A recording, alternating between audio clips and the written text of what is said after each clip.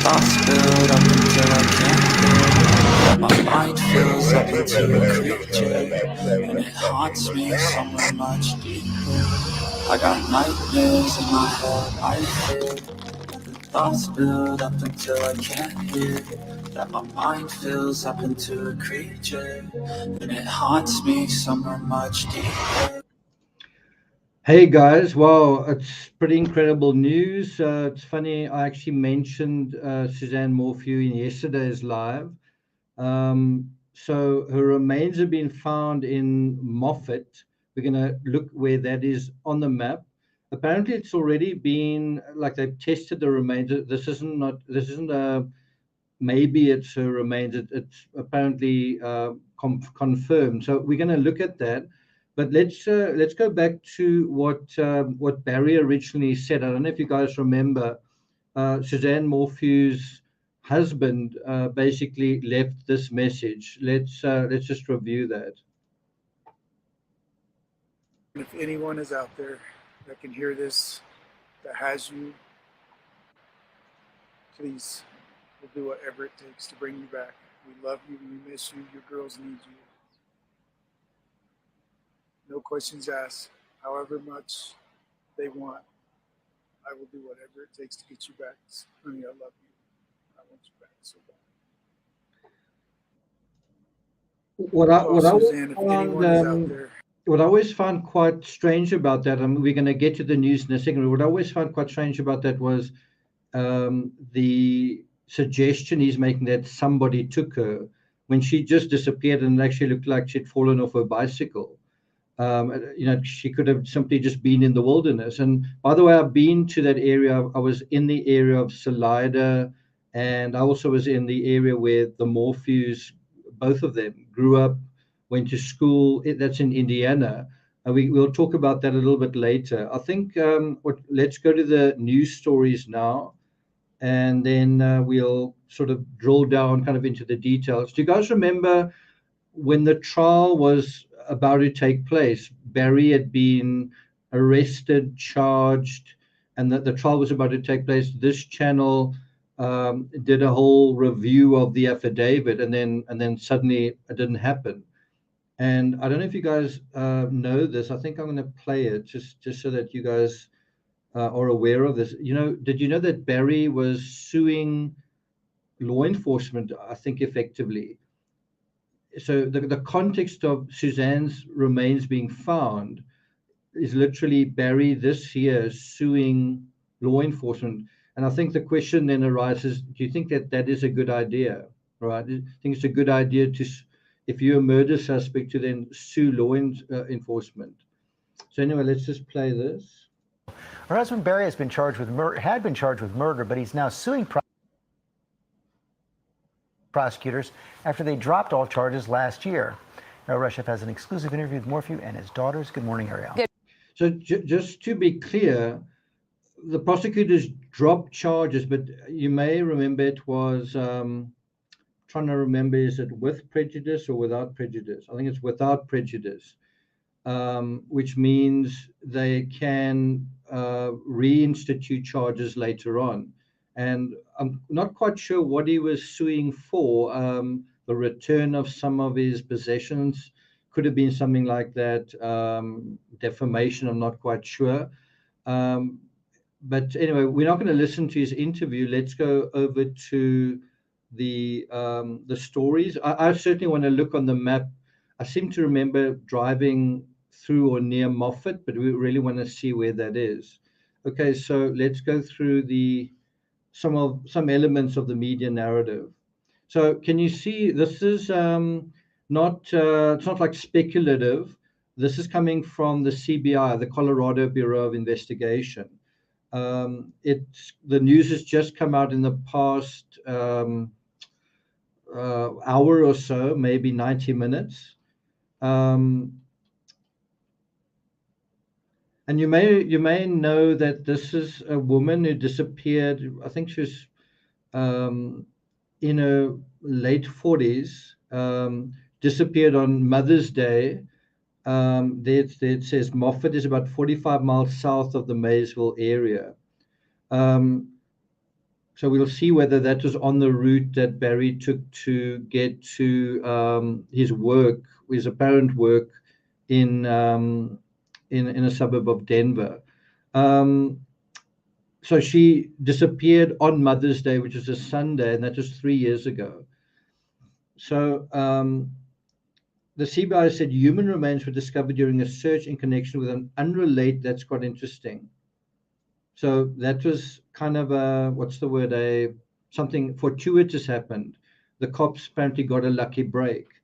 And this is the important part.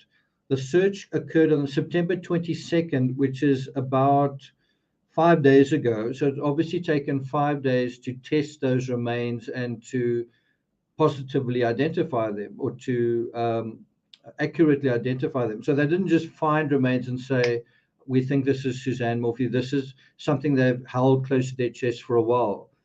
And I don't know if you remember, through the course of covering this case, they found human remains throughout areas fairly near Salida, and everyone has always thought, could that be Suzanne? And then it wasn't. Could this be Suzanne? Then it wasn't. Well, now they've apparently stumbled on human remains in a separate investigation, and it says around the town of Moffat. So I guess it's on the outskirts of the town of Moffat. That name rings a bell. I can't say for sure that I went through there. I have seen that name before. As I said, I have driven through Salida, and I went to the Morphew home, obviously not inside, but virtually to the driveway when I was there, and drove to the mine that was near there. I drove the route that Barry took from his home to, is it Broomfield? What's the place in sort of in the Denver area? Is it Broomfield, something like that? So I drove that similar route, but instead of going to Broomfield, I just turned off to Boulder. But it was a similar route, a lot of breaks in cell phone reception, because it's a very, very mountainous area. So there's a Moffat in Scotland, it looks like. I just want to get a very clear idea where we're dealing with. Moffat, Colorado.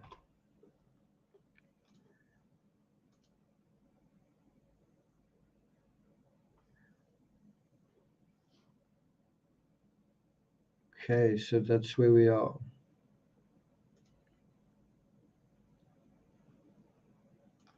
Okay, so we're going to get back to the news narrative in a second. I just want to locate us. Let's do that and pull out.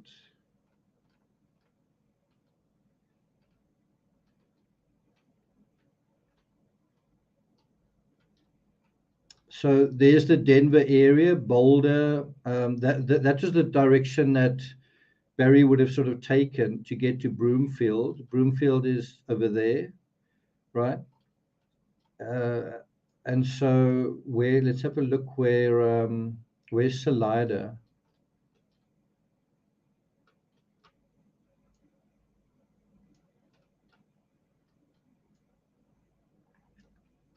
Don't see it. There's Gunnison. Okay, so I'm just going to do a quick search for Salida, and then we'll have a look. Okay, so that should help. So that's definitely quite interesting. So Moffat is in the opposite direction that you'd expect, right? Barry drove that way to Denver, well, to Broomfield. And I must say, when I was driving, throughout the drive, I was thinking this would be almost impossible to investigate, because it's a long way and there's a lot of rural sort of turnoffs all over. It would take forever to basically investigate this long route. And you can't tell if he turned off anywhere because the GPS signal is so erratic, right?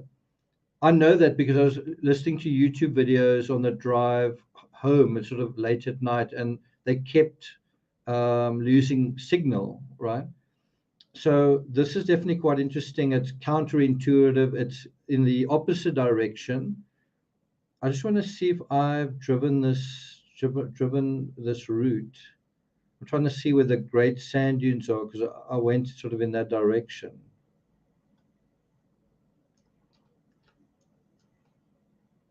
So Moffat is about 44 miles from Salida, and of course, they weren't. Barry is not from Salida; he's from Maysville. So let's just add that as a destination.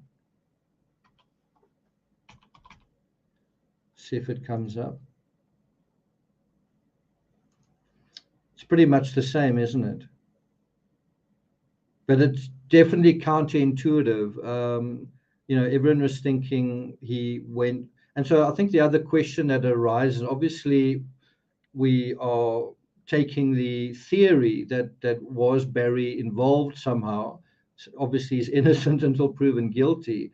But in terms of this theory, were the remains taken there at a later date? Were the remains somewhere else and then taken over there?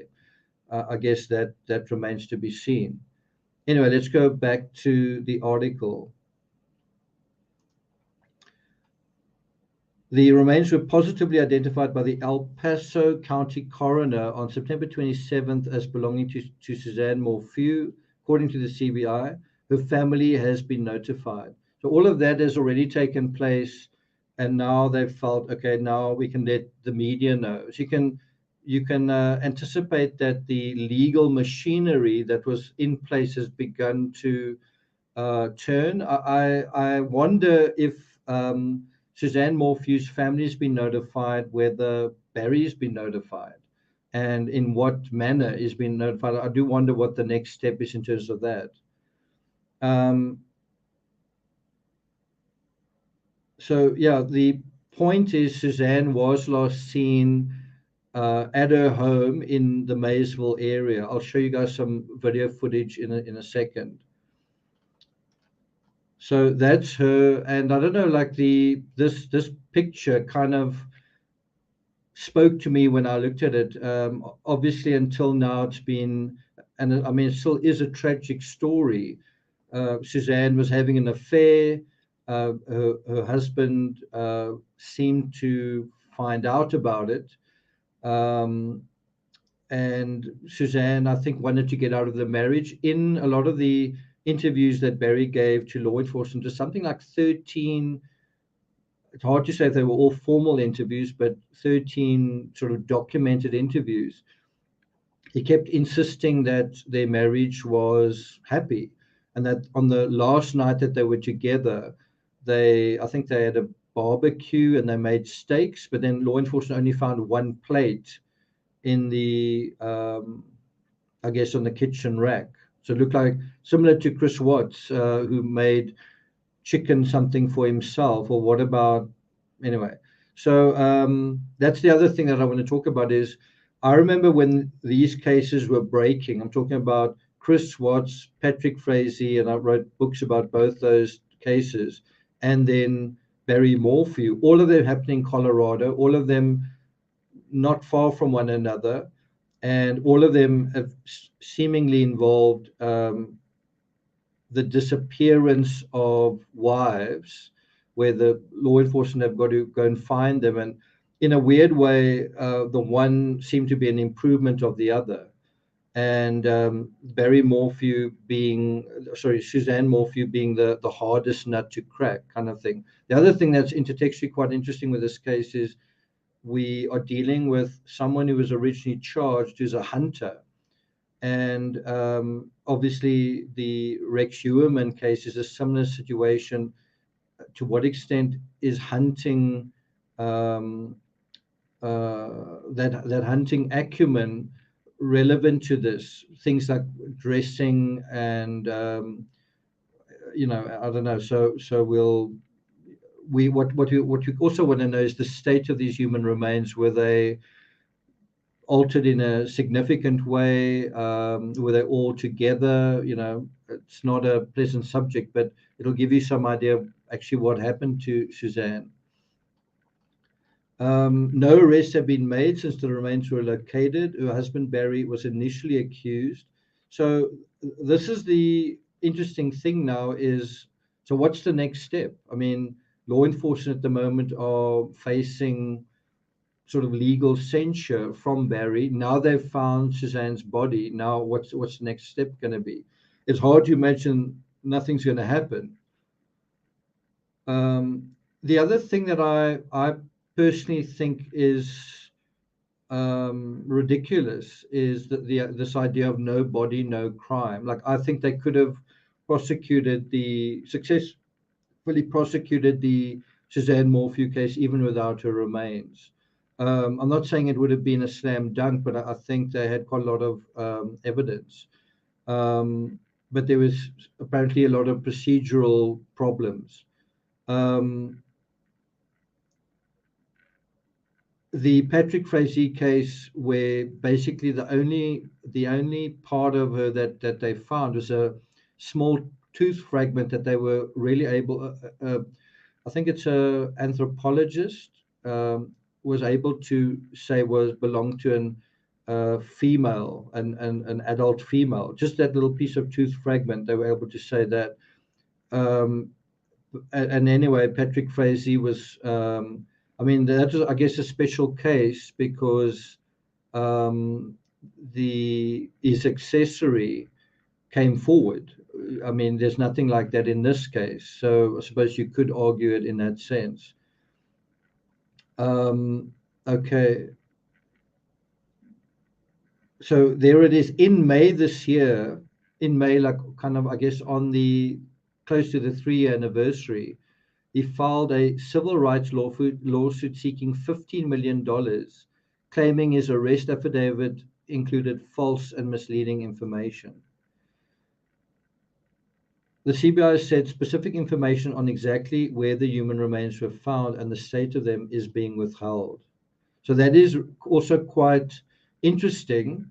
The CBI aren't going to be forthcoming about the details of the human remains, and I think part of the reason for that is because they seem to have learned their lesson that they don't want to disclose too much, which then gives the defendant's defense, who are pretty sharp lawyers, sort of ammunition. So they, I think, going to play this one pretty close to the chest.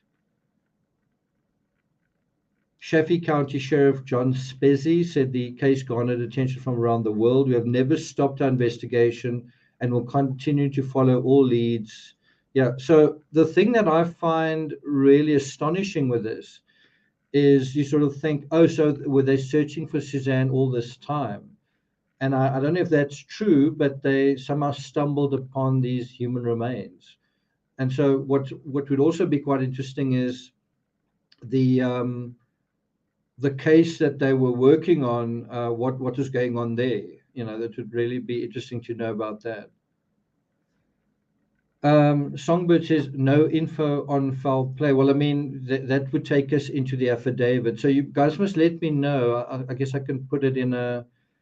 How many of you guys want me to review some of, in other words, replay portions of the videos that I did dealing with the affidavit, the original affidavit?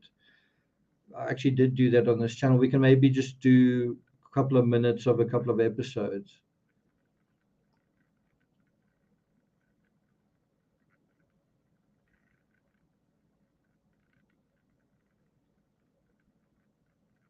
I'm just trying to think. I seem to remember there's a fairly recent case where bodies weren't found. Just trying to think.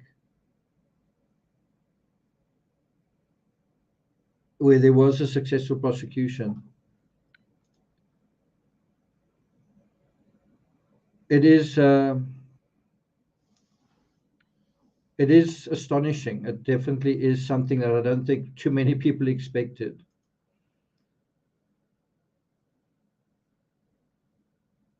Thanks a lot. Thanks a lot for that. Okay, so do you guys want me to do a bit of a review of kind of what happened? I think before we do that, I want to just show you guys some photos and footage that I've got. Just hold on for a second. What did I just do? I'm going to just show you guys some footage that I recorded when I was in Colorado. So I went to the Great Sand Dunes, but I specifically went to the Morphew ranch, I guess. I don't know if you guys know, a little bit rusty on the details. They moved from Indiana. I think it was in 2018. They moved from Indiana, and then Suzanne died in May, 2 years later. Okay, so let's just go through a couple of images. How am I going to do this?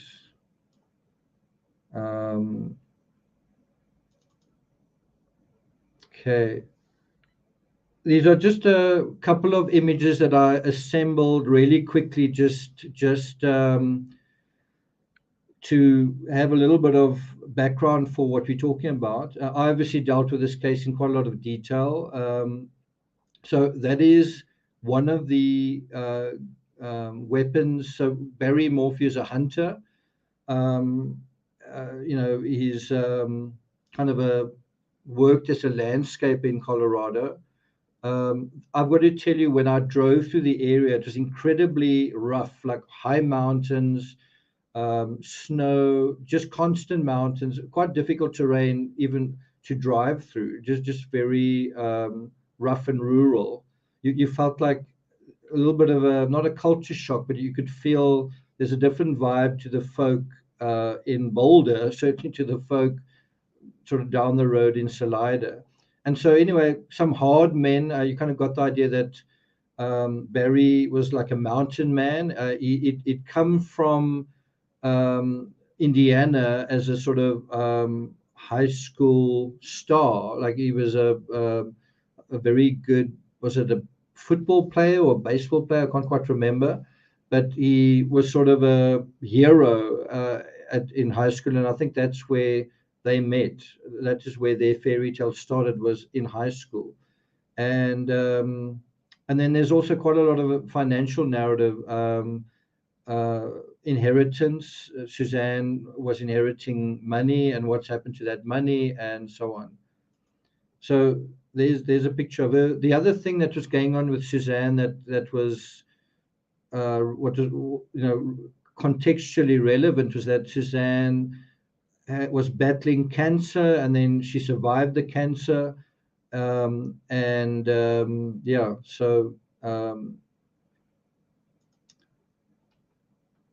So what is definitely a very tricky thing to deal with in a thing like this is the original prime suspect is being completely supported by Suzanne's other children. Suzanne's daughters have both been solidly behind their father, and you can imagine that creates a bit of a problem for a prosecution. If the people closest to the victim basically support his innocence, that's already kind of a tough sell. I mean, who are you then to say that this person isn't innocent? The other thing that's quite interesting is they were both at a church camp or something like that in Idaho, if I remember correctly. So on Mother's Day, on the day that Suzanne disappeared, Barry was supposed to sort of work on a Sunday in Broomfield, and his daughters were away at a church camp, I think in Idaho, and so it was under those circumstances. It was like Suzanne was alone, supposedly, on Mother's Day. So it's Mother's Day, but no one's home. Her kids are in Ida, which is true, but Barry's not home either on Mother's Day, which I think tells you quite a lot about what is actually going on. Thanks a lot, Christopher. Let's have a look at some of your points.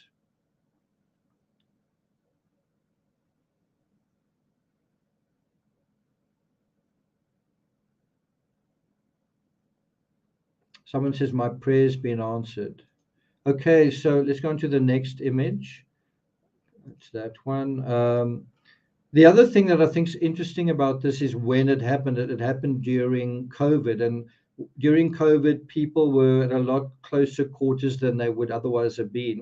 Where you can't go to work, or certain work arrangements get cancelled or postponed, and so everyone's at home together. And it's often in a situation like that, you're either going to get closer to one another, or you're going to realize this person's actually grown significantly apart from me, right? Okay, so this was some of the CCTV footage in a hotel in Broomfield where Barry arrived. So this is the day of the disappearance.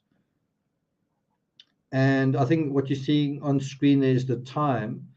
And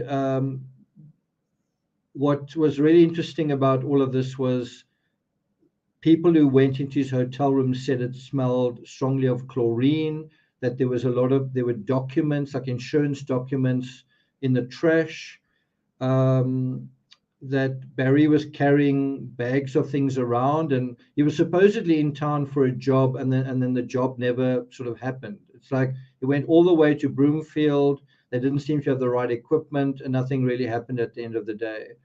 But I mean, it was sort of when the police called, Barry was in Broomfield. Well, I'm in Broomfield. Okay, I'll come over, kind of thing. And then there's also the footage of him arriving at the scene saying, "What happened? Where is she?" And then also asking, maybe a mountain lion took her or something like that. Okay, let's go on to the next one.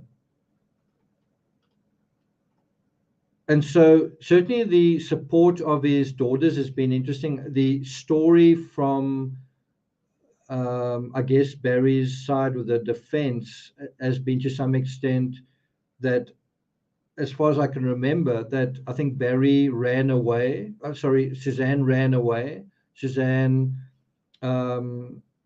may have just left of her own accord, and who knows, ... I think that was one scenario. I think the other scenario was that because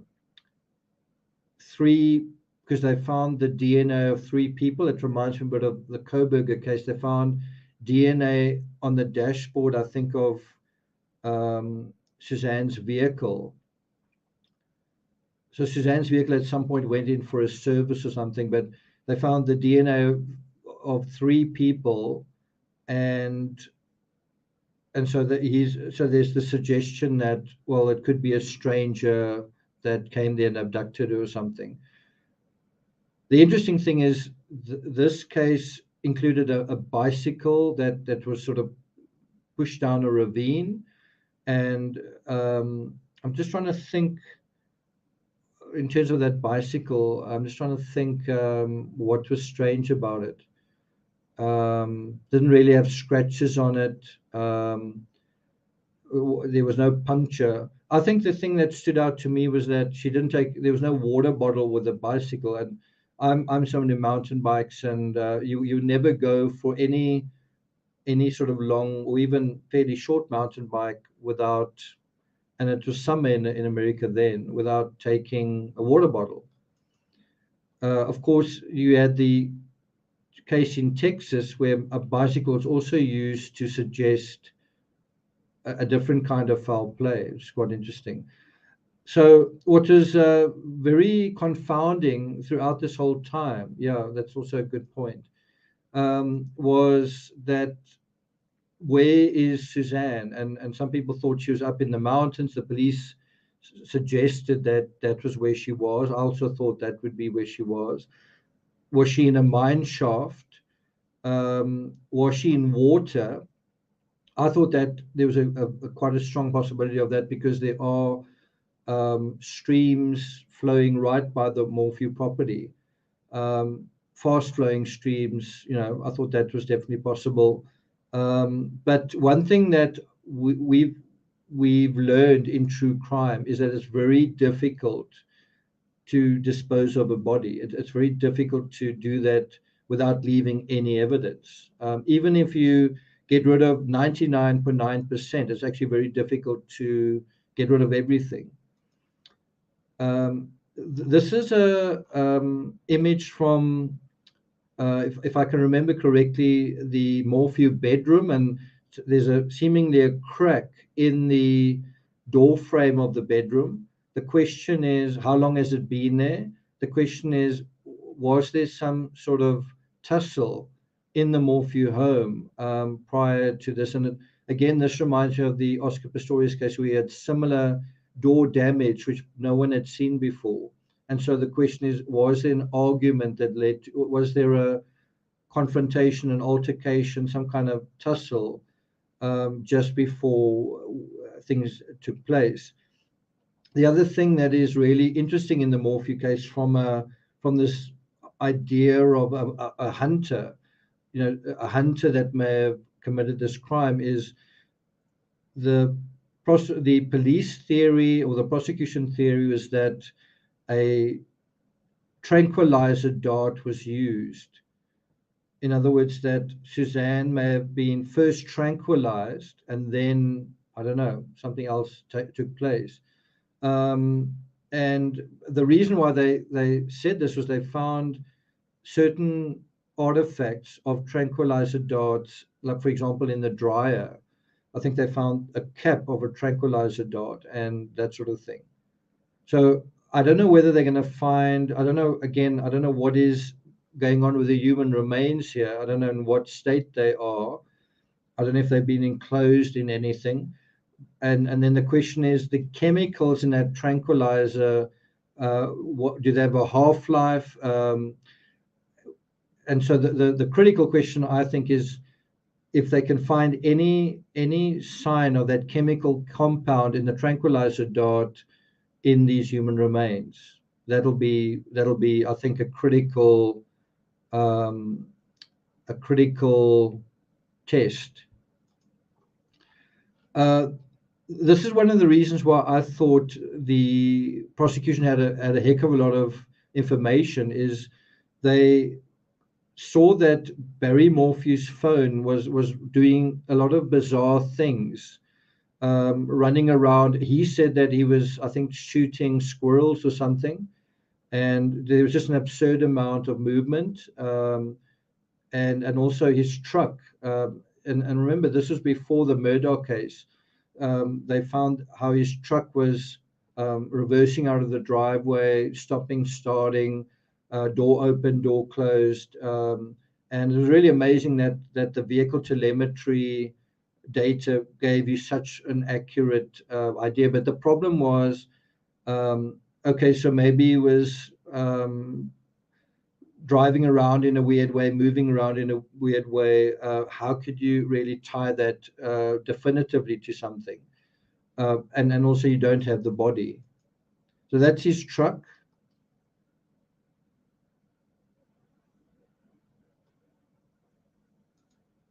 These are some of the texts that were sent. This is from Suzanne. She's talking about money stuff. It's sketchy. And so again, if you're going to talk about a motive, what could be the reason why someone wanted to kill Suzanne? And I think it's quite complex in this case. But the question then arises, is money, if Suzanne was going to leave her husband, what kind of financial situation would he be in? Was he in a good financial situation?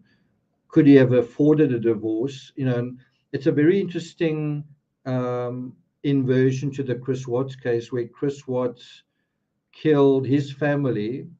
I think a big part of that was because he didn't have money, in order to have an affair, because he wanted to leave his he didn't want his family anymore. He didn't want to be with his wife anymore. This is theoretically a inversion of that scenario where someone wants to stay married, perhaps for financial reasons, perhaps for other reasons. But anyway, that is apparently the position of the prosecution. But you had a lot of these texts from Suzanne showing trouble in paradise. And so the question then is, why was Barry saying that they seem to have a happy marriage?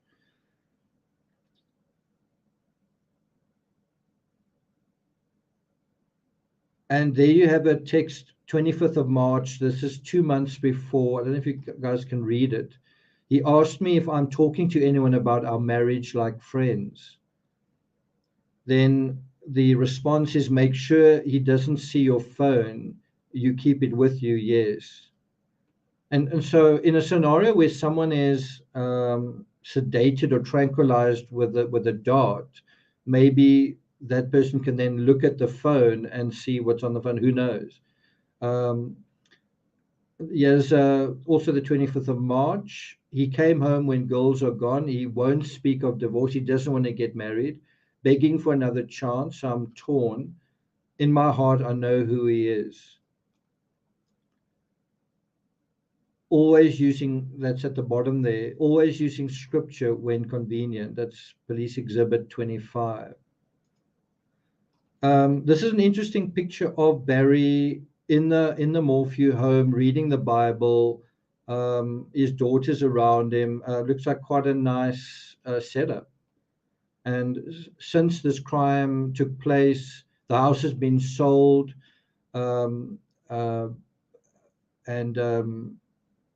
Yeah, I mean, as far as I know, Barry and Suzanne owned the house together, and as far as I know, Barry received the money for the house.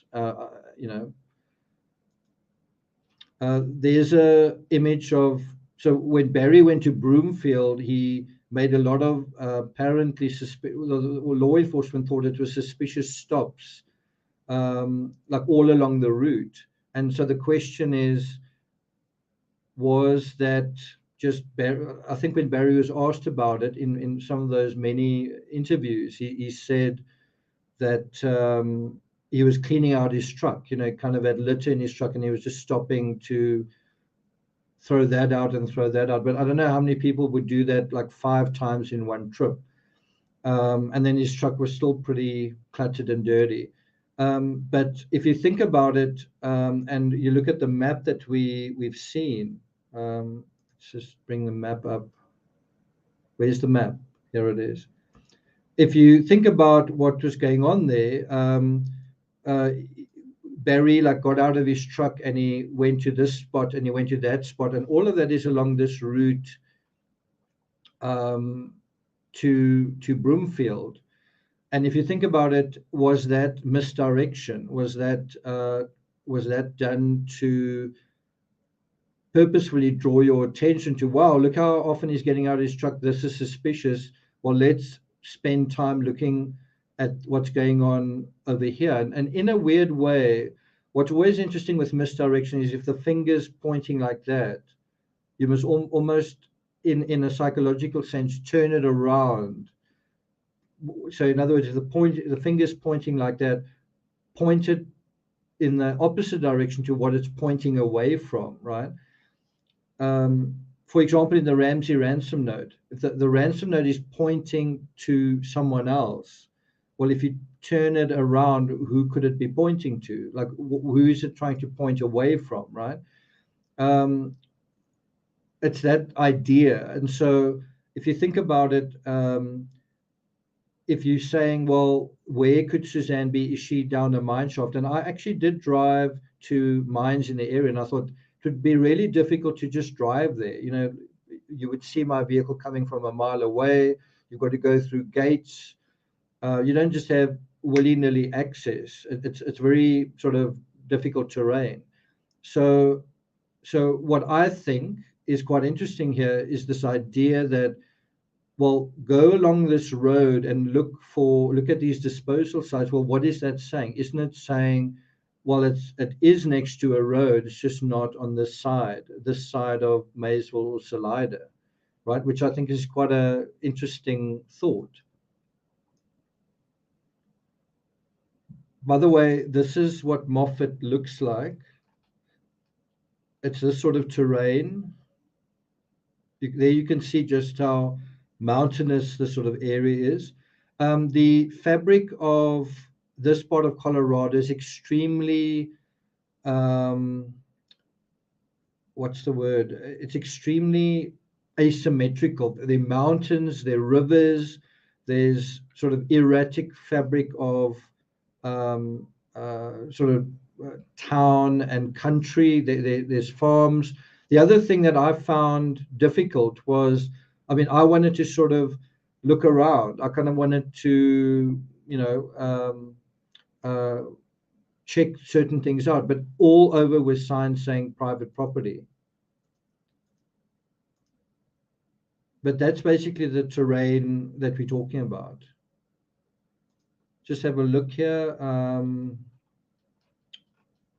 Doesn't really tell you too much. Moffat's part of the Mustang network. There's nothing about the geography here, but I have kind of given you a little bit of an idea of what it. So I think what would be quite interesting to know at this point is, did Barry have any work, any landscaping work in Moffat? Had he been there before? Which would have given him familiarity, with that area. It would just be interesting to know. Okay, do you have any more images? So one of the particular places where Barry was seen was somewhere near McDonald's. And again, you've kind of got to ask yourself, was he innocently throwing out beer cans or whatever it was? Was he throwing out pieces of paper? Or because if you go to certain places in America, there are definitely going to be CCTV cameras. You're definitely going to be spotted. And it seems like he was spotted at all of these spots. And so is that misdirection or not? This is a exhibit where you can see injuries on Barry's arm. Now, you remember I showed you that other exhibit that showed the damage to the door, which is asking the question, was there some kind of argument, right? And so the question is, what caused these injuries? I can't remember what he said in the affidavit because he was asked about it. But what do you think those injuries look like?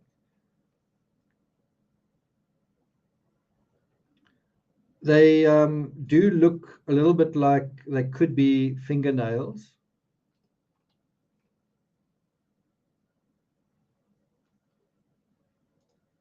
So there is a picture. I think this is of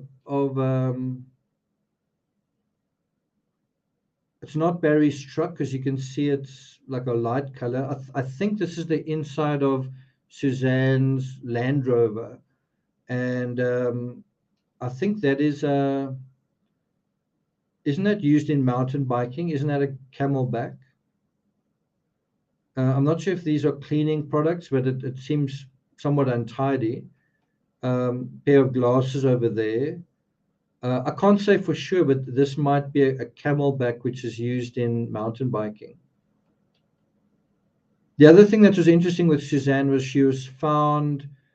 Sorry, the bike was found, and then her helmet was found sort of somewhere else, which kind of suggested that she'd moved from the site where the bicycle went down the ravine to to somewhere else.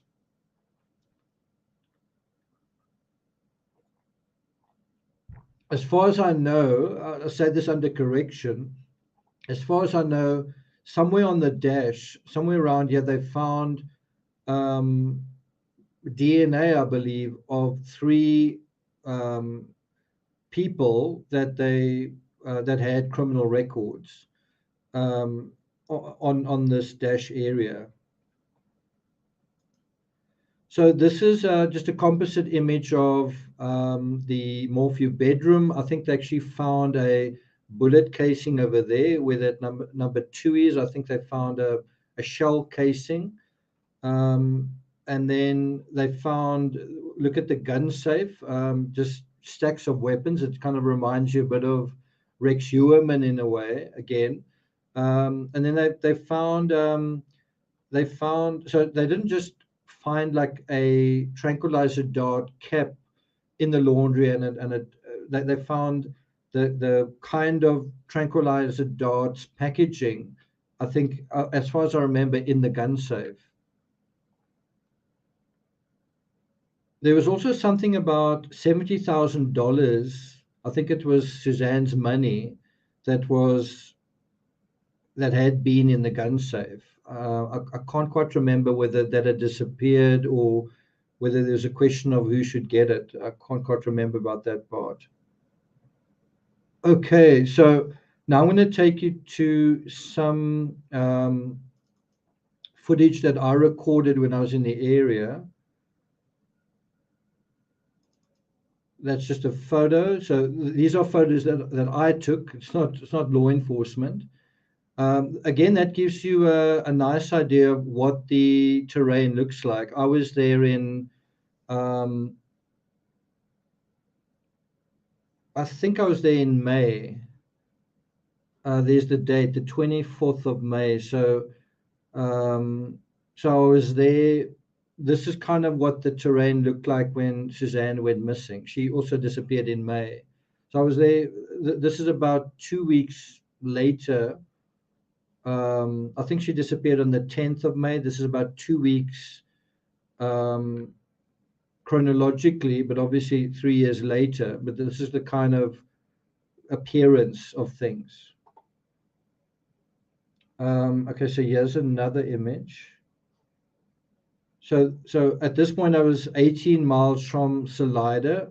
I can't remember if I went through Moffat. I would have to check the route from Salida to Great Sand Dunes, but I can't say off the top of my head.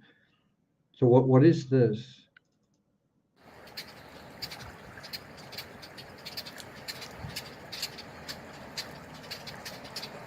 So this was just somewhere random that I pulled off the road and I looked into a wilderness spot where I just thought this could be a place where you could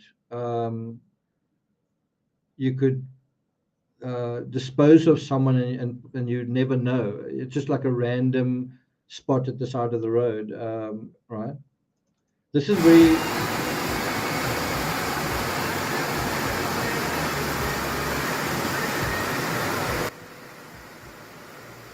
So this footage is taken less than a mile from the Morphew home, and that's why I say I initially thought water would be a good, potentially a good way of transporting the body away from the area without you doing that. But that's also what's made this case so complicated, is the various possibilities. And so, so I actually recorded this from my vehicle, through the window of the vehicle, just before arriving sort of very close to the Morphew property. So this is right there. Look how thick the trees are. No, so this wouldn't be the actual location because it's not near Moffat. It's near Maysville, so it would be about 45. I'm not sure if you're talking about the other location, but I think the other thing that's quite important to think about is we tend to think that someone committed a crime, and then they took the body or they took the remains and they left them somewhere. Right, that is like quite simplistic. Someone committed a crime and then the body went somewhere and then that's it. But you could actually literally have a situation of the bodies moved from A to B to C to D, and then when the police have searched a certain area. Have you guys seen the movie Inception, where they're sitting in a restaurant and someone is pursuing the guy and he says, I'll meet you back here because this is the last place they'll look. So, if you move a body around with that principle, if you move the body back into the search area that's already been searched, it's unlikely to be found. But I mean, that is something that, how can I put, is a way to defeat an investigation, is if you know that somewhere's going to be searched and then anyway, easier said than done, but that's certainly a possibility. So that's just a photo of there's the road, there's the bridge. So, you could throw something out the window into the water. I think this is taken kind of on a pass a couple of miles from the house. This is one of those bobcats. You can actually see it says bobcat over there. Barry used this sort of thing in his landscaping. He used this to, move earth and so on. And so this is part, not this particular bobcat, but this kind of thing was what law enforcement were looking at.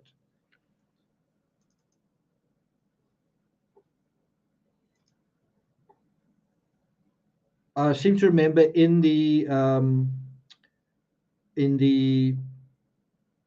affidavit, they made a specific mention that Barry had his foot on the blade and that Barry said he was doing something. Anyway, the point is that people were quite focused on the bobcat, and the bobcat did seem like, if you can't find someone, or what would be a useful device to make sure that you don't find someone? Well, you'd think this sort of thing. But now it seems like it was never used, unless it was used at a certain point. As I say, you put the remains somewhere, and then after people have searched that area, then you, I don't know, excavate the remains and move them somewhere else. I don't know. This is very near to a mine that is in the area. I don't know if you guys can see over there. That's a mine. And I wanted to go to the mine and sort of look around, but there's no way you can just sort of drive off the road without being seen. And in terrain like this, walking around and someone's going to see you. As I say, it's a similar time of year that I was there to when this happened, and you can see it's a very that's why it's so important to reconstruct the time situation. What is the fabric of the trees? Are the trees going to provide you with much protection? Well, not here, not in this area. So it wouldn't really help coming here in July or August or September. Well, yeah, September, because it looks totally different. And the same actually applies in Delphi. What was the forest canopy like at the time that happened? And those are things you don't really think about unless you're actually there. Let's have a look at that again.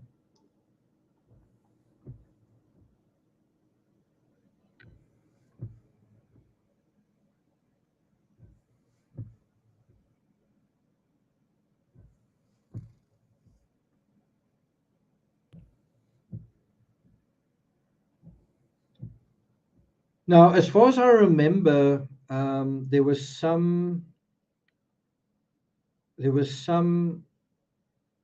indication that Barry didn't go straight to Broomfield, right? So law enforcement, I think, were thinking that before, because when Barry drove to Broomfield, at least what the telemetry of the vehicle was showing was that it didn't just take the shortest route and go straight. It seemed to first go somewhere else.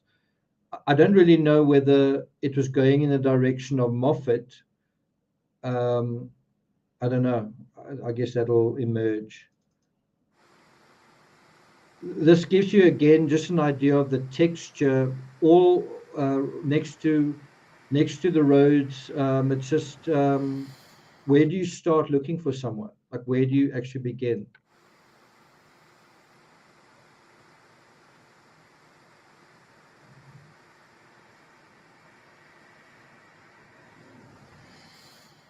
Okay, I unfortunately don't have. I thought I did have. I thought I don't have any footage in this folder of right by the Morphew home. I did originally show it to you guys, but what you see there is a lot of no trespassing signs. I don't know if those are they're like in like bright neon pink and red and whatever signs basically showing do not get out of your vehicle, no trespassing, and so on.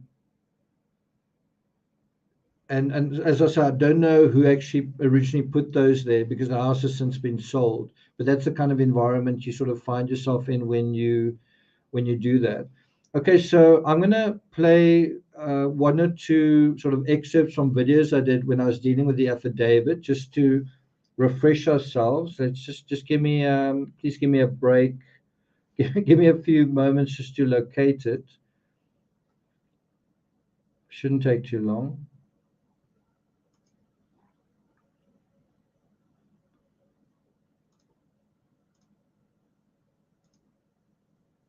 I think it'll be under the playlist. Let's go to Morphew.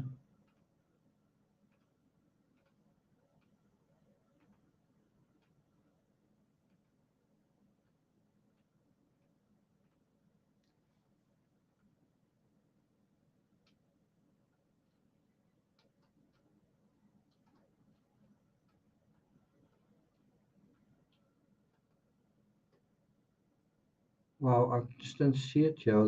Is it just not here? So many. Here it is. Okay, full playlist. So yeah, I made. Can you believe it? I made 71 videos, and then the case just seemed to fizzle. So I'm gonna go to nearer the end of this playlist. Let's just have a look at some of the titles. Slippery Barry arrested days before 1 year anniversary. Who is Barry's mystery mistress? Barry's court appearance in pictures. How did Suzanne Morphew die? Barry's still my hero. That was what I think his daughters were saying.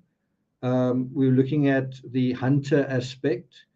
Will Mallory and Macy testify? Well, we know that they broke their silence to defend their father in the media.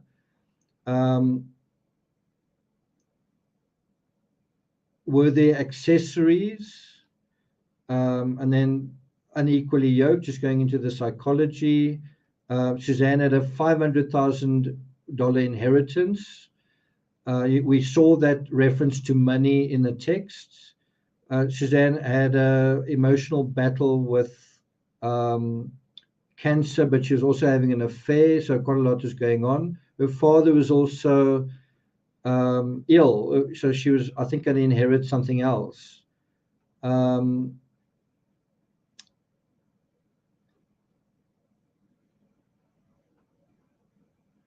all of this we were dealing with 2 years ago. What is the role of religion in the Morphew case? Did it have a role? Did Suzanne feel isolated because it was during the COVID thing? Then we were on to the preliminary hearing. Then there it is. What is in those bags? When Barry was going from A to B to C to D, what was actually in those bags? And I think if you could X-ray them and see, well, it was like nothing, then that would also be kind of suspicious. So why are you dumping bags of fluff when you don't need to on this day of all days? There's another one. Did Suzanne fight back? Barry clipped Suzanne's nose accidentally. That was apparently mentioned somewhere, I think, in the affidavit. And so so this is where we looked at the arrest affidavit, and it's quite an extensive one. So we did quite a lot of videos on that. Some more. Walk through 3, walk through 4, walk through 5, 6, 7, 8, up to 10, right? So let's go through just some items from these affidavit walkthroughs. What do you guys say? What do you guys say? Happy to do that.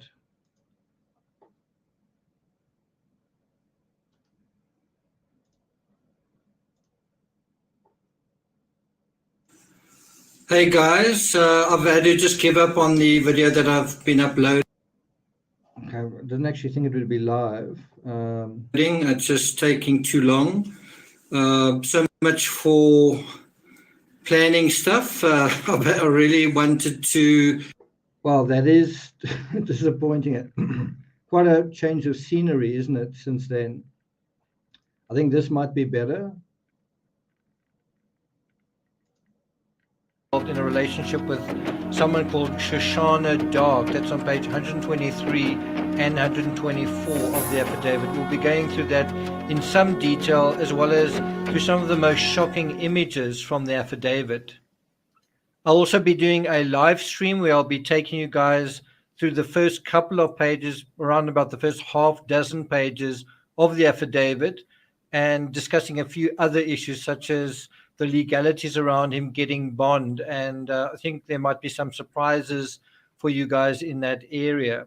Before we get to today's episode, if you haven't subscribed to the channel, please do. To today's episode. So what's quite interesting with this composite, this mosaic of the affidavit, is you see just how many photos were taken of Barry during many of those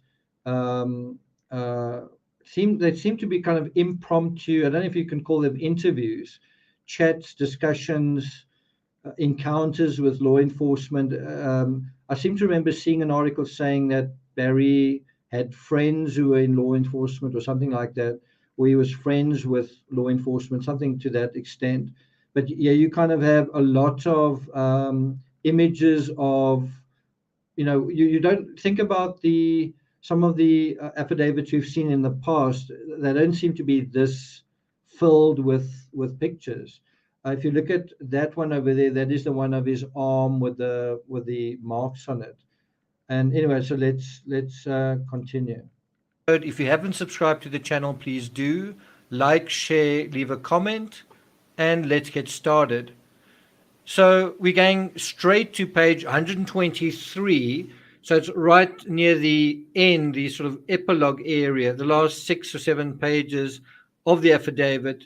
Shoshana Dark comes up, and the text reads, on December 16, 2020, Deputy Miles Jones received a tip from a person who requested to remain anonymous. She reported that her friend Shoshana Louise Dark is intimately involved in a relationship with Barry. Now, bear in mind, this is a tip. This is something that was passed on by someone that's apparently a friend, right?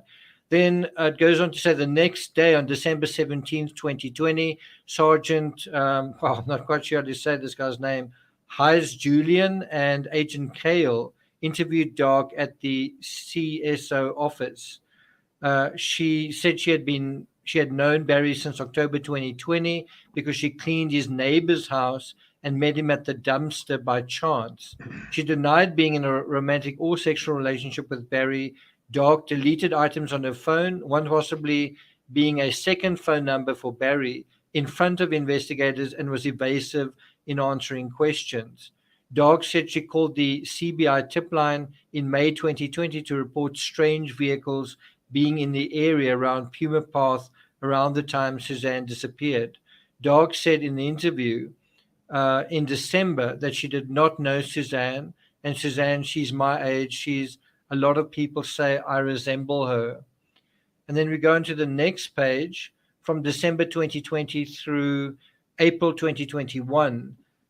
numerous Salida residents reported that Dark was in a relationship with Barry. So it's kind of just like rumors from various Salida residents that's mentioned in this affidavit.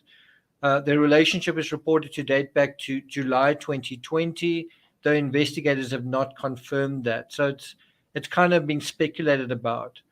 A pole camera installed by the FBI has captured Barry's truck consistently coming and going from the Dark's residence. That is evidence of some kind, often between 9 o'clock at night and 11 o'clock at night, sometimes staying through the night.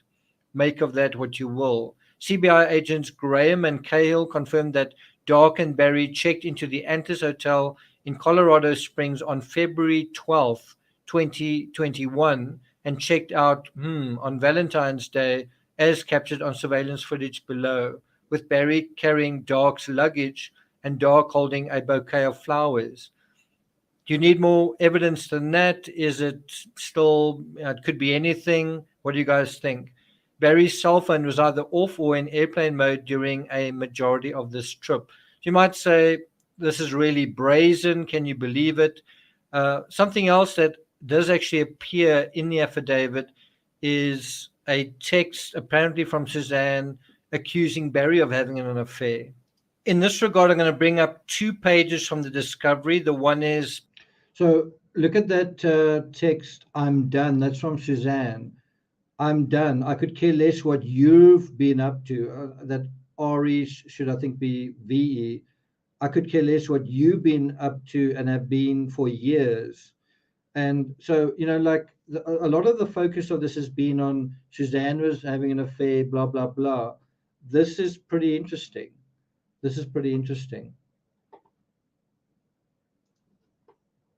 Page 13 of 129, where she says, I'm done. I could care less what you're up to and have been for years. We just need to figure this out civilly. What do you think that means, right? And then the other text that I want to draw your attention to comes up a fair bit later on page 33. I think on April 24th, 2020, Suzanne sent Barry the following message that was recovered from deleted images. Oh, I'm sure your mistress has you all happy now, so you can say you love me, but bully me when you're with me. Yeah, that's love. So I must say, if there's any lack of clarity about certainly what Suzanne was thinking, her saying to Barry, your mistress, is pretty unambiguous, right? So she's actually referring to his mistress by, directly. It's not indirectly. It's pretty explicit, isn't it? Now, obviously, in the live stream, I'll provide a little bit more context to how the whole thing was playing out, how Suzanne was actually trying to tick all the boxes in order to allow herself to get out of I think she knew it was going to be a very difficult divorce, but she wanted to be prepared. And I think she possibly underestimated Barry's resolve, right?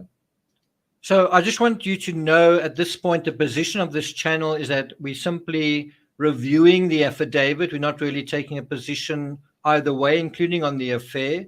The affidavit refers to an affair. It refers to some people talking about it, and we're simply highlighting that. Was there an affair? Well, I'll leave that to you to decide based on the evidence, based on some of these texts, right? So from now, we're going to go through the 10 most shocking images from the affidavit. And I've got to tell you, they are hard to see. They're pretty grainy. They're all black and white. They're certainly a lot worse quality than the Chris Watts affidavit. They remind me a little bit of the Letitia Stork affidavit, perhaps slightly better quality than that.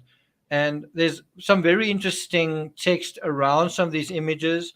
But what I really want to do is just show you these images and then kind of gloss through the remainder of the affidavit.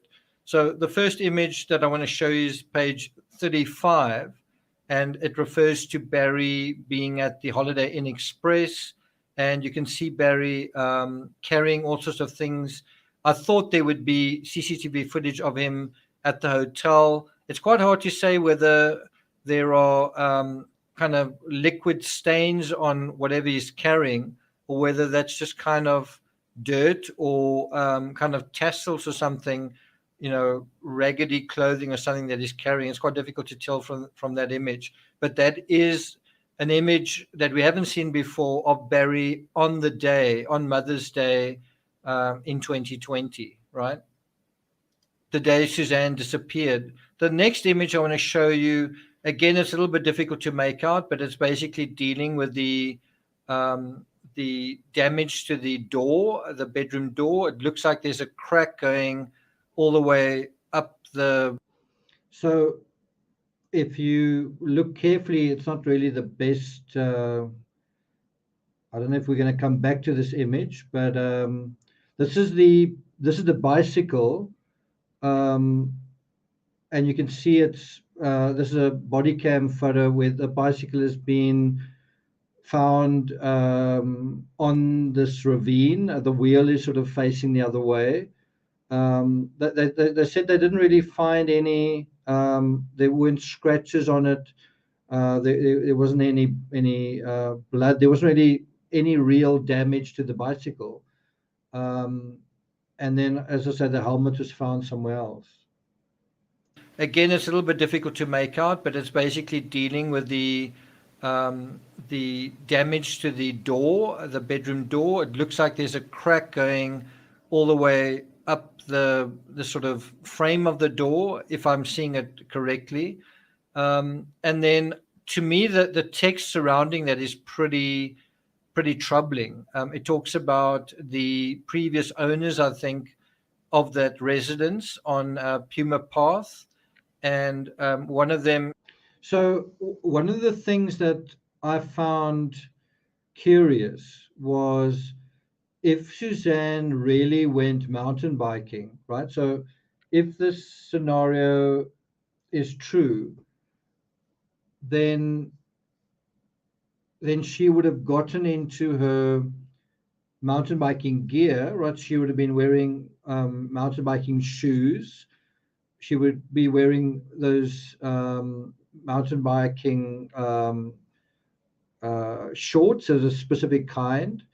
And when you look at photos, you can see that she wouldn't just wear sort of ordinary civvies and go mountain biking. You can see that she's wearing the proper gear, right?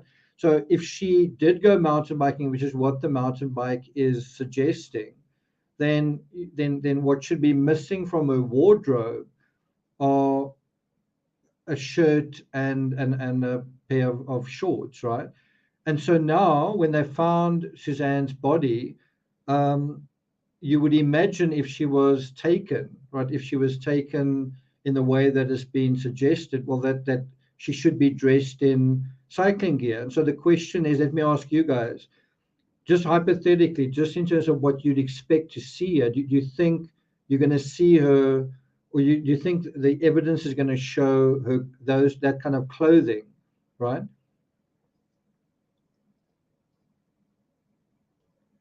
Do you think that the remains are going to include mountain biking clothing?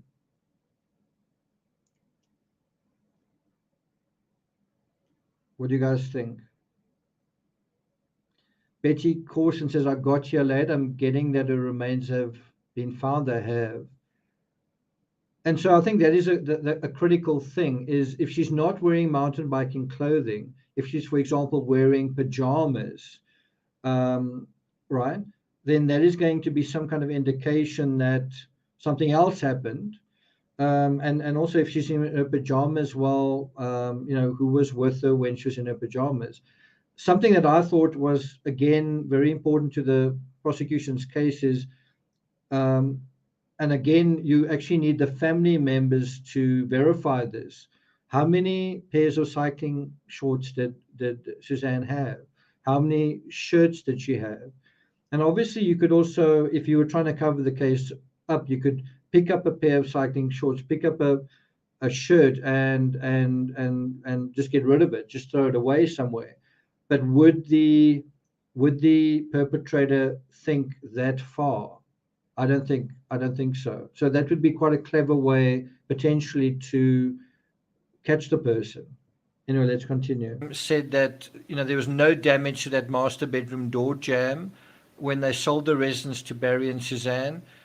Kara and Steve also, and this is quite interesting, these previous owners separately said that they suspected that Barry had done something to Suzanne after they heard the news of her disappearance. And they based this apparently on multiple observations. So what's kind of interesting here is, this is according to the affidavit. I mean, you really want to hear them in court, but according to the affidavit, the neighbors, when Suzanne disappeared, thought, I think that is what happened. And so one does wonder whether they'd heard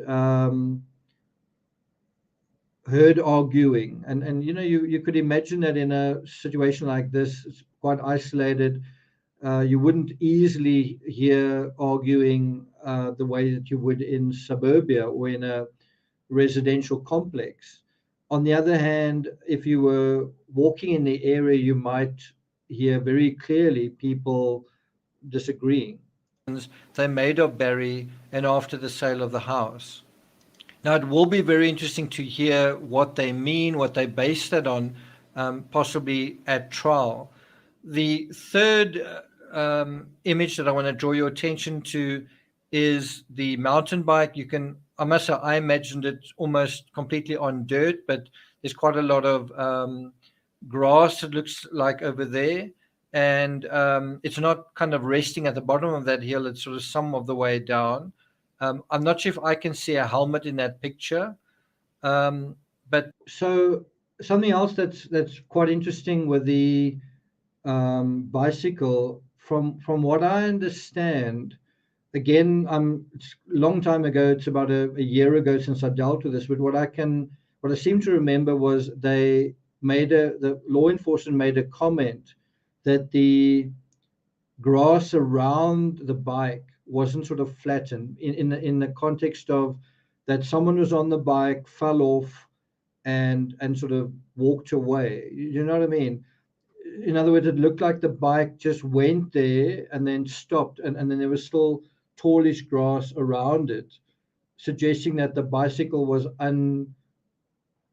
unmanned, unridden, when it went down the slope, which is, I think, quite interesting. That is certainly giving texture and, giving a sense of that mountain bike. I also thought it was under a bridge. Perhaps from that perspective, you can't really see it. Onto the fourth image, there are some screen grabs of Barry disposing of garbage bags. It looks like kind of multiple locations, and there are also obviously references to what he's doing in the text above and below those images. We'll eventually get to that. This is page 40 of the affidavit. The next image is scratches on Barry's arm. The next of garbage bags. So if you look at the text over there, just above the three images, at 12:38, Barry placed bags, a black container, and clothing from his truck beside the curb near the hotel lobby. See photos below. He then walked to his truck, appeared to pick up a small item from inside, picked up the trash bag, coat, and container, and walked towards the dumpsters at the end of the lot. Now, this is in the Holiday Inn Express lot, and I think you've kind of got to ask the question, if you are law enforcement, if you're the prosecutor, I think you've kind of got to ask the question. It's sort of got a flip side, and obviously this is assuming Barry committed this crime. If you're law enforcement, I think you kind of got to ask the question, are you kidding me? Did Barry not know that the hotel had CCTV cameras, right? And so on the one hand, you can say, assuming, now taking the theory that he committed the crime, on the one hand, I suppose you could say, wow, we're dealing with an incredibly dumb perpetrator.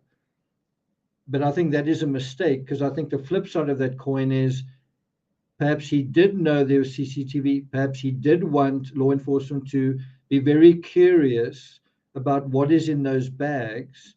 and go and sniff around and go to landfills and that sort of thing. Well, why? Well, isn't it to distract from this location here?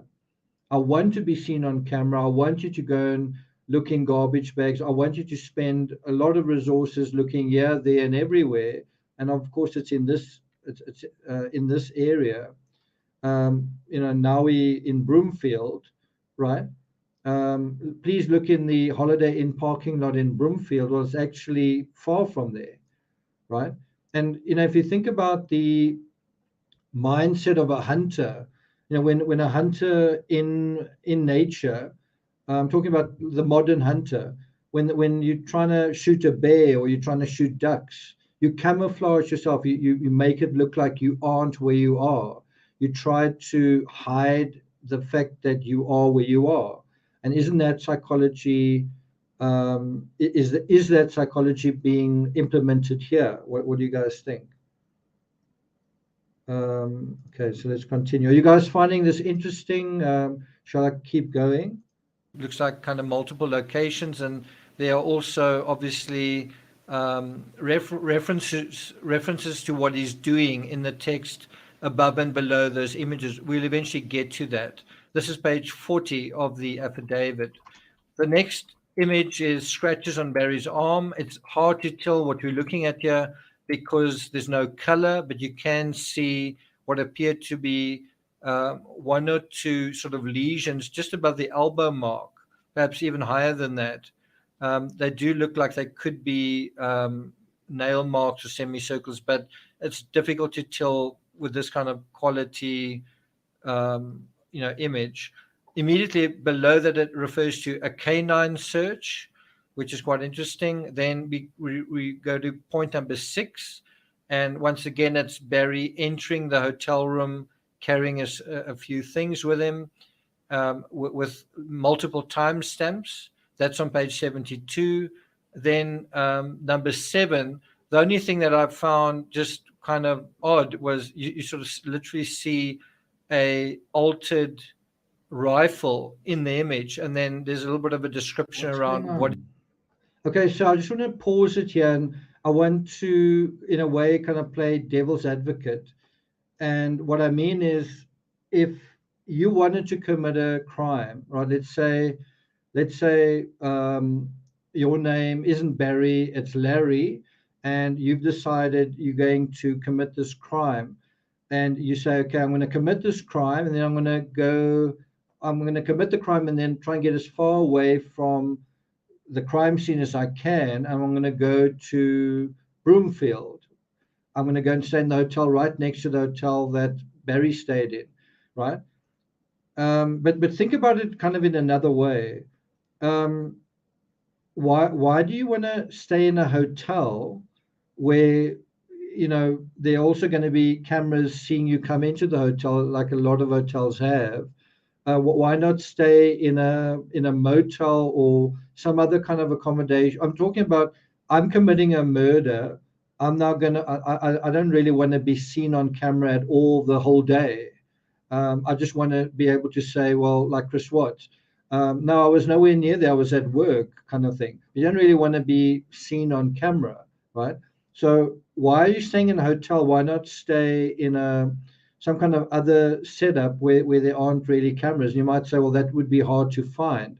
But I'm still trying to make the point, isn't this person wanting to be seen, and then this evidence is all misleading? It's kind of like an evidence trail, like footprints leading to an animal, except it's misdirection. You're following a trail, but the trail leads nowhere. You know what I'm trying to say? So this is, in a way, I think what's made this case quite difficult is that there were a lot of dead ends. So for those of you tuning in right now, the remains of Suzanne Morphew have been found. They've been tested. They have been positively identified. She went missing in May 2020, so more than 3 years ago. This did seem like a hopeless case. They found her remains not because they were looking for them specifically, but because they were investigating a different case, which is quite astonishing.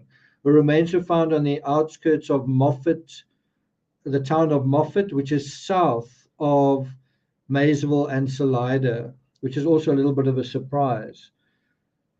She was 49 years old when she went missing, and she was having an affair at the time. CBI investigators were searching the Moffat area on an unrelated investigation when the remains were discovered. No arrests have been made, and we do wonder what is the next step going to be in this, within the context that Barry has been launched a $15 million lawsuit against the prosecution in May this year, just a couple of months ago. Did I say with prejudice or without? District Attorney Linda Stanley filed the motion that asked the judge to dismiss the case without prejudice, meaning charges could be filed again at a later date. Question is, will they? Prosecutors said in that motion that the law enforcement believed they were close to the discovery of Suzanne Morphew's body, but said they wouldn't be able to complete searches ahead of the scheduled trial due to weather and snowpack. And I do think that may come back to haunt the prosecution.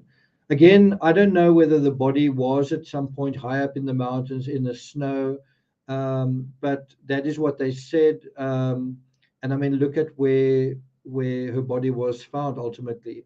According to the motion, they were focused on a remote and mountainous region near the Morphew residence that was covered in 5 feet of snow. Now, when they say remote and mountainous, do they mean up in the mountains or an area that is ensconced in the mountains?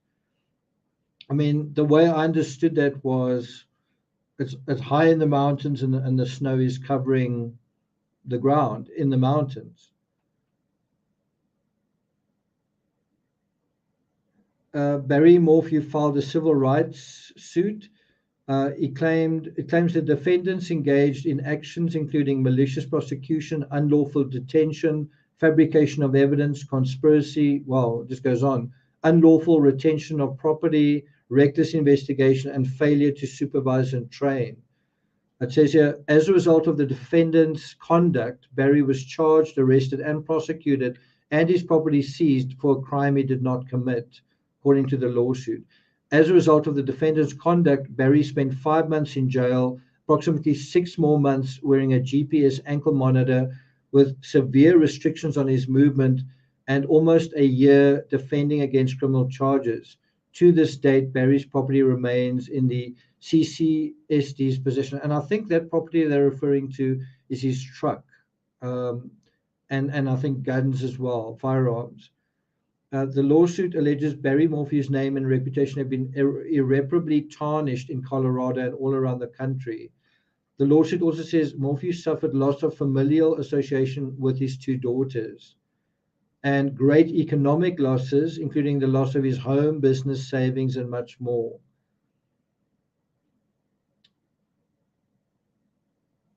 So it's quite interesting that there's a financial aspect to this lawsuit. It says that he suffered loss of familial association with his daughters, but his daughters still seem supportive of him. Anyway, so let's continue with this analysis here. What is going on there? And I think that occurred on February 29th, 2021, so a little bit earlier this year. Then number 8, it's not so much that this is a shocking image. Thanks, Alina. You just are seeing Barry. It's the equivalent of Chris Watts when he was questioned by Officer Coonrod, as far as I understand. It is where he's back at the house and he's being asked questions about kind of what is going on. And he seems fairly relaxed. He's got his hands in his pockets, and there's, again, some text around that. Number 9 is referring to, again, Barry's responses, I guess, at the time when he was asked about the dart boxes, right? So you're just putting a face to that particular moment. And I want, So these are Barry's responses to when he was asked about the dart box, right? Let's have a look. I'm not sure if I see them there. These are responses to texting.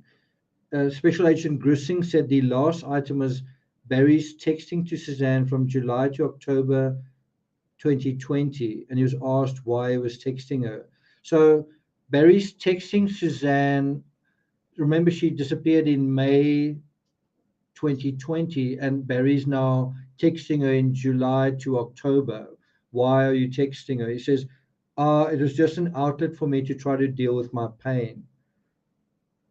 Barry was asked if he was actually texting her message content, and he said, I texted if she could see it. I was texting as if she could read it. And I knew deep down in my heart that she probably wasn't reading them, but it just kind of gave me comfort that I was talking to her. You can see that you're dealing with a fairly kind of complicated character in a way. Barry said, I'll look into it. I can tell you right now what everyone was like. I love you. I miss you. I'm not going to stop looking for you.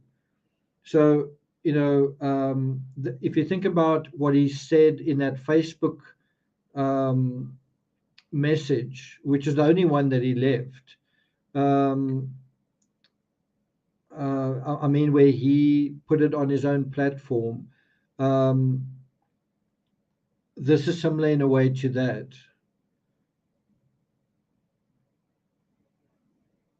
Barry added, I just assumed that you guys had the phone. I thought if there was so he's saying, I assumed that you had Suzanne's phone.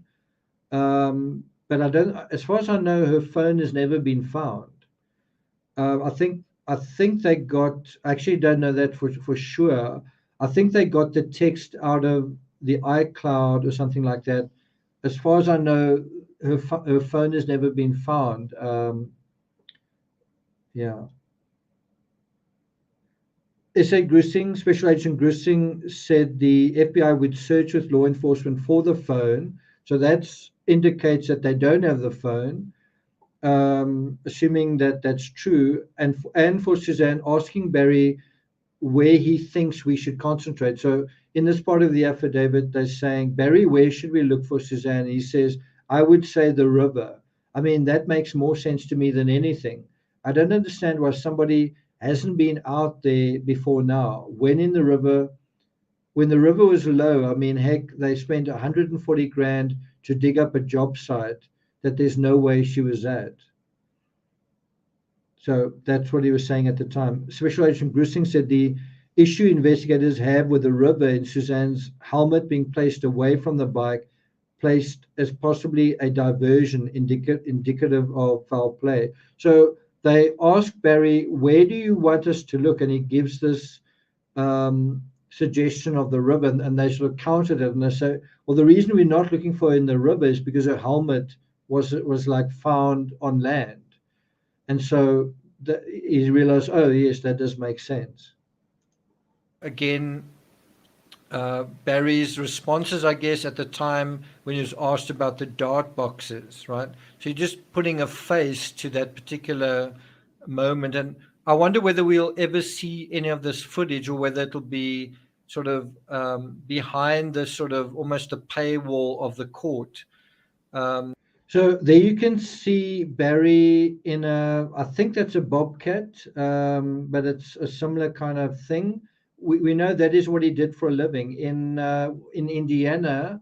Unfortunately, I don't have any footage like on me of Indiana. It's on a different drive. But I also went to Indiana that's where Barry and Suzanne lived. They grew up. They went to school there. Their families there. It's quite a lot like the Chris Watts case, where their families were both in another state, and then they moved to Colorado, and then things went south, right? In terms of Barry, I think he kind of sold Christmas trees, or he was planting trees in Indiana, and then in the Colorado context, he was sort of doing things like landscaping, and they built a really expensive house, given the kind of work that he was doing. Or whether it will eventually be released. Let's hope it will. And then the final one is really not so much the image. So that's a photo of Suzanne with, I think it was taken when she was in hospital. You can see a little bit of the paraphernalia of the medical context that she was in. There's some tape over there. But what I think contextually is quite interesting, and that's something I want to talk about in another analysis of, like, I'm doing a series on the TCRS toolbox. When you investigate a case, what tools do you look at? We've dealt with identity. So in the Rex Hewerman case, in the Gilgo Beach case, you want to look at what does it mean that this guy is a hunter? How does that play into this? What does it mean that he's an architect? Attention to detail, and things like that. Facades as well, to some extent. So in this case, what do we know about Suzanne's identity? And I think what's quite interesting is she was 49 years old when she disappeared, and wasn't she thinking, I don't want to be 50 and still in this marriage. I'm going to be 50 years old. And, I don't think, if you, like, I'm 51 years old, your consciousness of death, your consciousness of the limitedness of life tends to increase at certain milestones in your life. When you turn 30, you're like, oh, I'm getting old, whatever, but you're not really thinking you're going to die. You're just thinking, I'm maybe not as sexually whatever as I was at that point. When you're 40, you sort of feel, okay, now I'm 40. But when you're 50, it's a different kind of milestone. And I think the fact that she was 49 and she was trying to take real steps to get out of her marriage, I think part of that was because of the age that she was, right? Don't you guys agree with that? So in terms of that, the context, the timeline and the context sort of go together. I think you need to start really with the timeline. The context reveals itself through fine-tuning the timeline. So timeline and context are one, but you need to start somewhere, and you sort of need to start with, you don't like have a tunnel vision where you say, let's just focus on timeline. Any additional information you add into the thing. But I do think her age was quite interesting. But the text surrounding it, we're dealing with whether Barry ever told his children, his daughters, whether his wife was having an affair. Now consider the. I just want to read what he said. He said to his daughters, he says, "Girls, I don't want to ever keep anything from you, and I don't want you to think bad about your mother." So it's like, I don't want you to think bad about your mother, but, right? I think this is important for you to know. And I told them that your mother was having an affair. Now, bear in mind, is he going to tell them that she texted him thinking that he was having an affair? Is that part of the story? They cried, they got angry. And remember, I made a video saying, what impact did religion have in this case? Now, you can imagine, obviously, an affair is going to be an issue. It's going to be heartbreaking for anyone, but it's going to be even more scandalous, even more taboo if you part of a very religious kind of household. I mean, you can imagine the girls went to, I think, a church camp. What are they going to say to their friends? Oh, my mother had an affair. It's not. It's embarrassing. It's difficult to be part of that society. I'm just saying it's not easy. They got angry, but I think it was the right thing to do. In other words, he's saying, I think it was the right thing to tell my kids when their mother disappeared that she was having an affair. Irony, if he was having an affair, but then he tells his daughters that his wife was having an affair. And this is on page 110 of the affidavit. And what is interesting there is it's highlighted with footnote 78 saying, this contradicts Barry's earlier statement that same day to the FBI that he had not told his girls about the affair. Quite interesting. So more to come. I will be doing a live stream dealing with the first half dozen pages or so. Okay, so do you guys want me to go into the next thing? Just see if I can find it. Number 2. I hope it's not a live stream because I really don't want to be live dealing with the live. Let's go to number 2. Okay, so it is alive. 3 is alive. Looks like all of these are.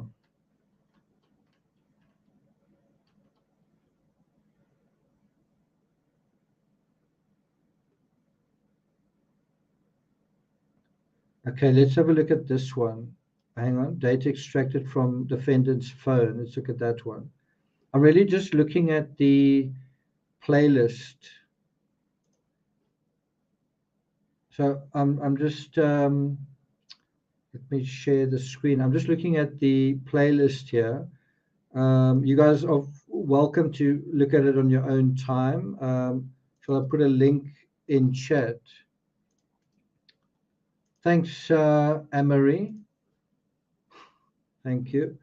What was this about? Very suspicious. Okay, so I think we're going to look at, we might take a look at some of these. There's the, Suzanne also had a spy pen. So she was actually recording her husband's conversations, a little bit like Amber and Johnny Depp were. But what I want to share with you is all the way down here. Where is it? Data extracted from defendant's phone. This one. Okay.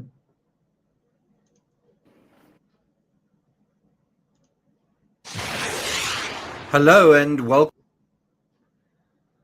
to True Crime Rocket Science, the most authentic voice in true crime. In this episode, we're going to look at the applicable timeline, and that is from Judge Lama's 20-page order. We are going to look at pages 5, 6, and a section of page 7 in terms of this analysis. Now, what is quite interesting is right now the media are covering the fact that the judge won't dismiss the charges against Barry Morphew and that the trial is going ahead. And so we are now kind of in the immediate run-up to the trial that starts in about 2 weeks' time. Tomorrow it'll be exactly 2 weeks. But before we get to that analysis, if you haven't subscribed to the channel, please do. So from what I can see, this is July 2022, somewhere around there. Order deals with the applicable timeline. And of course, he's not talking about the timeline so much of the investigation and the crime, not the crime timeline, but the sort of court timeline, the timeline regarding the prosecution's case and the defense case to some extent, right? Something else just to note is if you're interested in the Morphew case, you're going to be following the trial, this would be a good channel to subscribe to because I'm going to be covering that day in and day out. So if you haven't subscribed, make sure you do.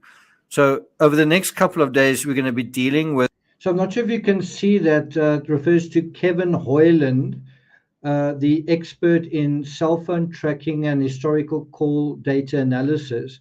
Where have we heard that name before?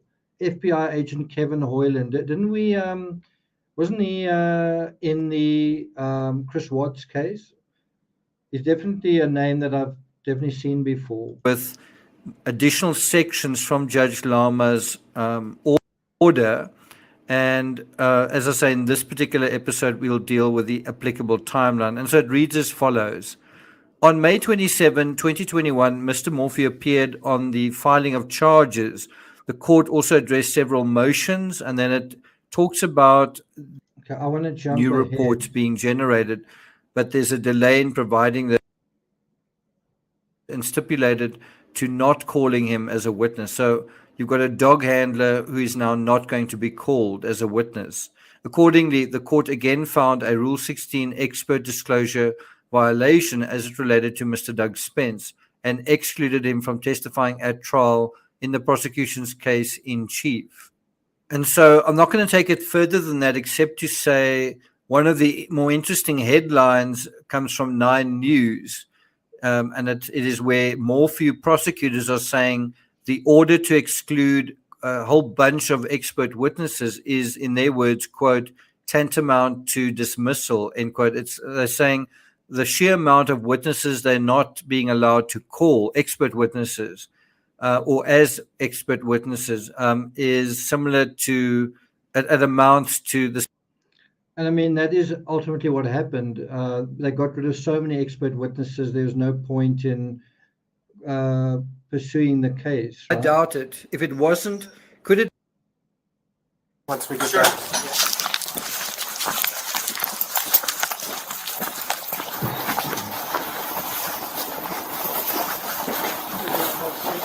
Right there. So you realize what you got, right? Those shorts. Yeah, those are for. So do you remember earlier I was saying that one of the ways to investigate this case is to look at whether Suzanne was actually wearing a bicycle gear, and the police are in the house. They're in the Morphew home. You can see the deer antlers there. There seems to be the lounge, and I think quite close to the laundry room, and they are collecting her cycling clothing. And so these are some screen grabs of that. Right there. So you realize what you got, right? Those shorts. Yeah, those are for mountain biking. Yeah, like the padded shorts you wear when you mountain biking. Yeah. So if you look at that image, inside that is some kind of lycra kit. I don't know if you remember. In fact, in the picture behind me, if you look over there, it's got that sort of teal color. The shirt that she's wearing. She's actually in bicycle gear in this picture. As far as I can remember, she's wearing like a teal colored thing that's also a similar color. It's like a teal colored outfit. There are a lot of cyclists that match their outfits. They have the same color shoes, gloves, shirt, whatever. And that what you're seeing on screen there, I think is a similar color. So that I'm curious. Yeah, I saw that. They were bike shorts. Yeah. And so I let them, they're all sweaty, you know what I mean? Yeah, I know it's good with that. Hello and welcome to True Crime Rocket Science, the most authentic body cam where we see. Well, I think I'd had a bit too much coffee that episode. Crime scenes or criminal activity rendered in video and audio is just one of the ways technology has touched the true crime fabric in the modern era. As someone who has written dozens of books on true crime, it still feels incredible to be actually. So I actually recognize the terrain there. You can actually see there's the bridge, there's the woods, and that's very close to the area where I showed you the water going under the bridge. That's a very similar area. There's also a road there with a chain that you can't go beyond that. So that's very much that area. So Barry arrives on the scene. He's been in Broomfield. He's sort of come back. It's quite a long drive. I've done that drive myself, one way and the other way. I seem to remember it being 2 or 3 hours. It's quite a long drive. It's not so much far as it is very windy and up and down, and they're kind of speed traps and speed limits. And I don't know if you remember, Barry's voice sort of broke when he was asking about Suzanne. Let's see if that's played here. Actually taken inside the crime scene hours after a crime was committed. It's amazing to have footage of a suspect in situ, talking, moving, and as he does, exposing perhaps the interior of the home, as we see in this footage of Barry Morphew being escorted into his home on the night of his wife's disappearance. Bodycam is a way that we can travel back in time, and also within the bodycam footage, backwards and forwards within that particular piece. So that is actually quite rare footage we've got inside the Morphew home. You just get a sense of what it looks like, what it feels like. Of time. In this episode, we're going to slow down the footage and retrace Barry's steps as he ventures inside his home. While we're doing this, it's important to recognize the treasure trove of evidence that body cam actually presents us with. We're so spoiled by it now, we're so used to it, we don't actually. So that's really also pretty incredible footage. That's the actual bike, that's the actual area. You can recognize those woods again. It's a very particular kind of woods in that area. You can see quite how long the grass is in this area as well. And you can also see how you would, when you find the bike, you would be thinking, well, you know, I had to crush stalks of grass to get to it. Why do I not see crushed stalks or flattened grass, you know, in this area? So let's just go back to that. That body cam actually presents us with. We're so spoiled. And I don't know if you guys remember, Barry was very upset that the officers touched the bike, handled the bike. You know, there's an opportunity to say, you have disturbed the crime scene, you have contaminated the crime scene, kind of thing. And although technically that's true, if the bike is staged, then it doesn't really matter, if you know what I mean. If the bike is a misdirection, then it really doesn't matter if it's contaminated. And in a very interesting sense, in the JonBenet Ramsey case, it's fascinating that there ended up being almost zero fingerprints on the ransom note, meaning the police that were supposed to be so unprofessional didn't really botch that case. It ended up being the document examiner, Chet Ubowski from the CBI, who left the single fingerprint in that case. By it now, we're so used to it, we don't actually appreciate the mountain of clues it offers us on a silver platter. So let's do that. Before we get to that, if you haven't subscribed to the channel, please do. Like, share, leave a comment, and let's get started. Okay, so as usual, I'll put a link to the clip where you can actually watch the full body cam, and I think it starts from around about. Let's see if we can do that instead of this. Let's see if we can. I think it's this one. Wow, it's not available anymore. Okay, that happens so often in true 11-minute 40-second mark of this 15-minute clip that is in the description. So it's not at the beginning, it's the sort of last quarter essentially of the clip. So the first thing to emphasize is we come across Barry wordless in this particular clip. Whether Barry Morphew is responsible for Suzanne's disappearance or death or not, it's still kind of eerie the way that he's walking with them, saying nothing. And do you remember in the Chris Watts case, you kind of had a similar thing? Nicole Atkinson is at 2825 Saratoga Trail. The cop is there. Chris Watts sort of arrives, and he doesn't even like stop to say what's going on or I got here as soon as I could. He sort of stops, shakes the guy's hand, and sort of runs off, right? And you kind of see Chris Watts going through the house as though he's looking for Shanann, but he's also constantly not where the cops are, right? I'm just saying in the first couple of minutes, and nobody's saying Shanann or Bella, you know, they're just sort of walking quietly through the house. And you would imagine just in a normal situation like that, the obvious thing to do would be you would go in the house and you would call out. Now, I'm not necessarily saying that this is a situation where he needed to be calling out Suzanne's name, but why wouldn't you be kind of investigating it actively? Like, you know, that was the last time I saw her there. Or the fact that he's silent, does that tell you something? And I'm just comparing it to the Chris Watts case where he goes into the house, he goes down the basement, and he's not really with anybody, you know, and there's a kind of a similar silence which makes you just wonder kind of what's going on. Is this the kind of person he is, or is something else going on? all of this is playing out at 21:37 or about 23 minutes to 10, so relatively late that night. And one has to wonder what Barry's thinking. So it's a year ago. I can't really remember everything that's in these videos, but what I do remember is in the fireplace, they reclaimed items. So they found in the fireplace of this home, they found burnt pieces of paper and wood as well, like like not.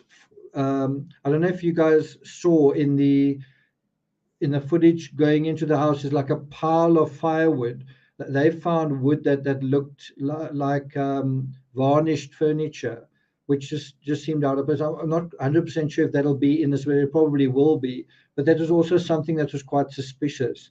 The other thing that I think is quite interesting in this case was Suzanne had a notebook or a diary. I can't quite remember what happened to it, whether it disappeared, whether she had it and they couldn't find it. I don't know if you guys remember that.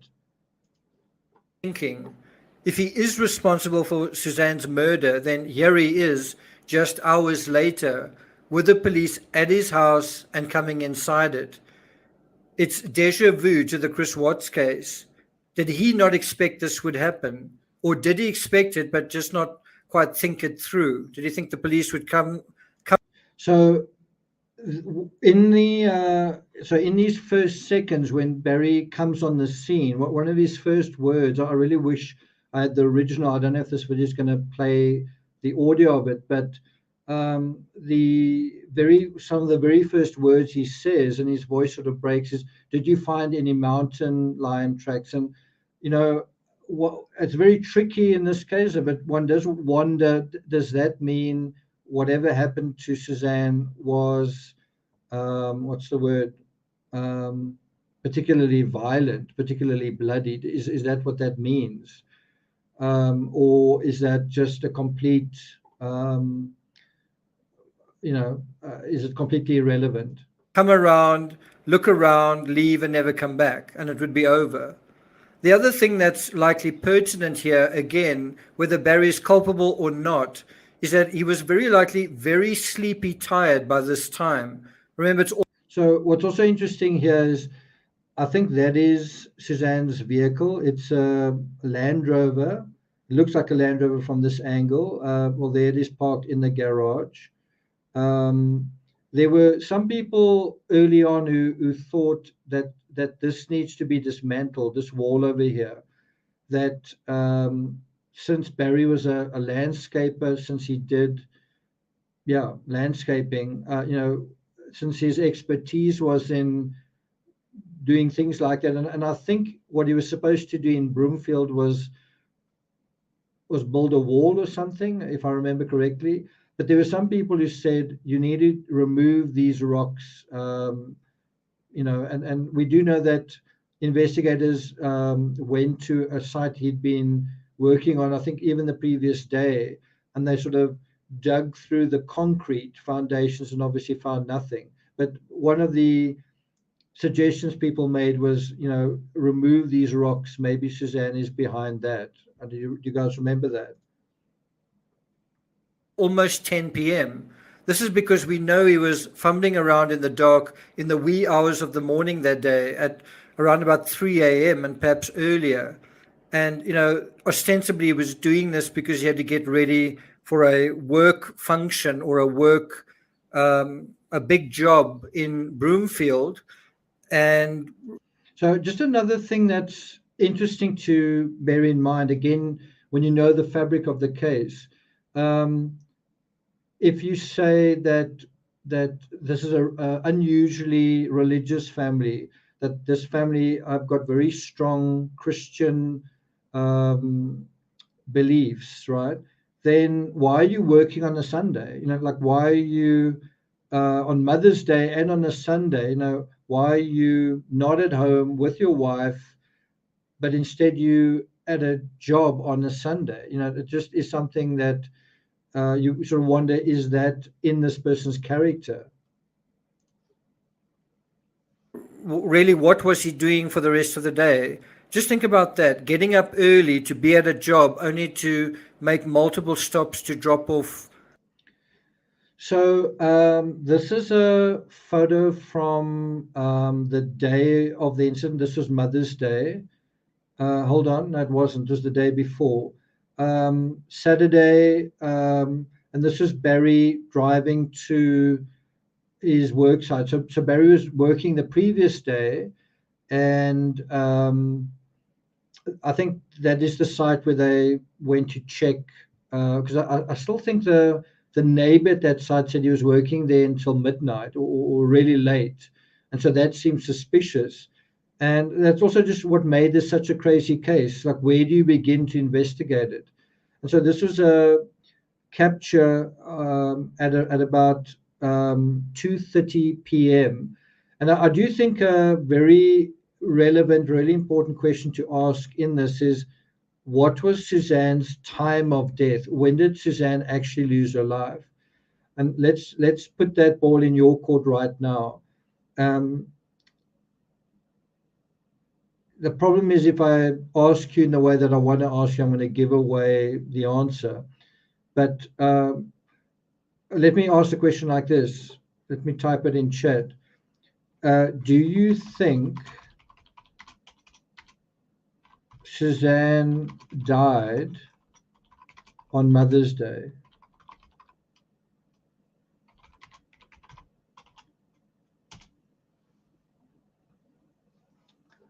What do you guys think? When do you think Suzanne Morphew died? Do you think she died on Mother's Day? It is pretty incredible.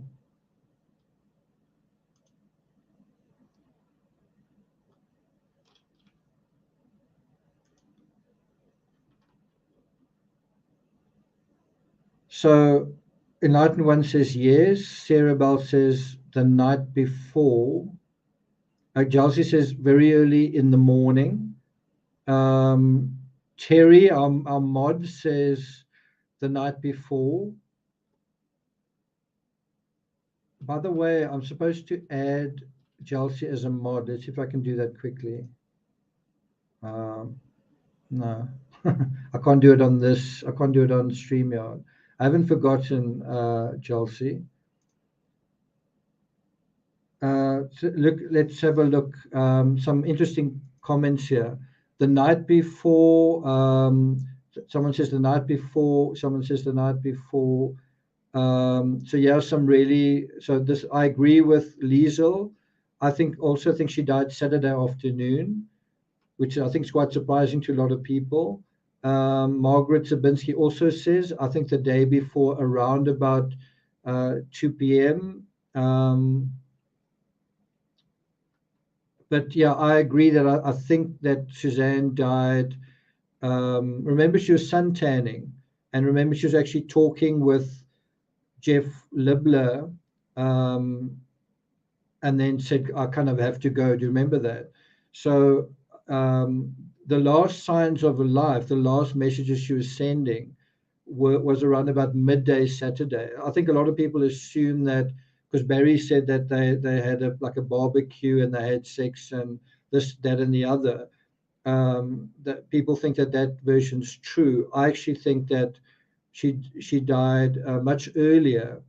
Yeah, which is quite interesting. Zircon says 5 p.m. Lainey says when you were shooting at chipmunks. Donnie says shortly after she sent the pic to Libler. But I just think it's interesting that 3 years later, some people think, she disappeared on Mother's Day. She did die on Mother's Day. I think that is not the case. It's not the case. Garbage, ostensibly. If he was fumbling around, perhaps doing the washing, this might explain how and why he overlooked the plastic dart cap. It's transparent and probably less easy to see at night, especially with more of the lights out than usual. Does that make sense? Less easy to see at night. So can you see the plastic dart cap in that picture? When you look at that picture, can you kind of make out what's going on? These are the the sort of fins inside the dryer. So this is the dryer, not the washer, right?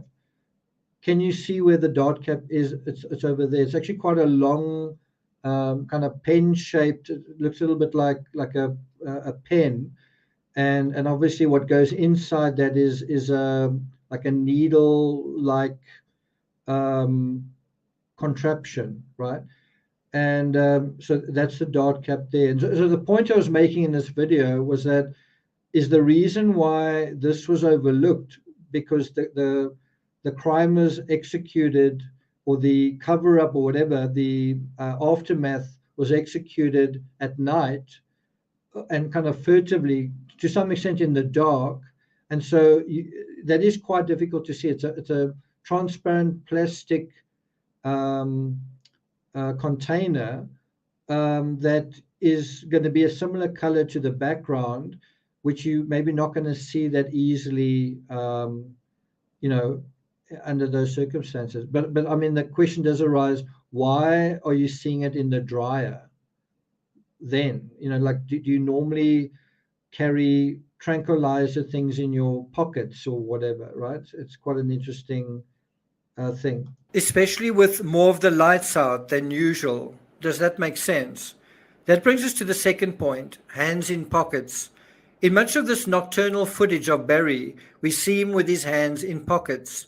Now, I know what you're thinking. Hands in pockets is hardly a telltale sign in true crime. But I want you to... So can you see there he's got his hands in his pockets, right? This is Barry here on the right-hand side. This is them at the front, I think the front door to their home. The reason I noticed the hands in pockets was that he seemed to have his hands in his pockets constantly. And you could say, well, wasn't it cold? Wasn't he cold? Or was there another reason? To imagine the police arriving on scene and them walking around with their hands in their pockets. You just can't imagine it, because the police need to probe, check things, press buttons on radios, open doors, take notes, point their flashlights at things, drive here and there, etc. Some might say Barry had his hands in his pockets because he was cold. But I think there may be a psychological aspect to hands in pockets in this situation. If those hands had been engaged in the devil's work, not just murder, but grisly disposal of remains, then those hands were hands that had something to feel ashamed of. So there you get another view of him inside the house, walking behind the officer, hands in pockets. I don't know if I agree with what I said at the time. I mean, another kind of obvious possibility, I'm not sure if I'm going to say it in the next sentence, is if you've got injuries on your hands, we know Scott Peterson did. If you've got injuries on your hands, you might not want to show them. But I did mention earlier, if you are ostensibly Christian and you've just done something, I guess, with your hands that is really not Christian, maybe you're going to want to hide your hands away. Maybe it is a psychological thing. Personally, I think it's well, anyway, let's listen to what I said here. Did they have handiwork to feel embarrassed about?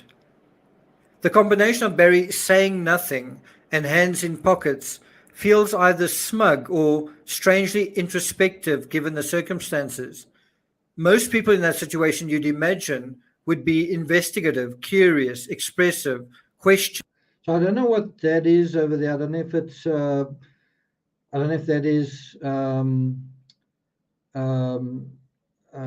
a thread from his sleeve. I'm not quite sure what that is over there. We know that he did have injuries on his arm, right? So he did. We do know that he did have injuries that the police documented. Like Nicole and Nicholas Atkinson were, not resigned and reticent like Barry here. That brings us to the third point, an empty house. We've been here before. The footage of Barry taking us to the crime scene feels like another version of Chris Watts, and to some extent, Crystal Kenny, the mistress of Patrick Frazee, who mopped up that crime scene. We see Barry entering the home, and he doesn't seem to need any convincing that his wife's not there, and doesn't bother going through to the back garden to check for her there either. Suffice it to say, the house is not only empty in terms of Suzanne, but the girls aren't there either. Just as we saw in the Watts case, as we as onlookers could only guess what the dynamics really were in the marriage inside the house. And like we saw in the Watts case, there were whispers that things weren't great, such as from Miles, a boyfriend of one of the Morphew girls. I dealt with that in the previous episode. But I think the significance may go deeper. The house is no longer a home. It's no longer a nest. I think the significance may go... So can you see in that image as well? It's got his hands in his pockets. Go deeper.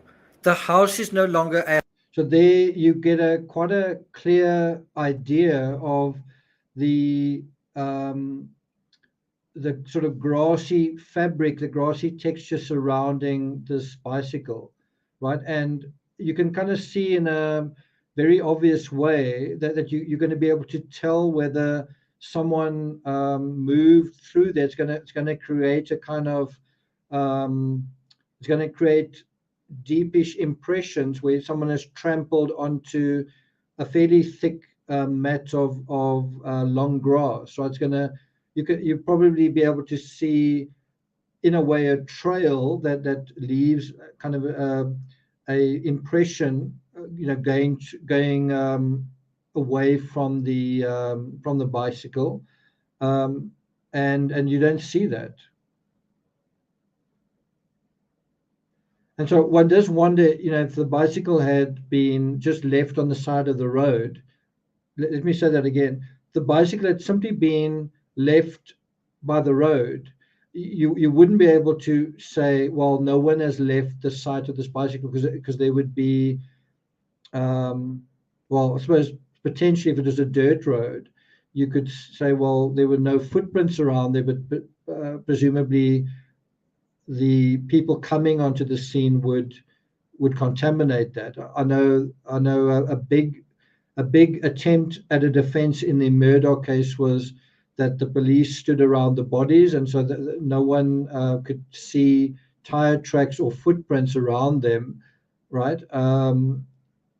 Anyway, it's quite interesting to think about. A home. It's no longer a nest. It's not just empty, it's been purposefully emptied. If the spouse was disposed of, the house is about to be disposed of too. And one might speculate, was the spouse disposed of? So in this image, Barry is actually with a bear. Is with a bear that is shot. Barry would shoot what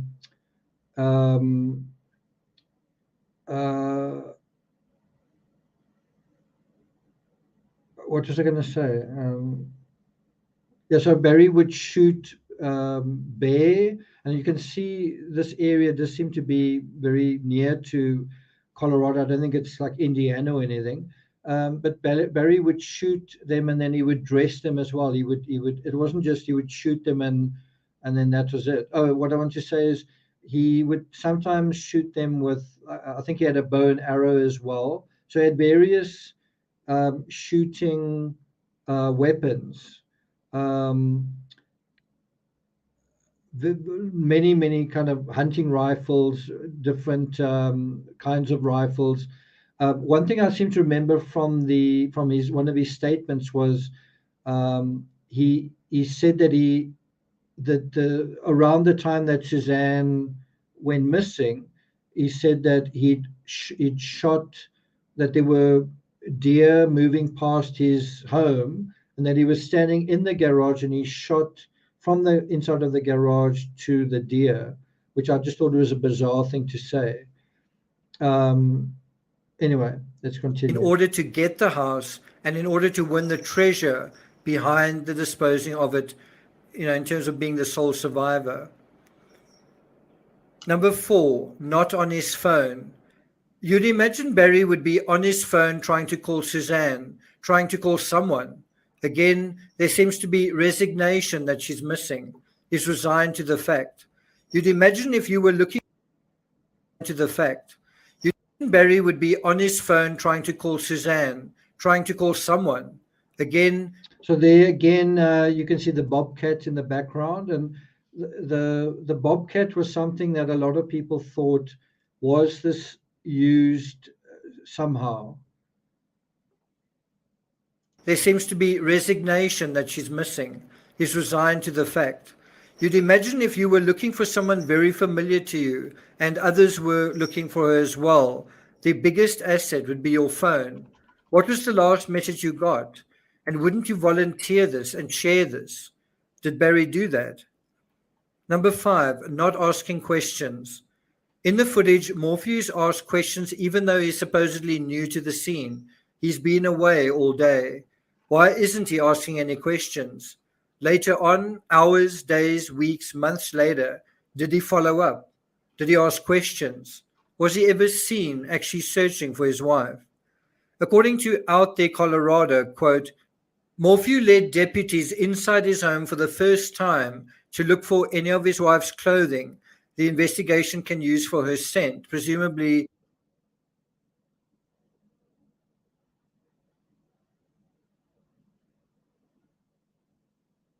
Okay, well, while that is thinking, so I've just had a quick look at the media narrative, and what's quite interesting is they say, although locating Suzanne's remains is a critical component of this investigation and for her family, look at this, we are left with many more questions than answers. That's definitely not, to me, that's not a very good sign. And it would be, he says, it would be a disservice to conduct a news conference at this time, right? And that is from the Chaffee County Sheriff. You know, those are his words. And, you know, the fact that we don't have a news conference, like a press conference like they had with Rex Heuermann, you know, like the big reveal, you know, big, I mean, look at us. We are, I don't want to say celebrating, but we are motivated, and we're feeling that this is kind of a major milestone. We are, you know, this is a big development in this case, and we're talking about it. And it is really concerning that there's no news conference from the investigators. You know, they obviously stumbled on her remains, and it's like, wow, we didn't expect this. They stumbled on human remains, tested them, found that they matched Suzanne's. Presumably they had her DNA on file somewhere, or they, who knows, maybe they did a genealogical test using perhaps her brother's DNA. But they're now confronted with, wow, what happened here? This isn't what we imagined, right? It's not a good place for law enforcement to be. I mean, you know, in a sense, they found Suzanne, but now it's like, well, this doesn't match what we thought. It's certainly, we kind of in the midst, back right in the middle of a murder mystery. What did happen here? What did happen?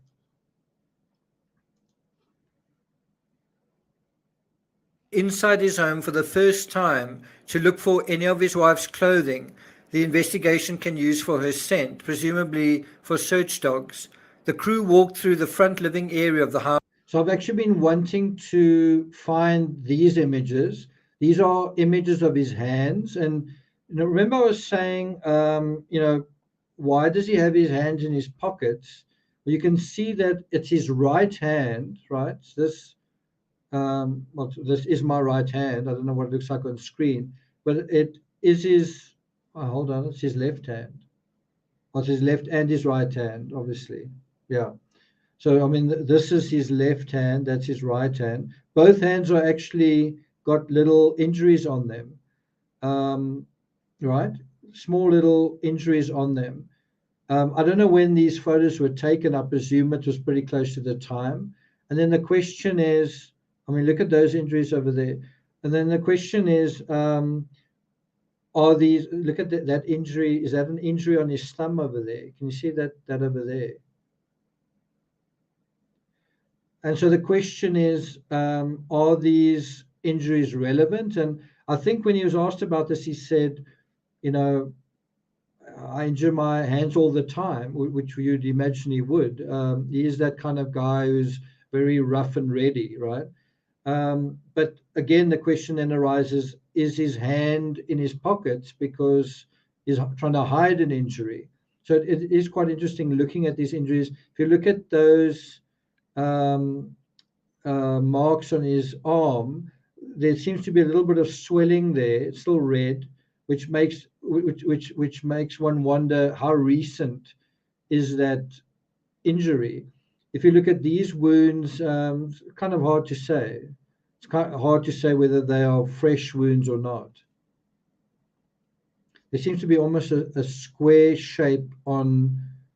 Doesn't that look like a kind of a square shape on his hand over here? Almost like he had a plaster or something on it. I don't know if I'm just seeing things.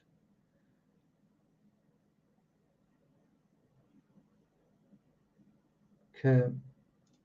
House and down a hall where Morphew stops at a closet.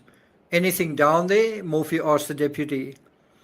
Why doesn't Morphew go to the bedroom to find items to use for her scent? So another thing that I think is very curious, and maybe the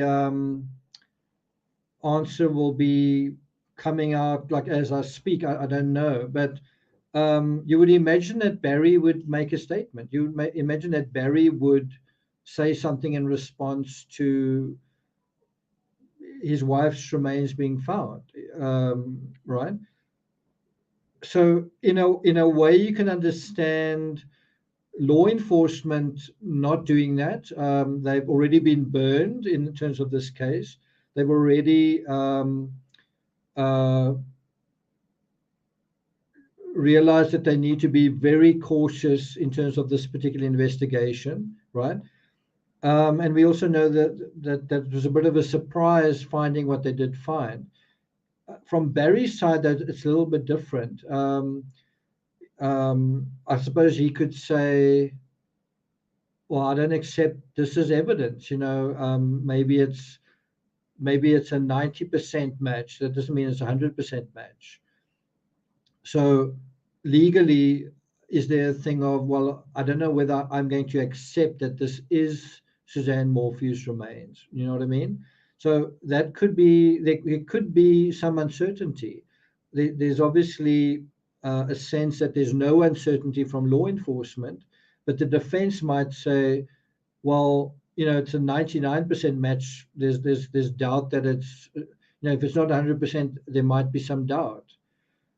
I suppose, but I do think you would imagine if Barry wanted to know, genuinely, sincerely wanted to know what happened to Suzanne, then he would respond to this either to say, well, this is my response, if you think about it like that. So I think a real question is, are we going to hear from Barry? When are we going to hear from Barry?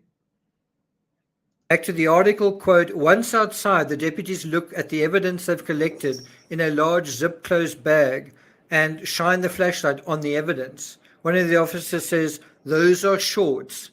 Those are for mountain biking, end quote. I don't know whether Barry was so sleep tired that...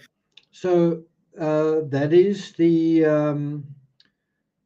that's the mountain bike. I must say, when I looked at the pedals of the mountain bike, I wondered whether you did need cleat type shoes, because those seem like pretty wide flat pedals. But I remember I did ask people at the time. I mean, the mountain bike pedals on mine are quite small, almost the size of a 25 cent coin, right? But it turns out that those are cleats. You do need special shoes to ride them. But you can kind of see in this picture that there is no damage to the bike. There's also very little dirt on these wheels. If you've cycled for any length. So, I mean, a really interesting thought also comes about, and you only really think this way if you mountain bike yourself, which I do. How did the mountain bike get there? So if it was staged, obviously, I don't think whoever staged it mountain bike to there. In other words, actually rode it to there over dirt and then threw it over the ravine. Probably the person had it at the back of a pickup. In other words, drove the bike there because there's very little dirt on the bike at all. And I mean, I've got a mountain bike. It's covered in dust days later, and I wasn't like in the Sahara, kind of thing, or the Gobi Desert. It was just a normal mountain bike ride, still covered in dust. This thing doesn't have any dust on it, not even over there. Mountain bikes pick up fine dust when you're going over dirt roads. There's not very much dirt over there, so it definitely, I mean, I don't think there's any doubt that this is staged. And as far as I know, when Barry was asked about the mountain bike, he seemed to accept that it was staged as well. He wasn't thinking straight, but the cops ended up getting the 1 cent item that seemed to indicate Suzanne hadn't gone biking. Back to the article, quote, Suzanne Morphew's turquoise bike helmet was found a week later, just under a mile away from where the bike was found, end quote. Was the helmet planted at the same time the bicycle was planted? I doubt it. If it wasn't, could it be that the next morning when Barry played through the events of the last few hours and remembered the cops wanting to have a private word with one another, he knew he had to work harder to make the mountain bike narrative stick? So someone made the comment here that I read it was a dental records match. I'm not seeing that anywhere. I'm really not seeing that anywhere. So I think that that's a possibility. I mean, given the length of time, we're talking about 3 years. That is a possibility. I haven't read that anywhere. So I guess we'll see. But I mean, there are a couple of ways to match human remains. DNA, obviously, kind of idiosyncratic clothing items. Was she wearing a watch? Jewelry, clothing. Trying to think anything else. I doubt whether she would have a cell phone on her, but who knows? Another thing, car keys, right? It's a question. By adding the helmet to the scene, it would seem as if Suzanne moved from the bike to a different position, either at her own power or under duress. It would also widen the search area in that area considerably. It would be interesting to know when. So there's a front view of the bike. Again, you can appreciate how little dust is on the tires and on anywhere else on the bike.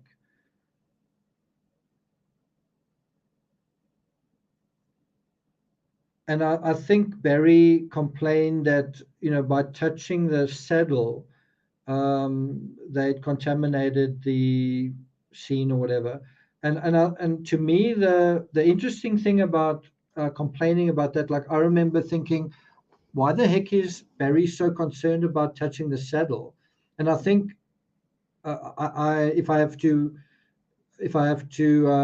guess, I would say, well, if you want to, in a way, prove that Suzanne rode the bike, I think it's overthinking it. But if you want to prove that Suzanne rode the bike, then won't her DNA be on the saddle? On the other hand, if you want to say there's no way now that you can prove that she rode the bike, you can say, well, you've touched the saddle, so now you've somehow kind of gotten rid of the touch DNA that was there. Well done. You've now ruined this thing that is going to show that she was riding the bike. Well, now you can't. It's not going to be shown anymore. I don't know if that is what he was angling at, but I thought it was quite interesting. when the helmet was actually added to the crime scene? Was it the same night or later? It would also Okay, so I just want to alert you guys, like a comment like this one. We are, we try and do things properly on this channel. So we are not going to accuse people that are, I mean, he hasn't even been recharged, right? So we're not going to make kind of unambiguous statements of guilt. So mods, please do pay attention to this. We are here to follow the evidence. We're looking at what it looks like, and we're not here to kind of point the finger of blame and hold our own kind of kangaroo court. Okay, obviously things look a certain way, and we're trying to be curious and open-minded, but we don't have the authority to play judge and jury. It's not our job. It's not our place. So please be careful with your comments here, allegedly.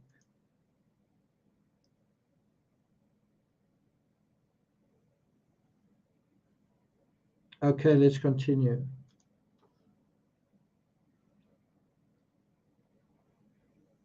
be useful to know if the area where the helmet was found had previously been searched. Given the distance and the time frame and the bright color of the helmet, it's difficult to imagine it was there all along. And one would also want to know how far from the road the helmet was found. I can't really remember how long it took to find the helmet, but I seem to remember that the helmet was found subsequently. In other words, they found the bike, and then the helmet was found sometime later. Wasn't it like a week later or something? If nearby, then it may simply have been tossed out of the window of a truck shortly after throwing the bicycle down an embankment. But if it was some distance away from the road, then it's harder to imagine a perpetrator pressed for time running around the woods in the dark with Suzanne's helmet. So as far as I remember, that is the inside of Barry's truck.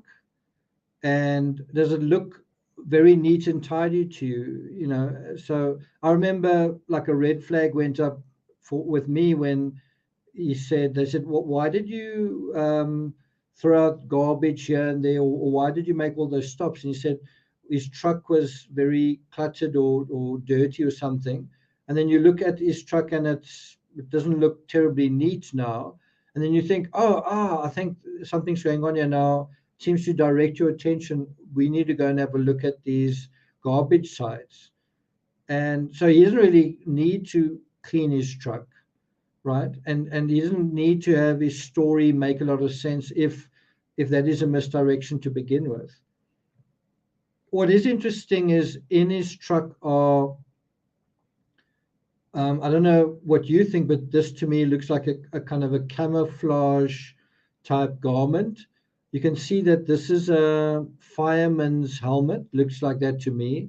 Do you remember Barry Morphew's first story? His first story was that he went to like a firefighting workshop. Wasn't that the first thing that he said, that he went to Denver to attend a firefighting workshop, and then it turned out that he I guess hadn't. But do you guys remember that? Does that make sense? In the Chris Watts case, I remember speculating that if Watts had simply tossed Shanann's purse or wallet or phone outside the home or while driving out the window, the possibility would have escalated that someone besides him had been involved in her disappearance, or even that she'd intentionally left. It's possible that, in this sense, whoever murdered Suzanne learned to cover his tracks and muddle the investigation from the quote-unquote shortcomings of the perpetrator in the Chris Watts case. Suzanne Morphew disappeared. Okay, so that is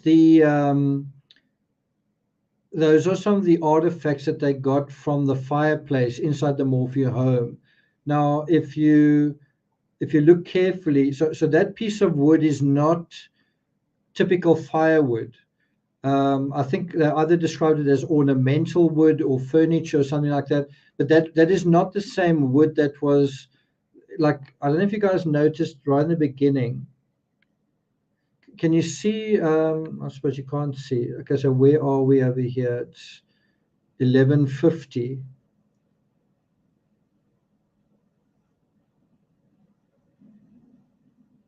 I was right there a moment ago. So can you see in this image that the firewood over there, see how it's important to pay attention to details. The firewood over there, if you can go back slightly, there's a whole mountain of firewood, right? And that's right at the entrance to the house. So why are you not using, and by the way, I think there's also piles of firewood next to the fireplace as well. Why are you not using firewood? Why are you using this strange wood? So I remember that was something that came up in the affidavit, and then some of these.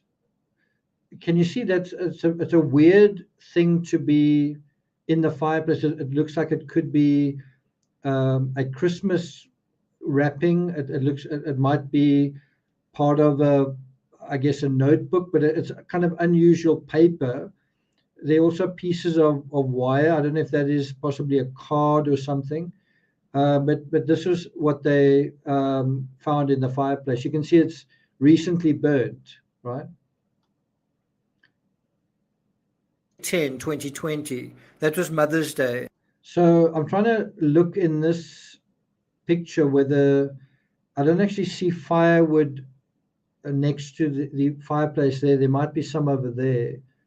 But I mean, the important thing is to see when in the body cam footage at the time, when you look at the lounge, is there firewood next to the fireplace, just out of interest sake? That was just enough time for the arc of the Chris Watts narrative, the coverage and the aftermath, to be fully absorbed. And what we know for a fact was that arguments recorded on the spy pen, that Suzanne's spy pen, were about money. And this is a quote from a website dealing with the disappearance of Suzanne Morphew. Quote, Suzanne later stated, it's all about money. Then she added, 80% of our arguments are because of money.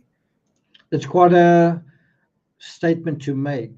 80% of our arguments are about money. It's quite a statement to make. So these are various angles of the of Barry Morphew's vehicle. Doesn't look terribly clean. Got quite a lot of dust on it. That's the sort of front console. That's one view into it. Hard actually to make out what we're looking at. But yeah, it's covered. It's got clothing in it. It's got all sorts of paraphernalia in it. It's money. It's about money. At about 1 hour, 17 minutes, Barry stated, if you want your money, I'm going to pay you back. I'm going to make plenty of money. I told you it was important. You decided to go against my will and my wishes. So did you guys know that Barry loaned money from Suzanne? And I say this under correction. I seem to remember that he loaned money from her father or something like that, or he asked for a loan from her father. But apparently Barry loaned money from Suzanne. What else in the financial narrative is quite interesting?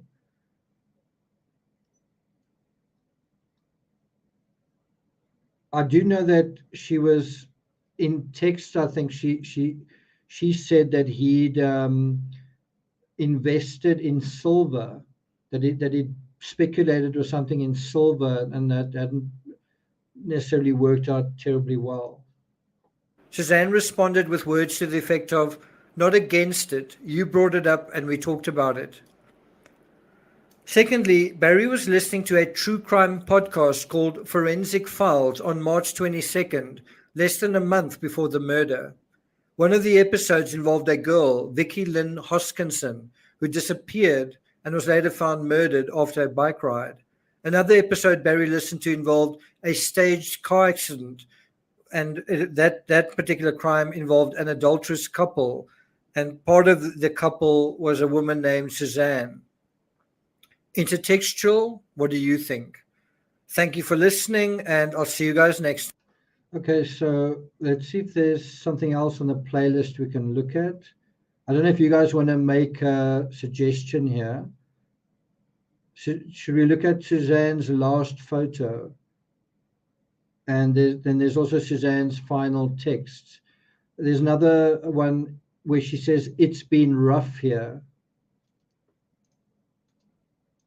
So if you guys want to watch this playlist on your own time, I'll put a link to it in chat.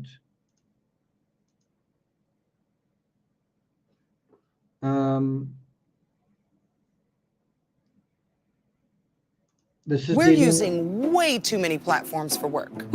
This is dealing with the last photo. So a selfie that she sent of herself, I think in a bikini, to Jeff Libler, to her paramour. When Suzanne and Barry's daughters were shown the last photo of Suzanne in court, and it depicts her lying on her front on a towel, wearing a bikini and smiling. Both. So what you really want to look at in terms of whether it's the defense case or the prosecution case, what you really want to look at is, this is the last sign of life of Suzanne Morphew, right? And it was around about 1 o'clock in the afternoon, Saturday. She'd sent this message to Jeff Libler. You can imagine if she was tranquilized and someone was able to look on her phone, they wouldn't be terribly happy with what they were seeing, the to and fro of messages. But the issue is, what is she actually wearing in terms of this image, right? I don't know if she's wearing a bikini or if there's a towel or whatever. And then in terms of these human remains, is there any fibers or fabric or any material that is this material that you're seeing in the picture? That would definitely be the way to try to establish continuity between this image and the sort of final resting place, I guess.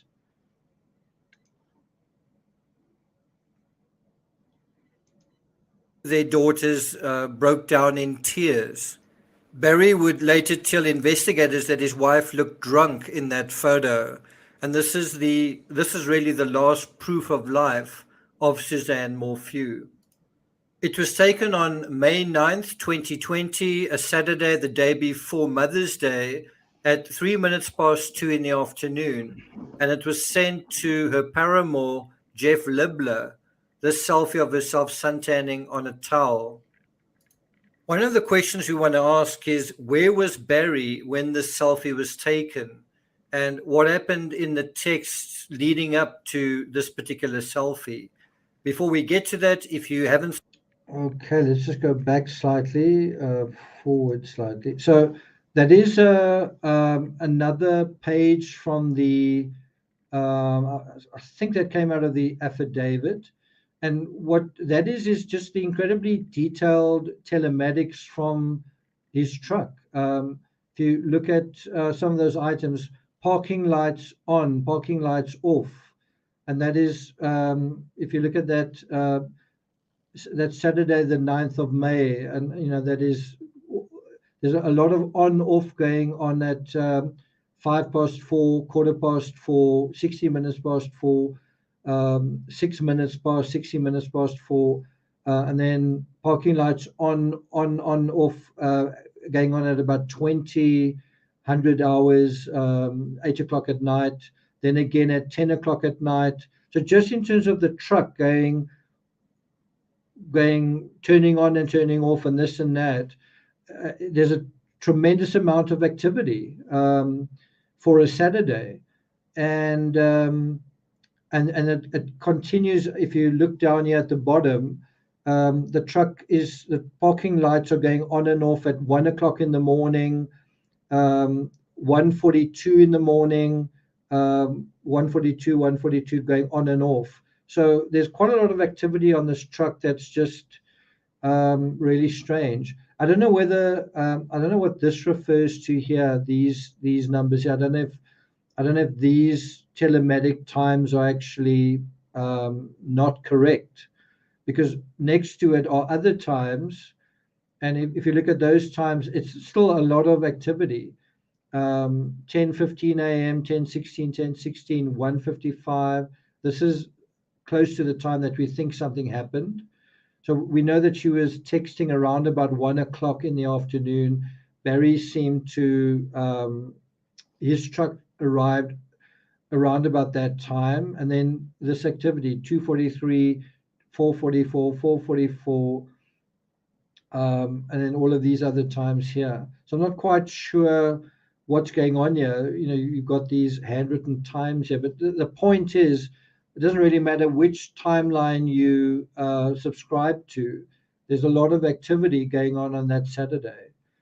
What you really want to look at is what is going on that night, because he had a story that they were in one place, that he was barbecuing, and it seems like he was in his truck quite a lot of the time that he was supposedly barbecuing. That if you haven't subscribed to the channel, please do like, share, leave a comment, and let's get started. So as many of you are aware, we've had the exhibits released to the public. I don't know whether you know this, but in terms of the texts, you have all the way from exhibit 3, People's Exhibit 3, to People's Exhibit 26. So from 3 to 26, those all deal with the texts, right? Exhibit 26 ends on April 2nd, which is a month and a week, about That's 5 weeks prior to Suzanne Morphew's death. Then there's exhibit month and a week about. So I just want to go through a couple of these texts. One of them is Suzanne says, "It makes me wonder what the young me was thinking." So you can tell that the 49-year-old Suzanne is really making and kind of undergoing kind of deep kind of existential thinking about, is this where I want my life to be right now? Is this what I want to be doing with my life going forward? You know what I mean? She's thinking about her life and the trajectory of her life kind of in a global sense. And bear in mind, it happens with a lot of couples. You've decided that in your heart, inside, you've decided that this isn't going to work, I'm not happy, whatever, but you've also got to think about your children who you love, and when is the right time to kind of pull the trigger. And so their daughters were about to go to college, so when their daughters leave home, that's a good time, that's a better time than that more sensitive time when they at school, when they go to college, they're not at home anyway. Right. I'm just saying that would be probably part of the calculus of a loving mother in a situation like that.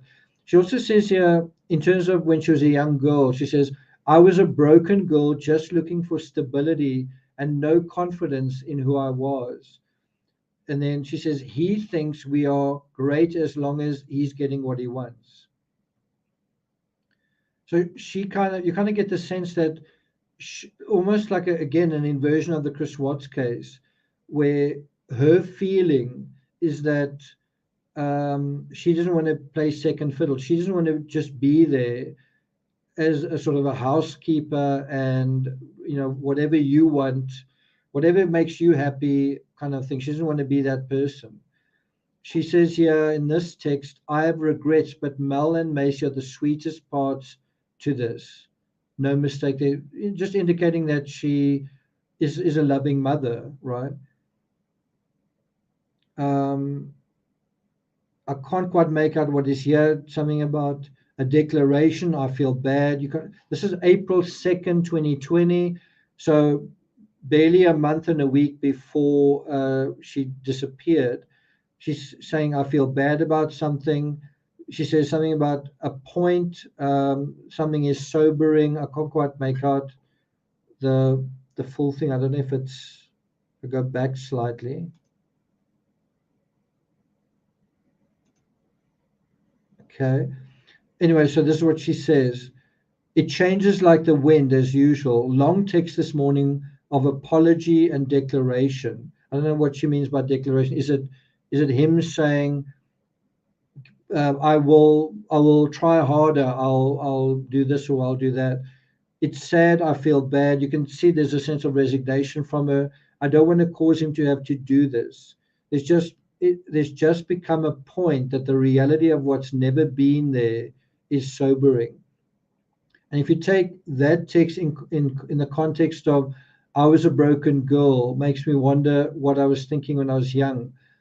You kind of get the sense that she's had a bit of an epiphany, that she's realized that a big arc of her life has gone the way that she's not very happy with. I've accepted what is.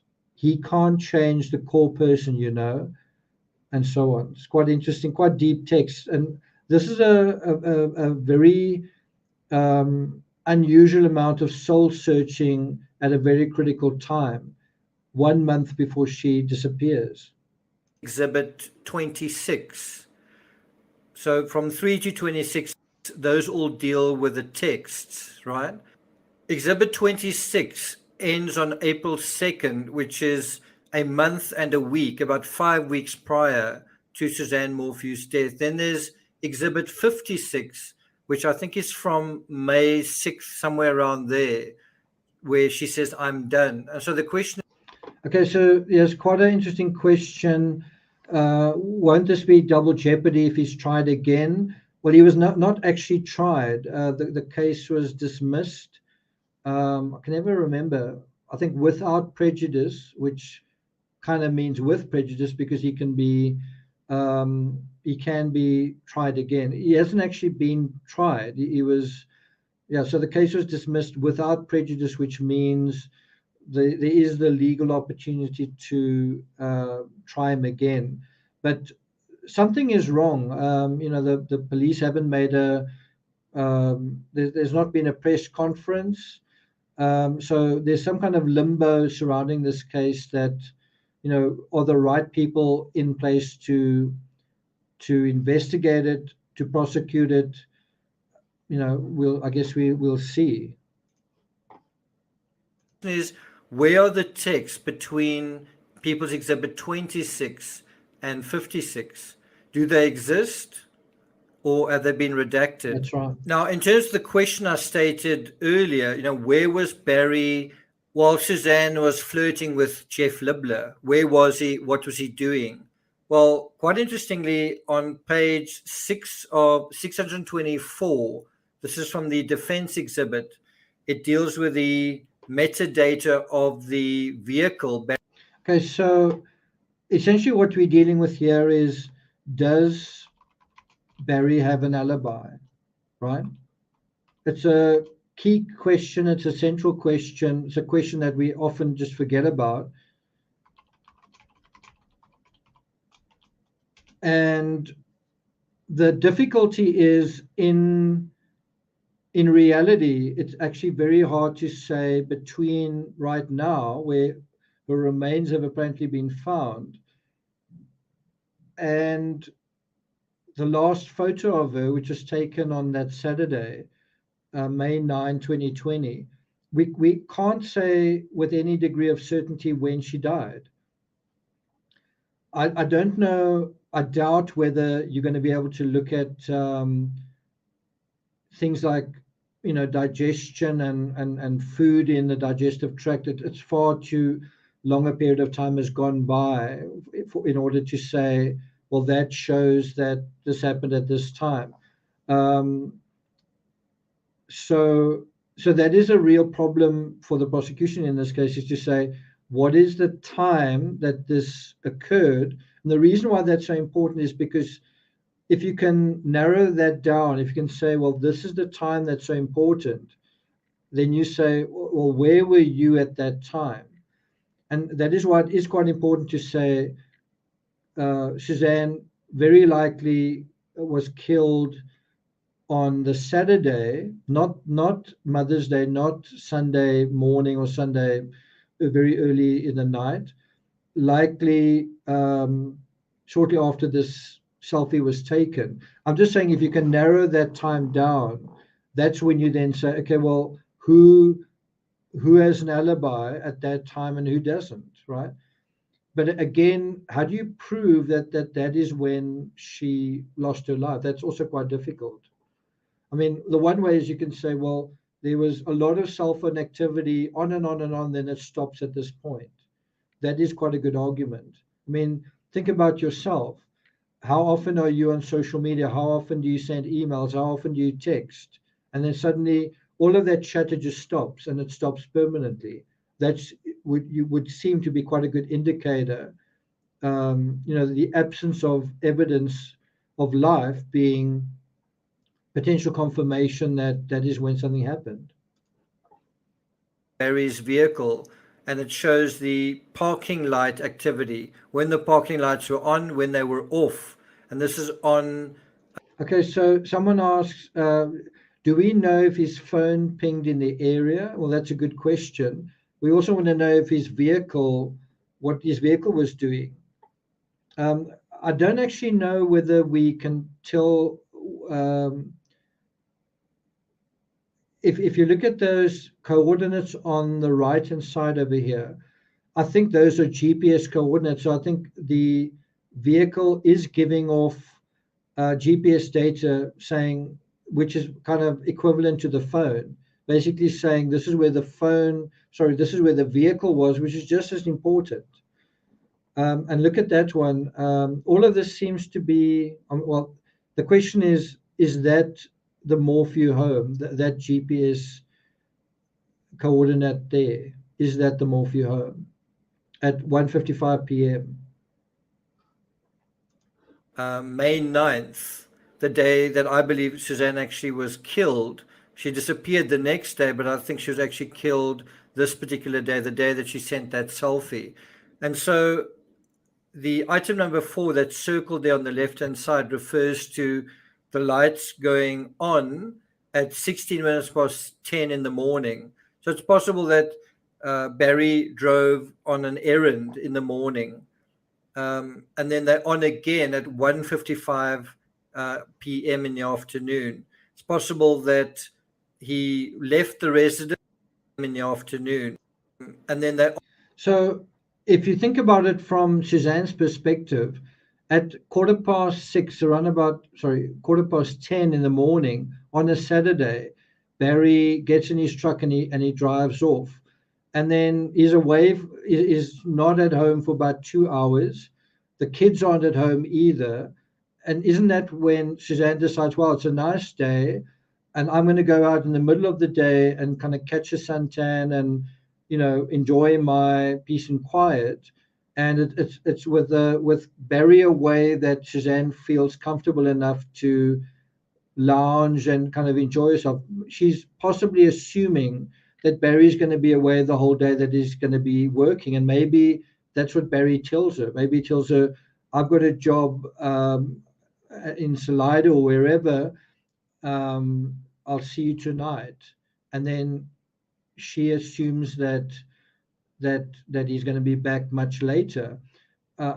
I seem to remember that when Barry returned, he didn't park at the garage. He didn't like drive right up to the house and just park and go in. I seem to remember that he parked some distance away, and then I'm not really 100% sure about this aspect, but he may have approached the house from an unusual way, because I remember thinking if he wanted to catch Suzanne kind of in the act of cheating or like eavesdropping on her phone. And bear in mind, Barry had cameras.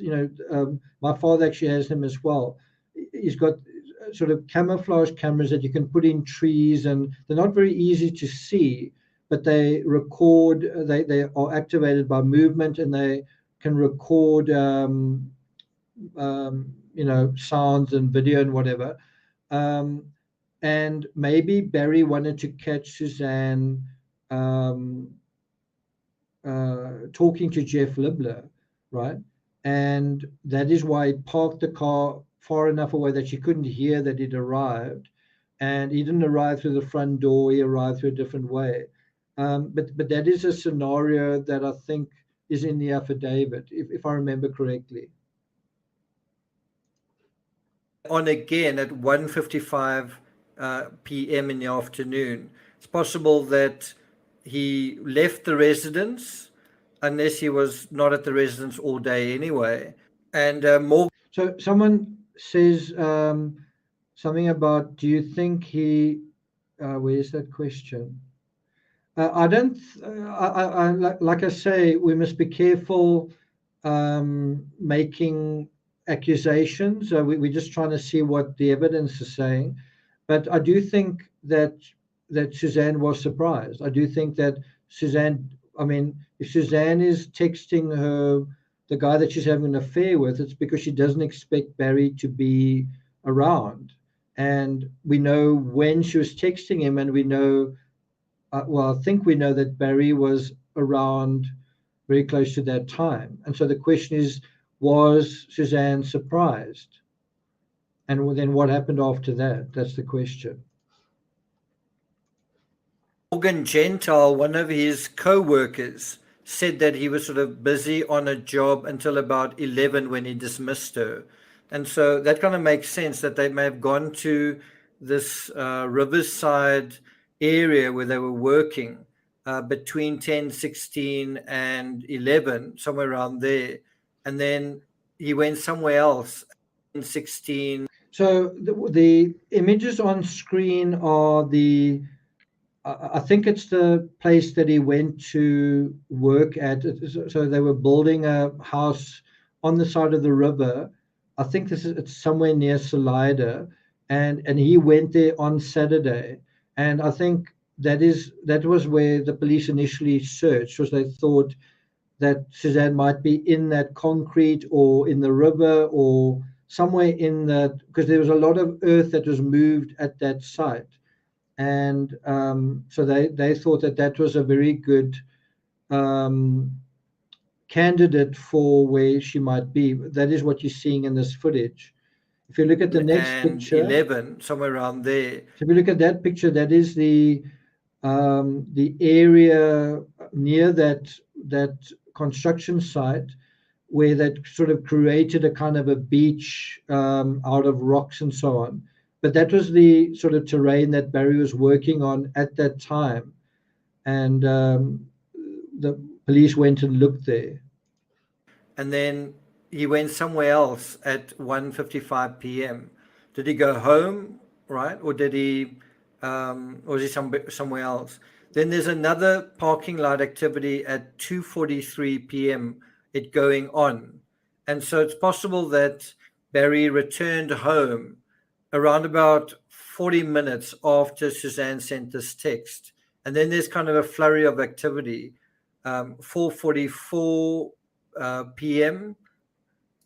And then this, as I say, this flurry of activity really that sort of kicks off that night and kind of going into the next morning. It's sort of 3:26 in the morning, 3:33 in the morning, 3:43 in the morning, 3:48 in the morning, and all of that. And so one wonders what is actually the time of death in this situation. And did this last photo play into that? Did text sent on this last day play into that? If we go to an article from Fox 21, Morgan Gentile, this is Barry's co-worker, when they sort of worked on these construction projects, she said that he was acting really weird about the beach area. And she even said, Barry, what's going on? She said that he seemed stressed and that he definitely seemed weird on the Saturday. And then that same day, he told her, I've got to go and make my wife happy. I've got to do some hiking or biking. And then she said she found out later that he was in town the whole day, that he was in town. He wasn't at home when he was supposedly doing something with his wife. He was actually in town. I'm not sure what she means by all day. Does she mean in the afternoon or the morning? Or... So that is a picture of Jeff Libler. He is a father of 5, as far as I remember, married father of 5. I think can't remember which state he's from. I would like to say Indiana, but I just don't really know. But they knew one another in high school, and it was actually Suzanne who reached out to him, and he kind of responded. I must say, Jeff Libler has been a very quiet part of the story. Or the midday, but it certainly adds this level of intrigue. I think Barry did go and buy cleaning products or something for at a spa place, something to do with the pool and spa. Wasn't that that Saturday afternoon? And didn't he go and have a meal with Suzanne? Didn't they go and buy a pizza or something just before, like around about 4 o'clock? And then after that, he went and bought those cleaning supplies. But according to Morgan Gentile, she said that Barry kept changing his plans in terms of the job in Broomfield, right? She said it was supposed to eventually be taking place at the end of April. Then it was pushed out to the 1st of May, then changed to the weekend of May 10th, right? And so she says that last minute, Barry changed everything, and that he actually called her on Sunday, Mother's Day, saying, well, sounding frantic, and he probably sounded a lot like he sounded to that officer in the body cam. So one's got to wonder, is there a link between the job site in Broomfield and what happened to Suzanne? Were the changes of the timings and rescheduling of this job in Broomfield, did that have any link to the planning or plotting around Suzanne's disappearance and how that was rescheduled? The other thing that, one's got to look at the selfie in the context of what other people say with the metadata, but also with what Suzanne was texting at that time. And as I say, in those texts that we see from the discovery, this particular one sort of floats completely out of context. It's exhibit number 56. Well, where's 55, 54, 53, 52, 51, going all the way back to the last one that we see on April 2nd. So we've seen this already, but there you just have confirmation. Where's that coming from?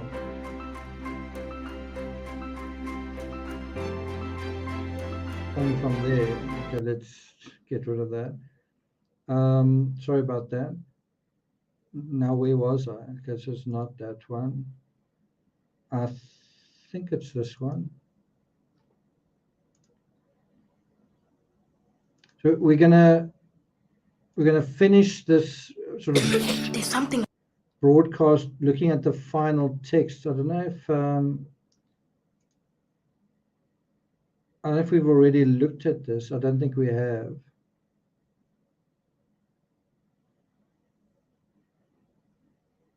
Yeah, so we're gonna look at the final texts. I think some of that is in there, but anyway, there he talks about money stuff that he's been bringing that up quite a lot. Wonder if there's anything else we want to look at here. Let's go on to this video.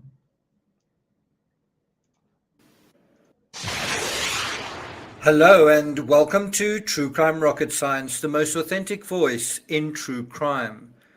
Does Barry Morphew strike you as the sort of man who would do the laundry? It might not seem like a particularly incisive question. So that's quite interesting. There you're getting the tranquilizer dart cap. The what you see it at the top there. So that's the casing that goes over it, and then you're also seeing the so it comes in a kind of a sealed plastic container, and so I think that was also found at the scene. This was also found at the scene. I actually don't know that for a fact. I don't know if they definitely found this, but certainly these go together. And so the question would be, if they found this, where was that? In terms of a homicide, potential homicide investigation, but actually it is. Okay, so I just want to jump forward. Doorways and emergency laundry. But that's because the laundry. So, as far as I know, what actually happened was they didn't just find that dart cap the way you see it in the original photo. They first took the laundry out and then they saw it there, right? Which is in a way interfering with the crime scene, I guess you could argue. But this is, I think, what they found in the laundry in the dryer. You can see socks and clothing. It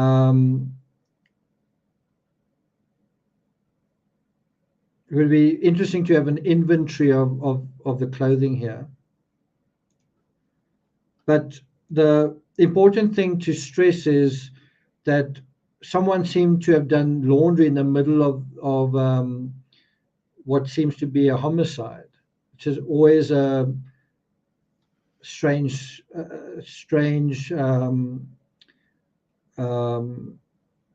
circumstance. It's always odd when you see something like that. On the face of it doesn't seem very shocking. A small plastic cap hardly seems like smoking gun type evidence, does it? Before we get to the rest of this episode, if you haven't subscribed to the channel, please do like, share, leave a comment. So the small plastic cap doesn't seem like smoking gun type evidence, but I think it is. And I think the prosecutors thought so too. There may not be a smoking gun in the story. We'll get to that point in a moment, because the gun was a dart gun, possibly one of these. If Suzanne Morphew was subdued using not just the stealth and silence. So I'm trying to look in here for if there's a bow and arrow. I seem to remember there were bow and arrows in this. Can't quite see it here. I'm not quite sure what's going on at the top there. Maybe we'll get another view of the garage area. Associated with a dart gun, but the chemical within to incapacitate. So this is definitely what was quite interesting was they found the exact type of compound. So it wasn't as though they just found a tranquilizer dart cap and it was just this random thing. I mean, I think if you were a law enforcement officer and presumably not a hunter and you found this cap, you'd be like, well, I don't know what this is. But the fact that they found this in the safe meant that there was a lot more of it around, which meant that somebody had access to it, right? Again, I do think a possible way to prosecute this case is if you can link if the compound in some of these tranquilizer darts is found in the human remains, if some kind of residue, chemical residue, and I just don't know anything about the half-life of those kind of compounds, then that would be quite compelling. The other thing, and this is very doubtful, you would imagine that a tranquilizer dart would create it's like a needle breaking the skin. I really doubt whether you're going to find that kind of injury in remains 3 years later. I just don't think you would, unless of course the needle hit a bone, which I guess is possible. I just think that is very unlikely. Then the question is, how did the dart cap end up in the dryer? To be clear, this image, Exhibit 70, is an image of a dryer filled to about a quarter of its. Sorry, someone said, can you make it bigger? So there you have it.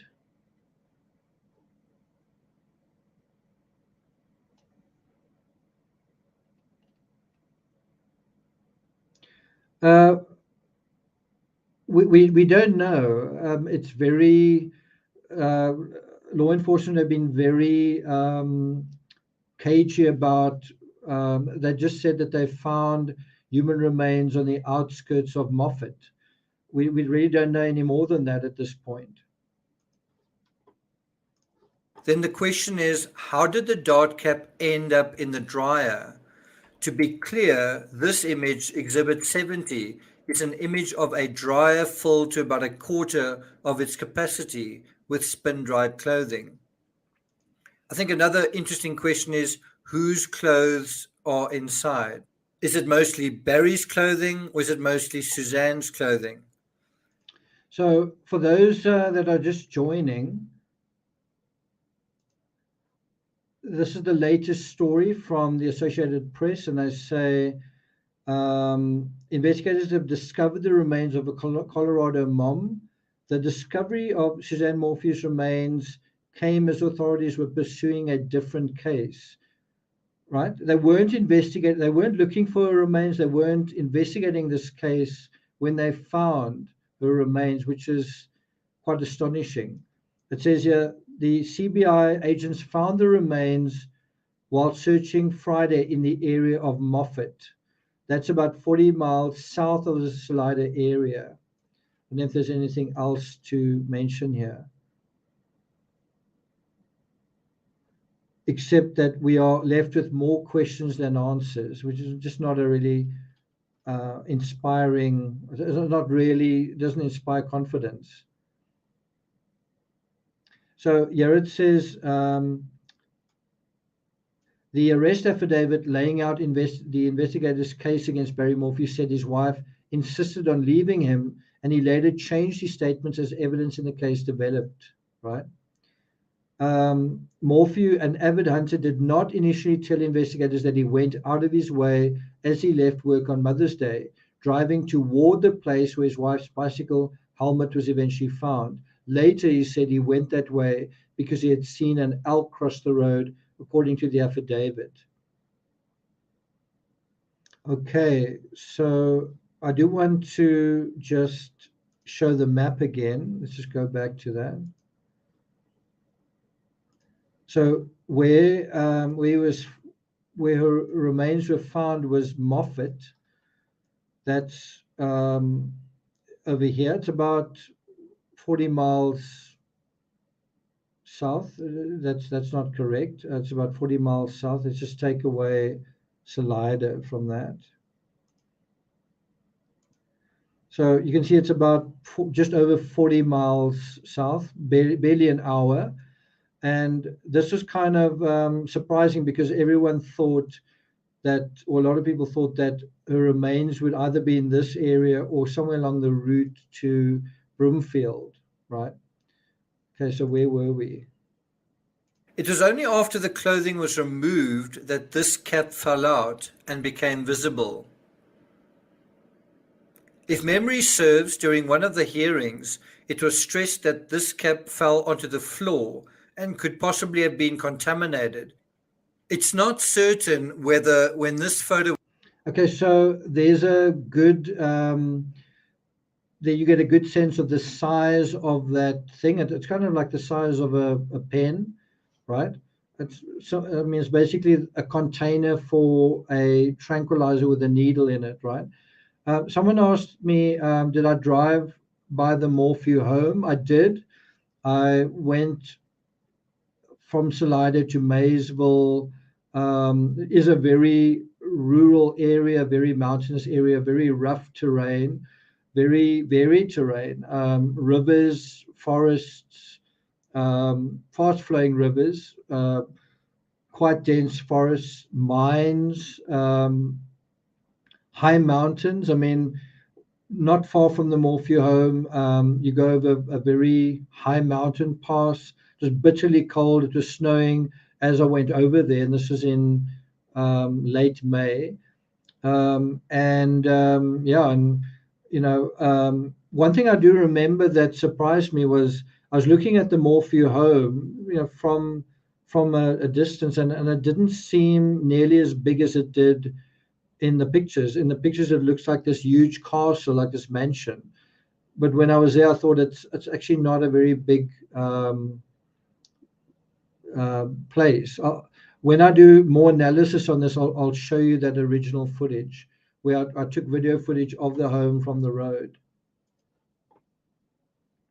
Was taken, the cap had been retrieved off the floor and placed back inside the dryer, or if this was how they found it. In terms of protocol and provability, this may be very important for the legal contest. But in a narrative sense, I don't know how hard it is to imagine a cleanup operation after Suzanne had been killed that involved her killer removing his clothing and putting it in the washing machine, and from there inside the dryer. The killer probably felt there was no need to also remove the clothing from the dryer because all the important evidence, hairs, fibers, residues, and fluids would have been washed away or otherwise destroyed or dealt with. Does that make sense? And if that is the case, if that is what happened, then this cap was something he overlooked. Once again, how did it get inside the dryer? Well, I think it's possible that during the execution of the crime, the killer quietly removed the packaging and placed this cap inside his pants pocket, and then in the excitement that followed, completely forgot about it. In other words, when the pants were placed inside the washing machine and from there inside the dryer, the cap was in the pants, possibly, and forgotten about, overlooked. And it wouldn't have been overlooked had the clothing been removed from the dryer the way that the authorities did when they arrived on the scene. I don't think it's ever been a question that if a seasoned hunter embarked on killing his spouse, why wouldn't he rely on his skill set as a hunter? And, exactly that question came up in the Patrick Frazee case. Would a seasoned farmer, someone who's worked a lot with animals, if he decided to do away with his fiancée, would he use his skill set as a farmer? And if you know the Patrick Frazee case, you know that to some extent he did. The Frazee crime was a very physical crime. And it also involved the substantial altering of remains. And that's something that also happens on a farm. Produce is altered, the land is altered. And so in terms of a hunter, in terms of the skill set of a hunter, you could possibly have a similar scenario where you have the dressing and management of the tissues and fluids. That would be an area a hunter would also have plenty of experience with. On the other hand... Okay, so there's quite a good view of the garage, the Morphew garage. Look at all those antler heads. And you see that there are actually a number of bicycles in there. I think that's a bicycle and that's a bicycle. I'm looking for a crossbow, not that that's necessarily relevant, but I seem to remember seeing that somewhere. But you can see it's not in terribly good, it's not terribly organized. But one does wonder whether this, if you think about the Letitia Stork case and the Chris Watts case, garages do sometimes play a role in, I hate to use the word, but basically the processing of a crime in a sense. And so one wonders whether that was the case here. Lots of chemicals and fluids here on the left-hand side, possibly cleaning fluids and so on. And the question is, would this hunter be someone who would normally do the laundry the way Chris Watts did? What do you think the answer is to that? Although I mentioned earlier that there isn't a smoking gun in this story because there's a dart gun, it's still possible there is a smoking gun. So there's another exhibit. That is the fireplace in the Morphew home. Obviously, we've seen those images earlier, zoomed in of what they found inside it, which is quite interesting. You can't quite see in this image whether there's wood on the side, but maybe we'll see it in another image. And a dart gun. if there is a smoking gun, it's possibly this one. Interestingly, the evidence found besides the dart cap included all the other paraphernalia a hunter would need to know how to use it, including a how-to guide.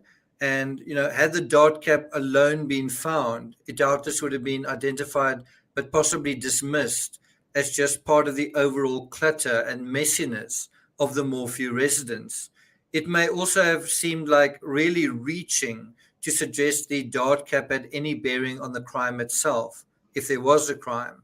But of course, So there's a up close image of the type of dart, from neudart.com, PNEUDART.com. Says for the use of veterinary purposes only.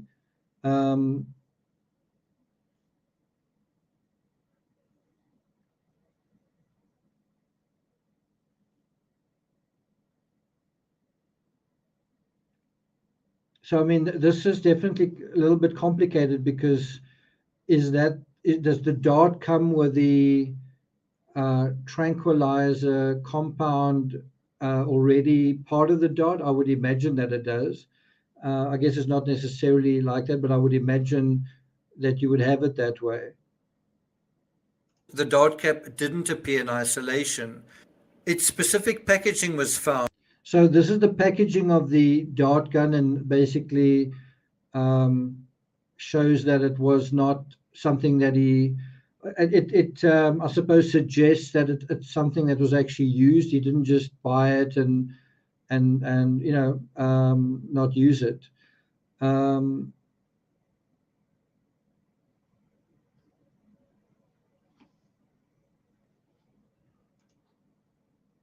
Look at Exhibit 73.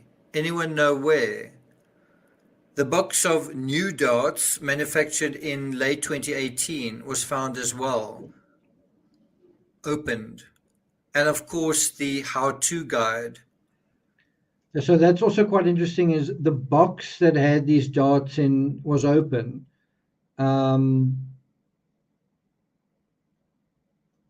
Which, I suppose is not terribly strong evidence, but you could say if all the boxes were closed, you could say, well, this is just some debris that is floating around from somewhere, may have come from somewhere else. But the fact that the dart box is open suggests that something came from inside the home, right? It didn't come from somewhere else. It wasn't brought inside. It was something from there, right?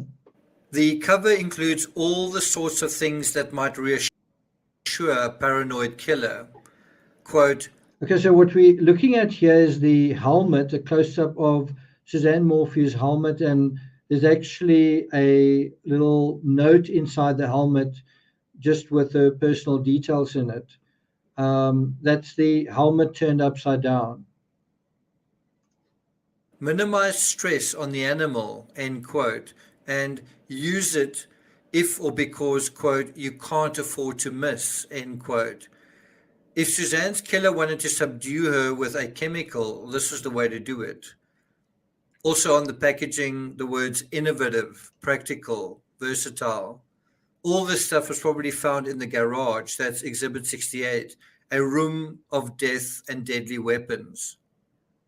The question is, if these are scratches, did Barry get them before the dart gun? So for me, a very disturbing possibility in this particular story, and it's obviously if you accept that a tranquilizer dart was used, is this idea that Suzanne is tranquilized. In other words, she's conscious. It's not like you are stabbed or shot and you die. You're actually conscious, but you are unable to. You sort of gradually losing your agency. You're gradually losing.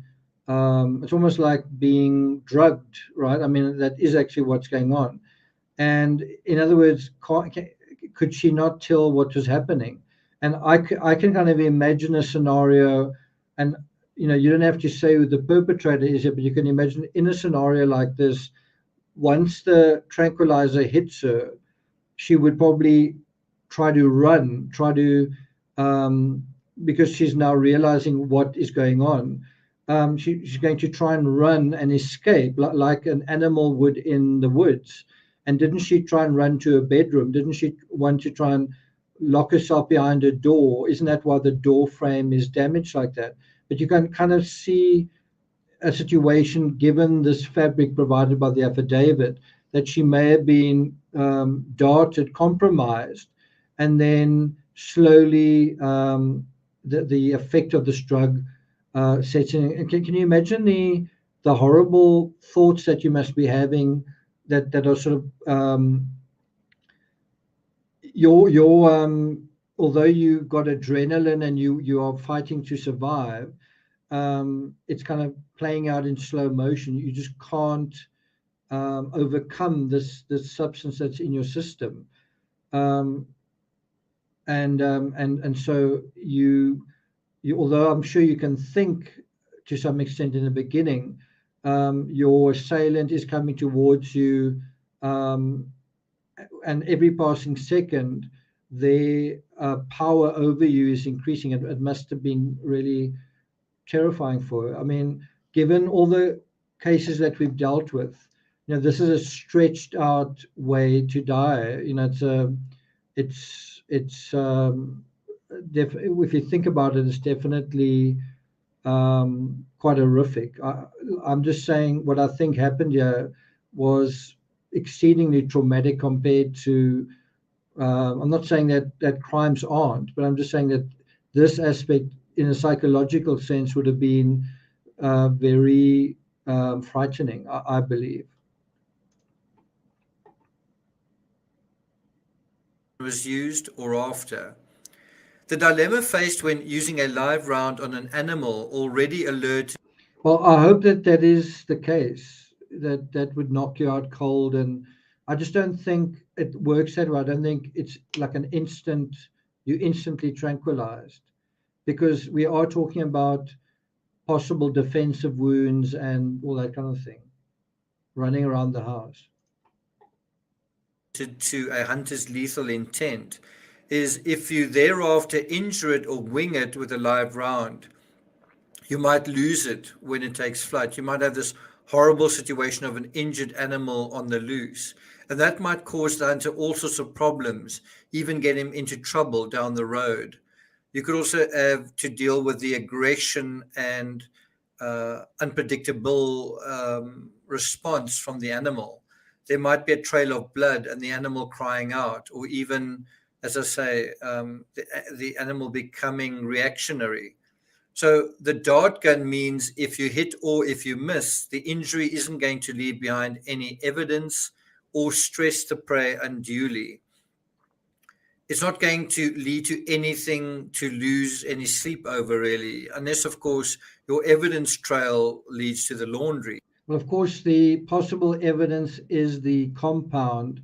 Again, I really have no idea what the half-life or longevity of something like that. No idea. Now, once again, as I said in the previous episode, seen alone, doing the laundry on a Sunday might not seem like a big deal. But Barry was taking out the garbage as well. There's a cracked bedroom frame. There's an alibi that turns out to be untrue, and then a replacement alibi that's fraught with all sorts of problems. More chemical smells, odd movements caught on CCTV. For example, why are you still apparently doing laundry and taking out the garbage from somewhere else now as well on that same day? It's in this sense, not just one piece of the puzzle, but all the pieces put together, that the case becomes circumstantially compelling. Still, prosecutors will have to get their story straight and tell their stories well and convincingly in order to prevent the snake from slithering away. So what do you think? Do you think the dart cap is the most important piece of evidence here? I'm not going to take it further than that. Just a reminder that I'll be doing a special live stream episode. Well, I'm really hungry. I sort of feel like I'm going to need to get something to eat. I think we're going to look at one more thing, which is this one.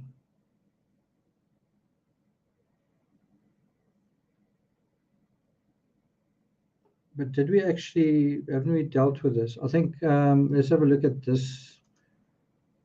Which one is it?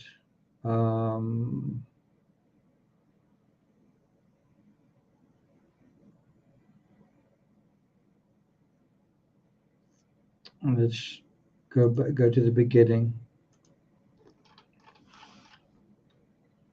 So there is a 71 video playlist of the Morphew case, if you guys want to go through it.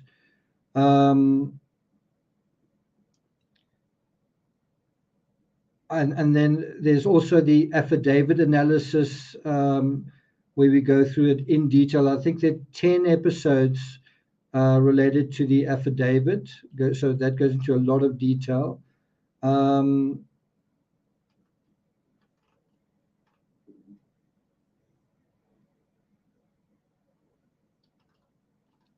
Just have a look at if there's something else. I think there's something about the cell phone data that I wanted to look at.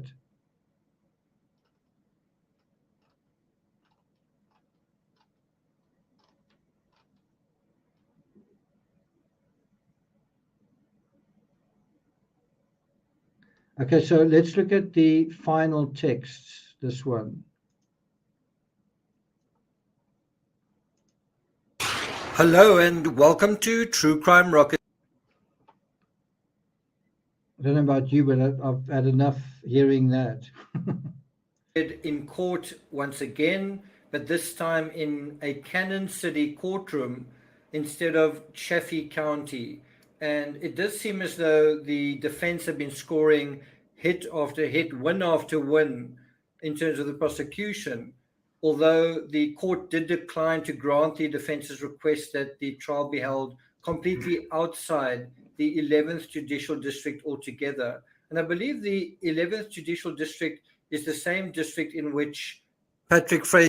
You know, if you think about this case and if you think about like the whole true crime, the whole thing kind of collectively, like if you think about all the cases that we've been dealing with, the Laurie Vallow case, if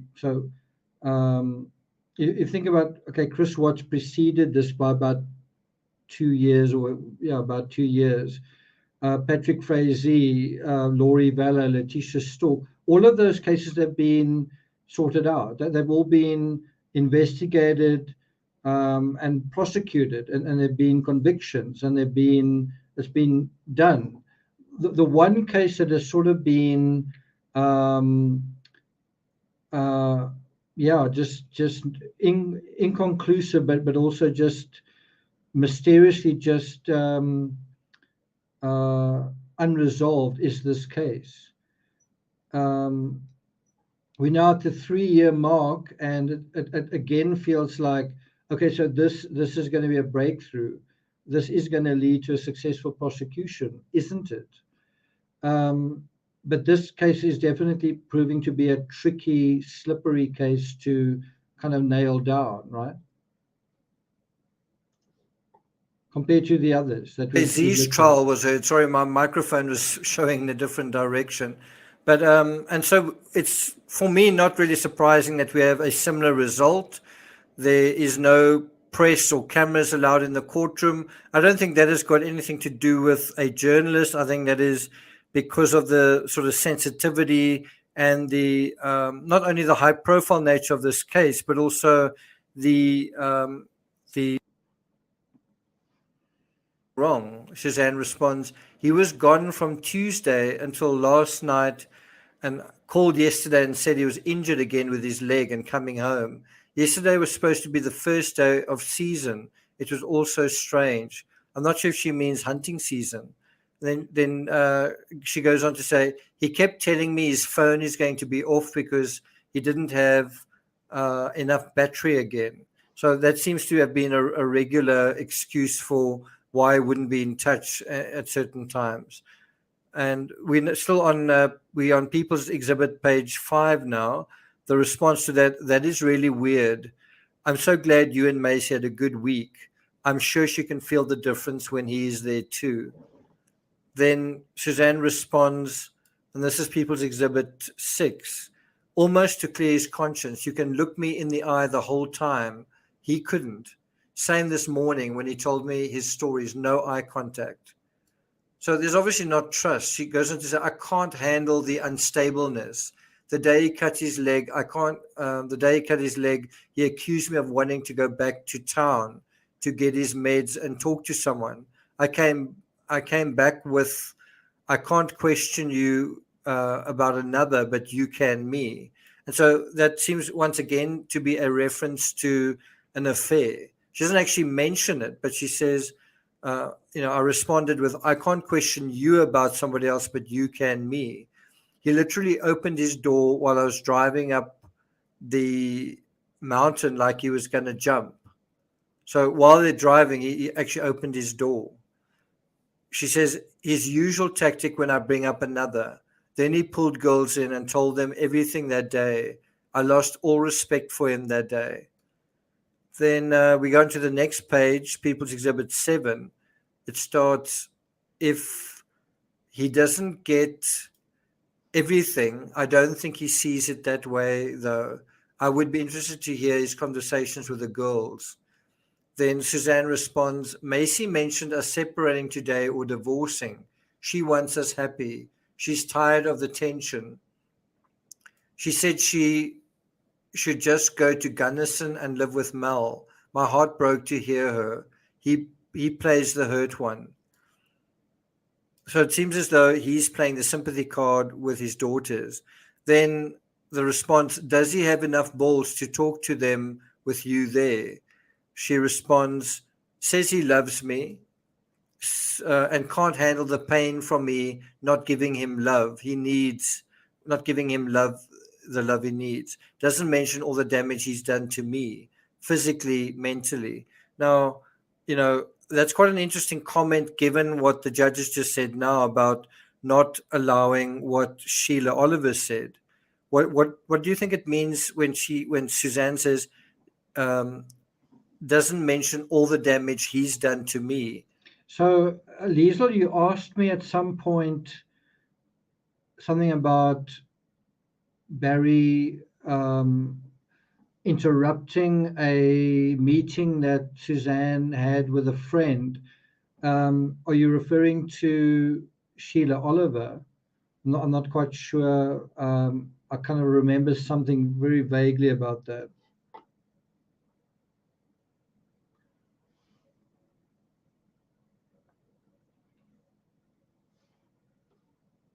Physical and mental. Anyway, the response to that is, makes me sad that Macy has to put that situation, as I think it just. So the reason that I've kind of emphasized and repeated those words, it has crushed me, was somewhere along the line. I can't remember if it's the affidavit or what he said to the media or what he said in a text, but I thought those words were really, it's pretty powerful words to say something like that. Like if you're going through a difficult time, to say it has crushed me, it's kind of it's quite a symbolic way of saying I am being destroyed. I'm being totally pulverized, right? And I just found that a really powerful sentiment to express in terms of this. Not that I was devastated or I was hurt or something. It has crushed me. It's quite a powerful statement to make. It's a kind of someone who feels themselves to be crushed, but I think almost in a reputational way. In a obviously his body's not crushed, but his ego is. And so one wonders, and then you've got to say, well, are we dealing with a person with a fragile ego? Are we dealing with a person who is sensitive, but kind of in a brittle way, you know? Which means that she's put in that situation. How do you feel about separating from him? Suzanne responds, he sat there as a ringleader the day he cut himself and told them all the things I believe and got them all upset and was just sitting back and egging on as if he felt justified and happy they were taking his side. It was sickening. I told them I was hurting for 2 years and they never knew because that's what parents should do. So there you kind of get an insight into Suzanne that she's been holding back quite a lot. She hasn't been telling her daughters exactly what has been going on in their marriage. And think about how that is possibly, if it's true, been to Barry's advantage. Has Barry told them what he's been through? Anyway, so she goes on to say, I feel no peace when he's here. And then the next part is sort of missing, something about something safe around him. He's lost my trust. He will do anything to come out looking good. So it's quite unfortunate that part is missing, because it does go to this idea of, was Suzanne safe around her husband? If she didn't feel safe around him, why? Why would she say that? And then she goes on to say, it makes me someone I don't like. I'm sorry, I just feel lost today. This is the lowest I've felt. I hate burdening. So that's People's Exhibit 8. There's some part missing there, but anyway, it's something about living like this. And then she goes on to say, I think when I press about there being another, he's resorted to this extreme behavior to scare me so that I won't bring it up again. I always find it so sad and unsettling when someone has died and then you read their text and they said, he scares me, I was scared. You know, it shows you that when you have that feeling of fear, like you have fear for the safety of yourself, that you must treat that as a very potentially serious thing. You know, it's you know, and one way to deal with it is you can say to the person, wow, are you threatening me, or are you can ask them, because that feeling comes up. One's got to, in a way, deal with it and say, well, if it's really there, then I need to get out of this space now, or I need to alert the authorities or whatever it is. It just is always so sad that someone feels those feelings, recognizes those feelings, and then they succumb anyway. You know, they are killed anyway. So there seems to be this kind of almost intimidation tactic. And then the response there, I'm sure, with an exclamation mark. Suzanne goes on to say, I wanted to try to make it work until Macy was on her own. I wouldn't feel safe alone with him. Well, there you have it in black and white. Why would she say that? She goes on to say, I don't see how I can get over the damage done. I feel numb. I mean, look at those words. I wouldn't feel safe alone with him. So a lot of what this is about is she feels betrayed by him telling their daughters her sins when she's kind of kept her feelings, perhaps negative feelings about him. She's been discreet about that. She feels betrayed. She feels that he's recruited them to him and turned them against her. That's how she feels. And I told him I'm not sure what that means. And he said, okay, we'll just tell the girls I'm leaving and how you feel and you don't want me. I sound so terrible. I'm sorry. I know I've done things to hurt us too. many things. Like I said, it's made me someone I don't like, I don't want to be. And then the response, and this is People's Exhibit number 10, he has pushed you so far. This is terrible, but I would.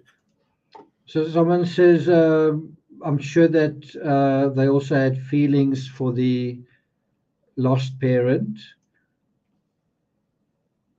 It is a difficult situation because if you testify against your parent and that becomes a successful prosecution, you then lose both parents. Very difficult situation.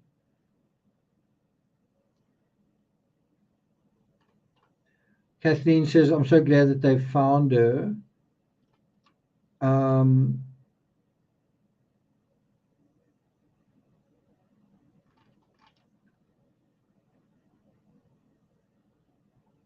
Thanks a lot, Amy. Okay, let's continue.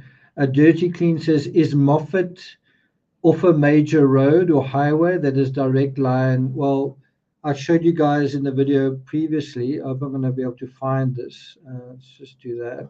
Moffat is, I think we've just lost Moffat. Oh, there it is.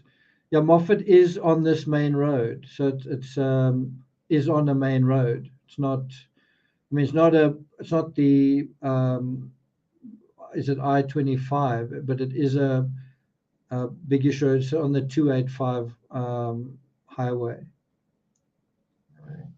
Whoa, excuse me.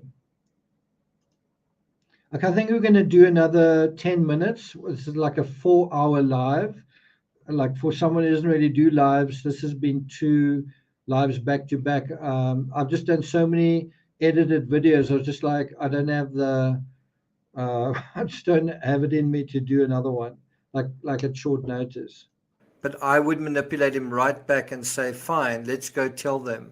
I've been recording all the things you've said and done to me in private. Let's see. Now, I do want to emphasize this, that there's no proof that Barry committed this crime. We must be careful making unambiguous statements. It's not our job yet to do that. It's the possible, if there's a trial, it's a jury's job. So I want you guys just to, we want to be curious, open-minded, and look at what the evidence is saying, and try and understand the hardest part to get to know in this case, which is the dynamics between husband and wife. I mean, there are some cases in true crime that we know so well that the murder is a proxy for divorce, right? And so we want to know how good was the relationship really between Barry and Suzanne, or how bad was it? Was it getting worse and coming to a head, or was it improving? Was it just sort of erratically going up and down? What was really going on? And unfortunately, the best people to answer that question are the daughters, the people inside that relationship.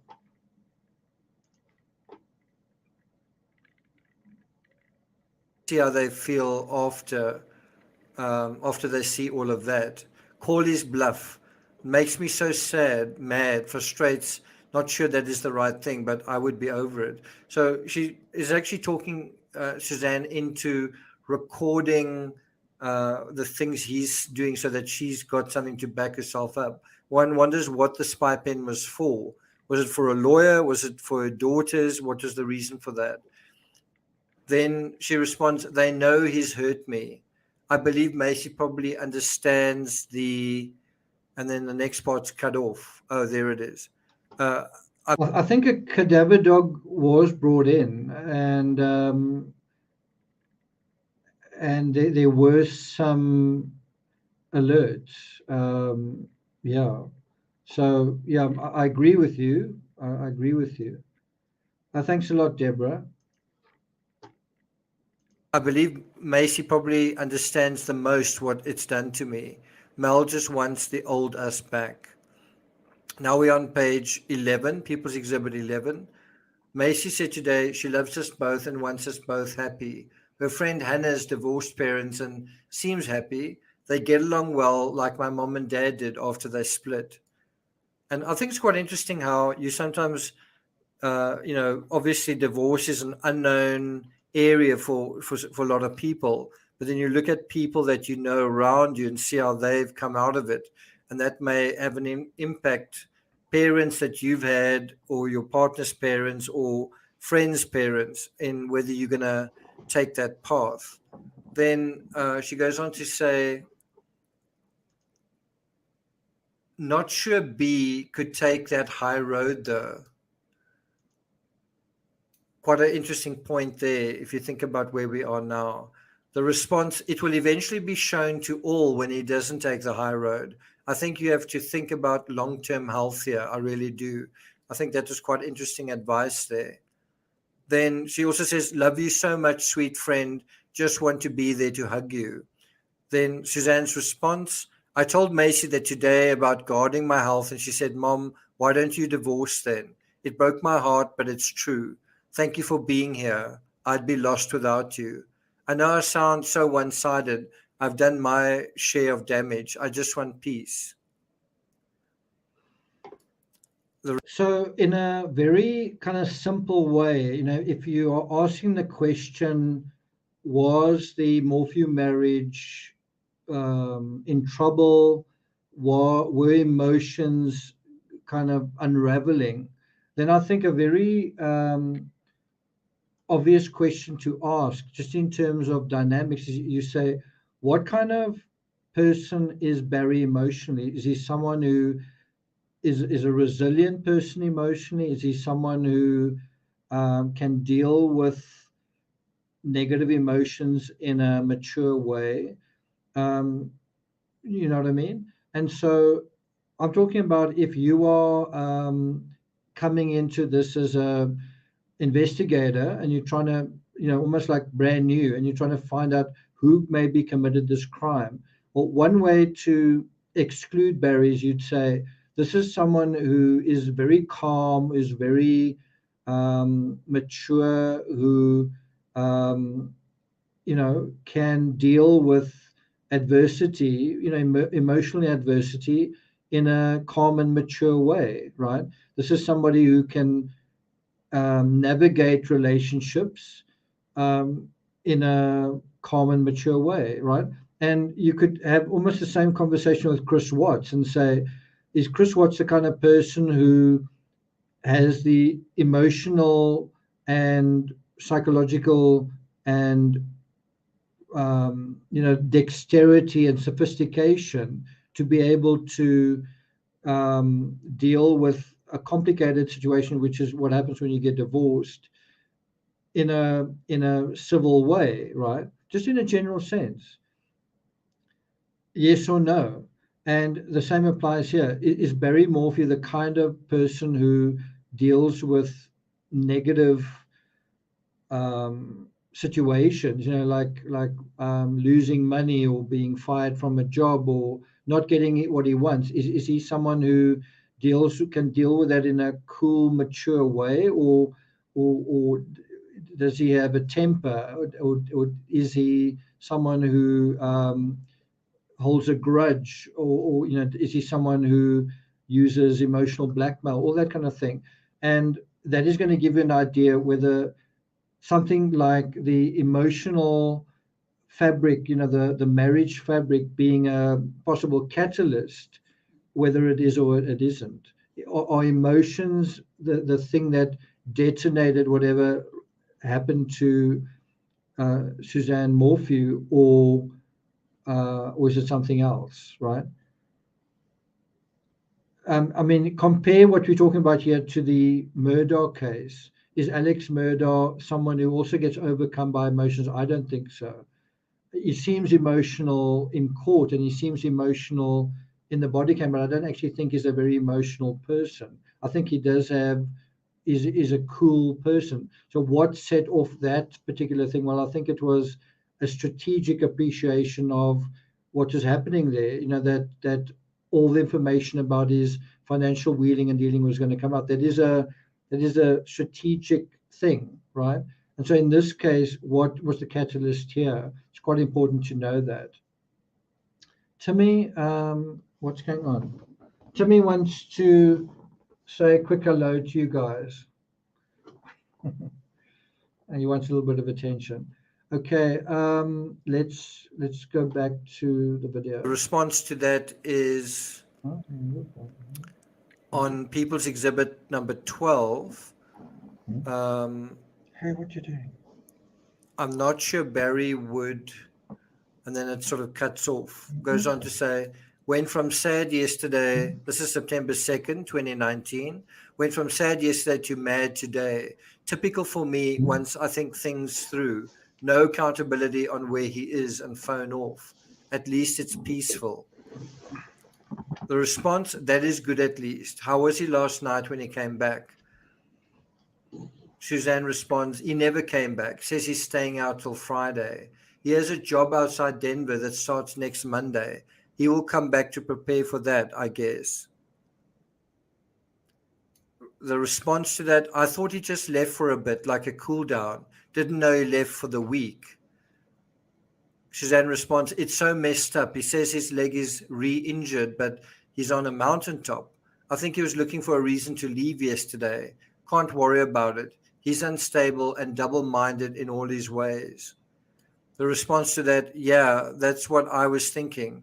How can he do that with a hurt leg? Suzanne responds, so can you see when these messages were sent? This is September 2019. This is quite a few months to go before the incident. So you can see there has been a long devolution. There's been a long unraveling. It's been going on over a long period of time. Obviously, the longer things are allowed to unravel, the longer this negative thing escalates, the more serious the end result can be, right? Excuse me. Thanks a lot. Thanks a lot, Sherry. Appreciate it. Okay, we got less than 7 minutes to go. We're just going through some of the texts, but you can see that there's some serious trouble in Paradise, right? Told Macy he was too hurt to stay and got her pity before he left. I think she means that Barry told Macy he was too hurt to stay. Sounds like emotionally hurt, and then got her to sympathize with him before he left. Then Suzanne goes on to say, sorry, the response to that is, you've been so strong and so patient with him for so many years. And then she refers to a friend by name now. Oh, Sheila, thank you. So there is a shot of looks like the kitchen area. We do know that Barry said his story for the Saturday night, so May 9th, 2020, was that they had a nice meal, that they sort of spent quality time together. I think they watched a movie or something, and then had sex and then fell asleep, kind of thing. And what the officers found was there was only one plate in the kitchen, meaning that looked like only one person had eaten dinner that night. And just a simple detail like that brings significant, it leads to significant questions and doubt over Barry's story, which makes you think Suzanne wasn't alive at that point. Now, what I want you to think about is, if you are Barry, and I don't want to take the thinking beyond a certain point, but if you are Barry and you've caught your wife texting some other dude kind of in a bikini while she's suntanning, right? Are you going to want to have a nice night and have sex that night, the same night that happens?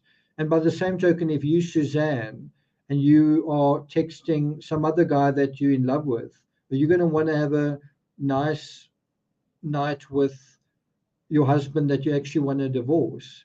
I mean, if you just think of it in a in a kind of a logical way, does that dynamic actually make sense given these texts that we're reading, given what was going on at that time? I'm talking about Barry's story, that a nice, wonderful, romantic, loving night together. Does that make sense from either perspective, given what we're seeing in these texts? Thank you. So these are who the texts are directed Thanks a lot, towards. Roxy. Thank And you. then the response is from Sheila is, it's the truth. Not sure I know a single person who could do it. Suzanne responds, I was thinking this morning how long I think it should be put up with disappointments and just feel I'm to the end. Kind of like my mom. She had a long fuse, but once she made a decision, it was firm. And now we're on Defense Exhibit page 13. So that is a really useful thing that Suzanne refers to. She says she compares her fuse, her tolerance, her threshold to her mother's. And she says, I'm like my mother. I've got a long fuse, but once it's through, it's through. And that's also a very symbolic way of saying, I'm done. You know, my fuse is burnt the whole way. That's it. You know, I'm kind of done. It's giving you a sense that what's going on is high stakes for her. You know, she's reached a psychological threshold in her mind, and as a result of that, Barry's been made aware of it. And then the whole question is, how does he react to that? How does he react to her reaching some other particular threshold? Sheila responds, you were at your end before you moved and gave him another chance to start fresh. Did you catch that? So a friend says, you were at your end before you moved, meaning before you moved from Indiana to Colorado, and gave him another chance, meaning that their marriage was already kind of in trouble and kind of on the rocks in Indiana. And then they decided to move to Colorado, almost to make another try at a second life, almost like a change is as good as a holiday, almost like a change of scenery might be exactly the thing our marriage needed. And, you know, conversely, what one thinks, because Suzanne didn't actually want to, as far as I remember, Suzanne didn't actually want to leave Indiana. If Suzanne didn't leave Indiana, would this have happened? It's kind of, I think, quite an interesting question. I don't think he'll change. Suzanne responds, I know. Sheila says, the older he gets, I think it will get worse, the instability. Suzanne says, I was thinking of my Kokomo talks with you and how broken I was. Sheila responds, I would press forward thinking about a job you would enjoy and how you can live a happy and healthy life and make some what-if plans. Suzanne responds, yes, I have been thinking that way. I need peace. It's scary how good that sounds. Sheila says, fast forward and think about life worth. I'm not quite sure what she means. Life worth him. Probably life with him the next several years if it doesn't change. Suzanne responds, once Macy's gone, I won't be able to do it. So can you see how these are serious decisions? These are serious issues that she's thinking about at this point. You know, things have reached the end of the road. It's not like if this or if that or maybe this. It is going to happen. How do we make it happen? You know, this decision we're going to make is inevitable. How are we going to deal? How are we going to navigate this difficult territory? Now, how are we going to do it? How am I going to do it with this person who she says is unstable? I mean, I don't know about you. I've been in relationships, unfortunately plural, where you feel like I actually don't want to be in this relationship, but this person's so unstable. I think I'm going to sort of, how can I put it? I'm going to choose my moment, if I can put it that way. You almost sort of, you feel like, well, right now I'm not going to do something, because there's a certain amount of peace and calmness. I'm going to kind of choose my moment, blah blah blah. And I've been in. I don't want to like give away too much private information, but I've been in a relationship where you feel like you've reached the end of the road with someone. You still have there's still some good feeling there, but you sort of feel like I don't think this is going to work. And then, but you feel like if I open the can of worms, there's going to be like a nuclear eruption.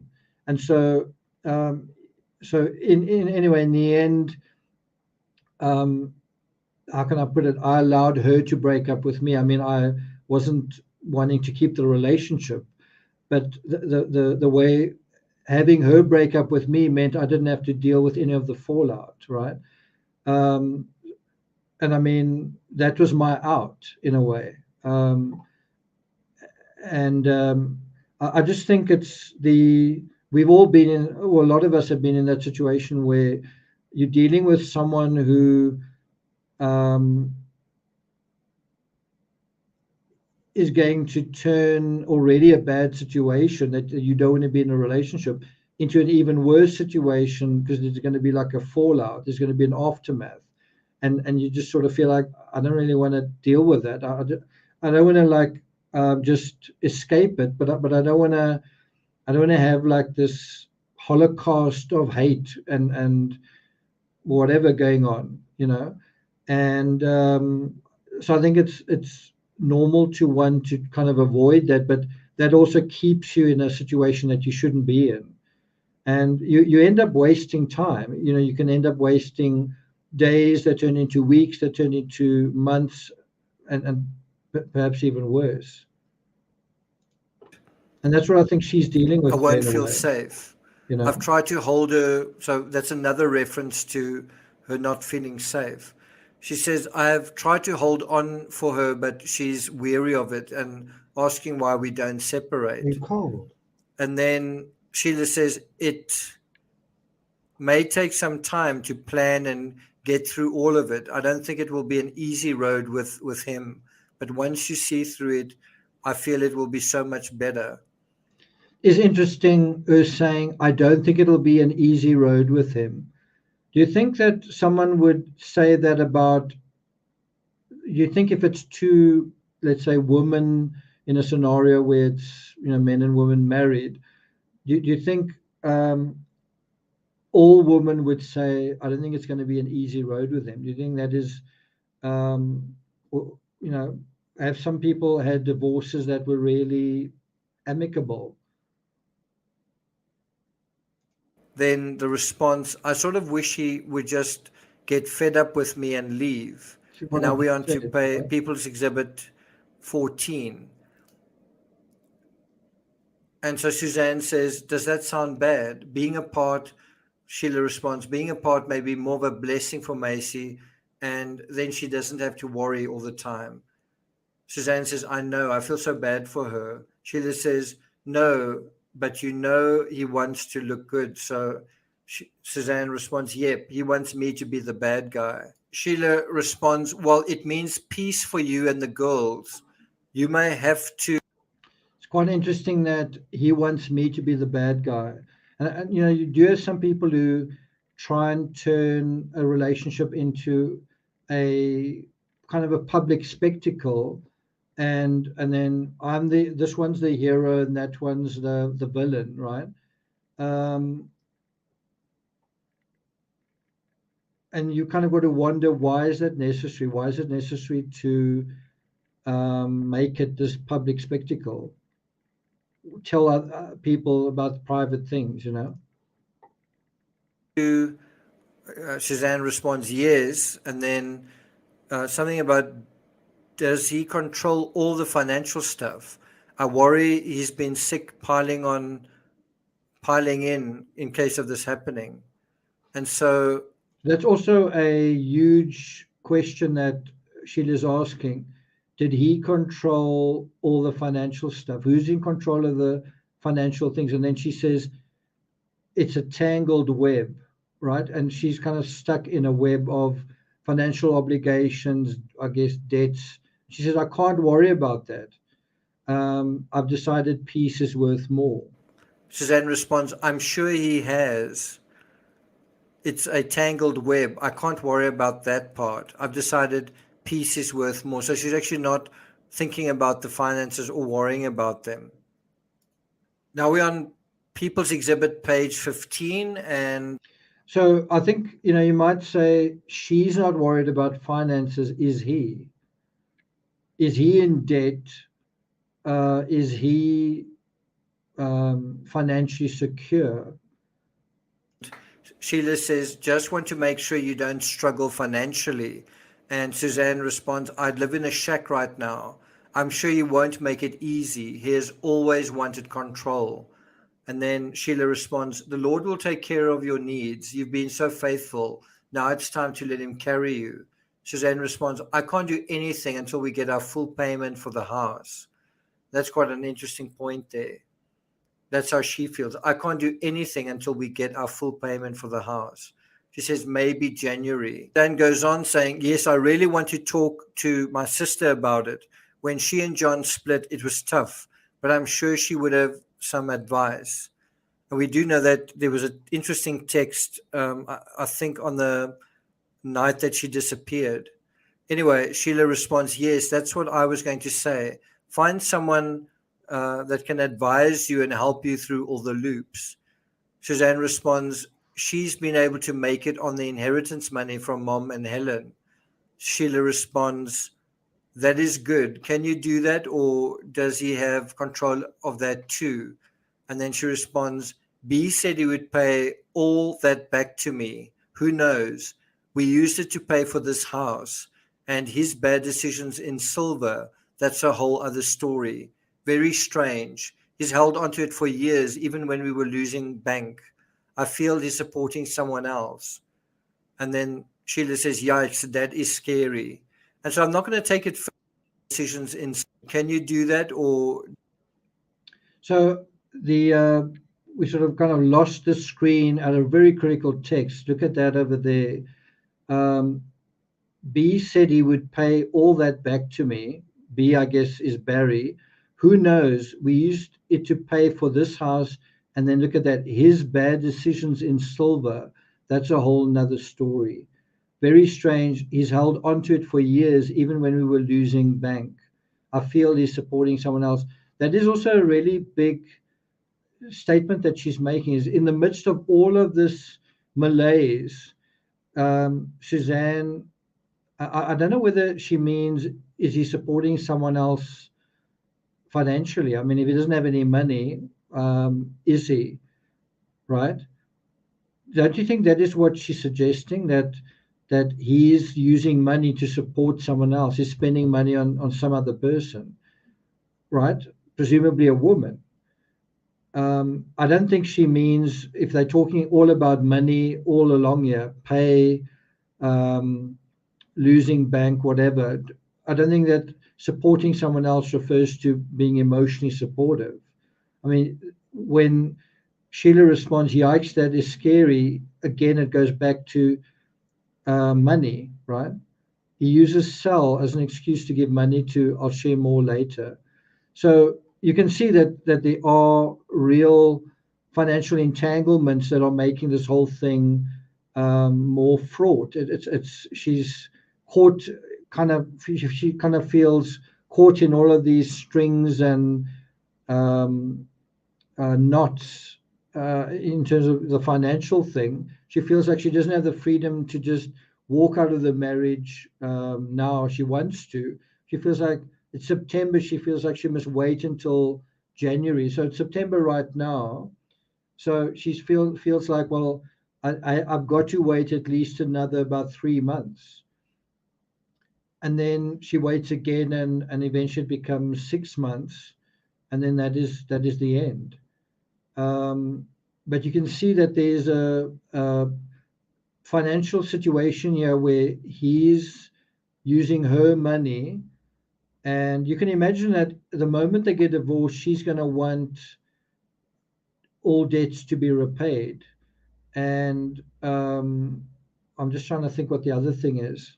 I don't know whether that includes loans on inheritance, but yeah. And so you kind of get the feeling that even though she says, I'd live in a shack right now, you kind of get the feeling that she's not concerned about money, but the question is he? And if the question is yes, then why is he? Well, there it is. He's got bad decisions in silver. How deep does that narrative go, right? Okay, so that is it from me. I'm not going to continue. It's been a really marathon live. Fortunately, I've sort of covered this case. This is the 72nd episode, so I did think I could kind of wing it. But yeah, we are in a very unusual place, an investigation that's been wrong-footed in a way by an unusual discovery. We're going to have to see what happens kind of going forward. Just going to do a quick Google search now for any of the latest news. That is the latest news. Pretty much the same thing. Remains have been found. We don't know exactly what the state of it is. Oh, yeah, we have something from Barry Morphew. Barry Morphew will have his name cleared after Suzanne's body is found due to key detail. Let's have a look at that. Let's have a look at that.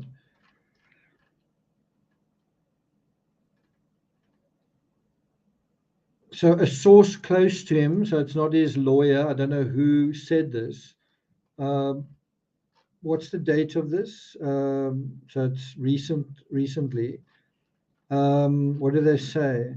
So there you get an idea where Barry is working.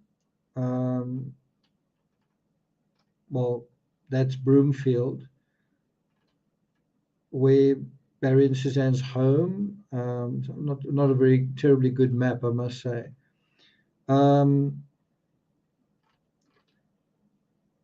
just trying to see where they talk about that. We hope that Barry's name can be cleared because of the location where she was found and the timing of it all. So it seems like they're saying because Suzanne was found in a location that's sort of off the route that he took that day, that's in his favor. And then the other thing is the timing of it all. I'm not quite sure what they mean of the timing, that they found Suzanne's body now. I think what they mean by that is, because Barry's doing a lawsuit, this is their defense. And so maybe they're going to say, that's not Suzanne's body. The police are, I'm just suggesting what the defense is going to be. The police have manufactured a body so that they don't have to pay 15 million. That's the timing. So it's quite interesting what they are saying. He thinks that he knows they are not going to find her. That's what Tisha Leeway said in May during an interview. He knows they're not going to find her. She also said, I think a lot of it is about money. We've just sort of been going through that.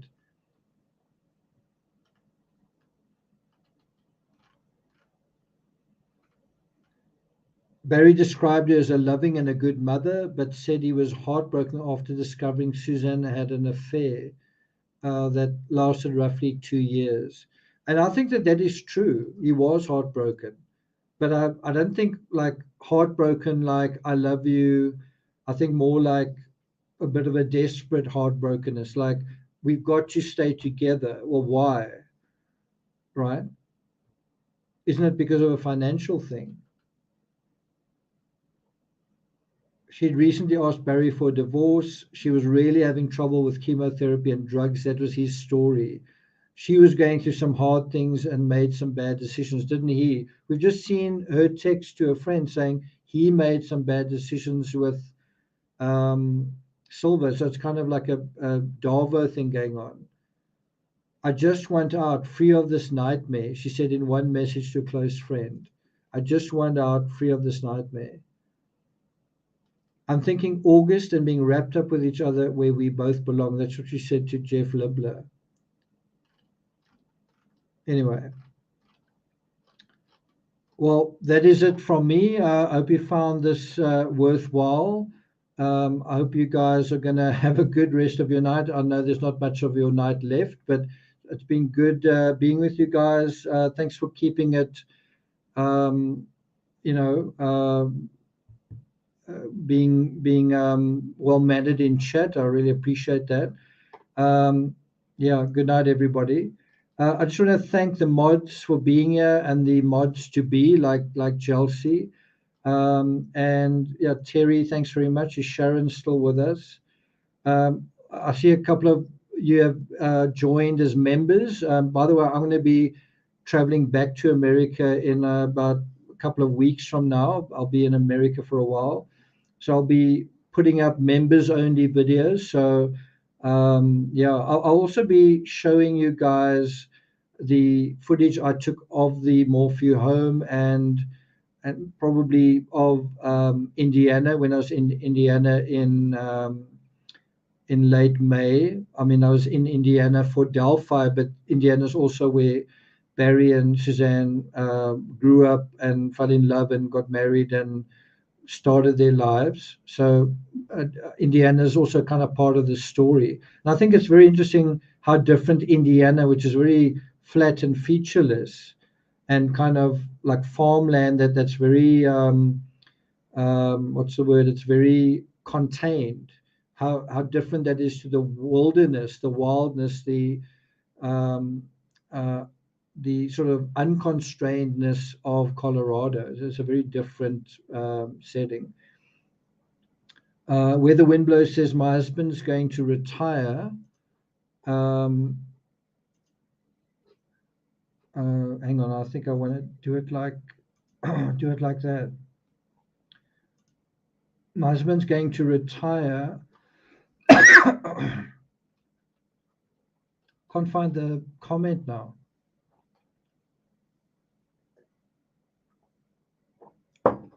Thanks a lot, Liesl. I must say, Liesl, it's been good to have you in chat because you know this case so well. I really appreciate that. Will we hear from Iris? My husband is going to retire. Income will be lower. Yeah. DC Primetime says he seems like an unempathetic husband, in my opinion. I think there is something to that in the sense that she says, you know, like, I can't believe that he told the kids what was going on. You know, that does seem to some extent unempathetic, right? So that is true. Thanks a lot. Okay. Thanks a lot, guys, for being here. I really appreciate the super chats.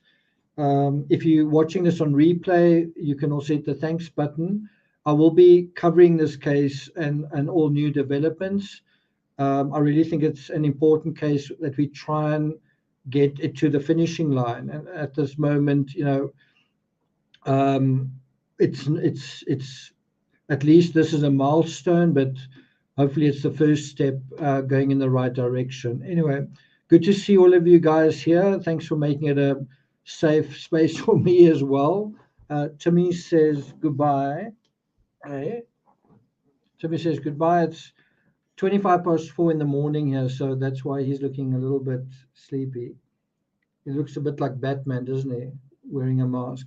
Anyway, thanks a lot, guys. Take care, and I'll see you guys next time.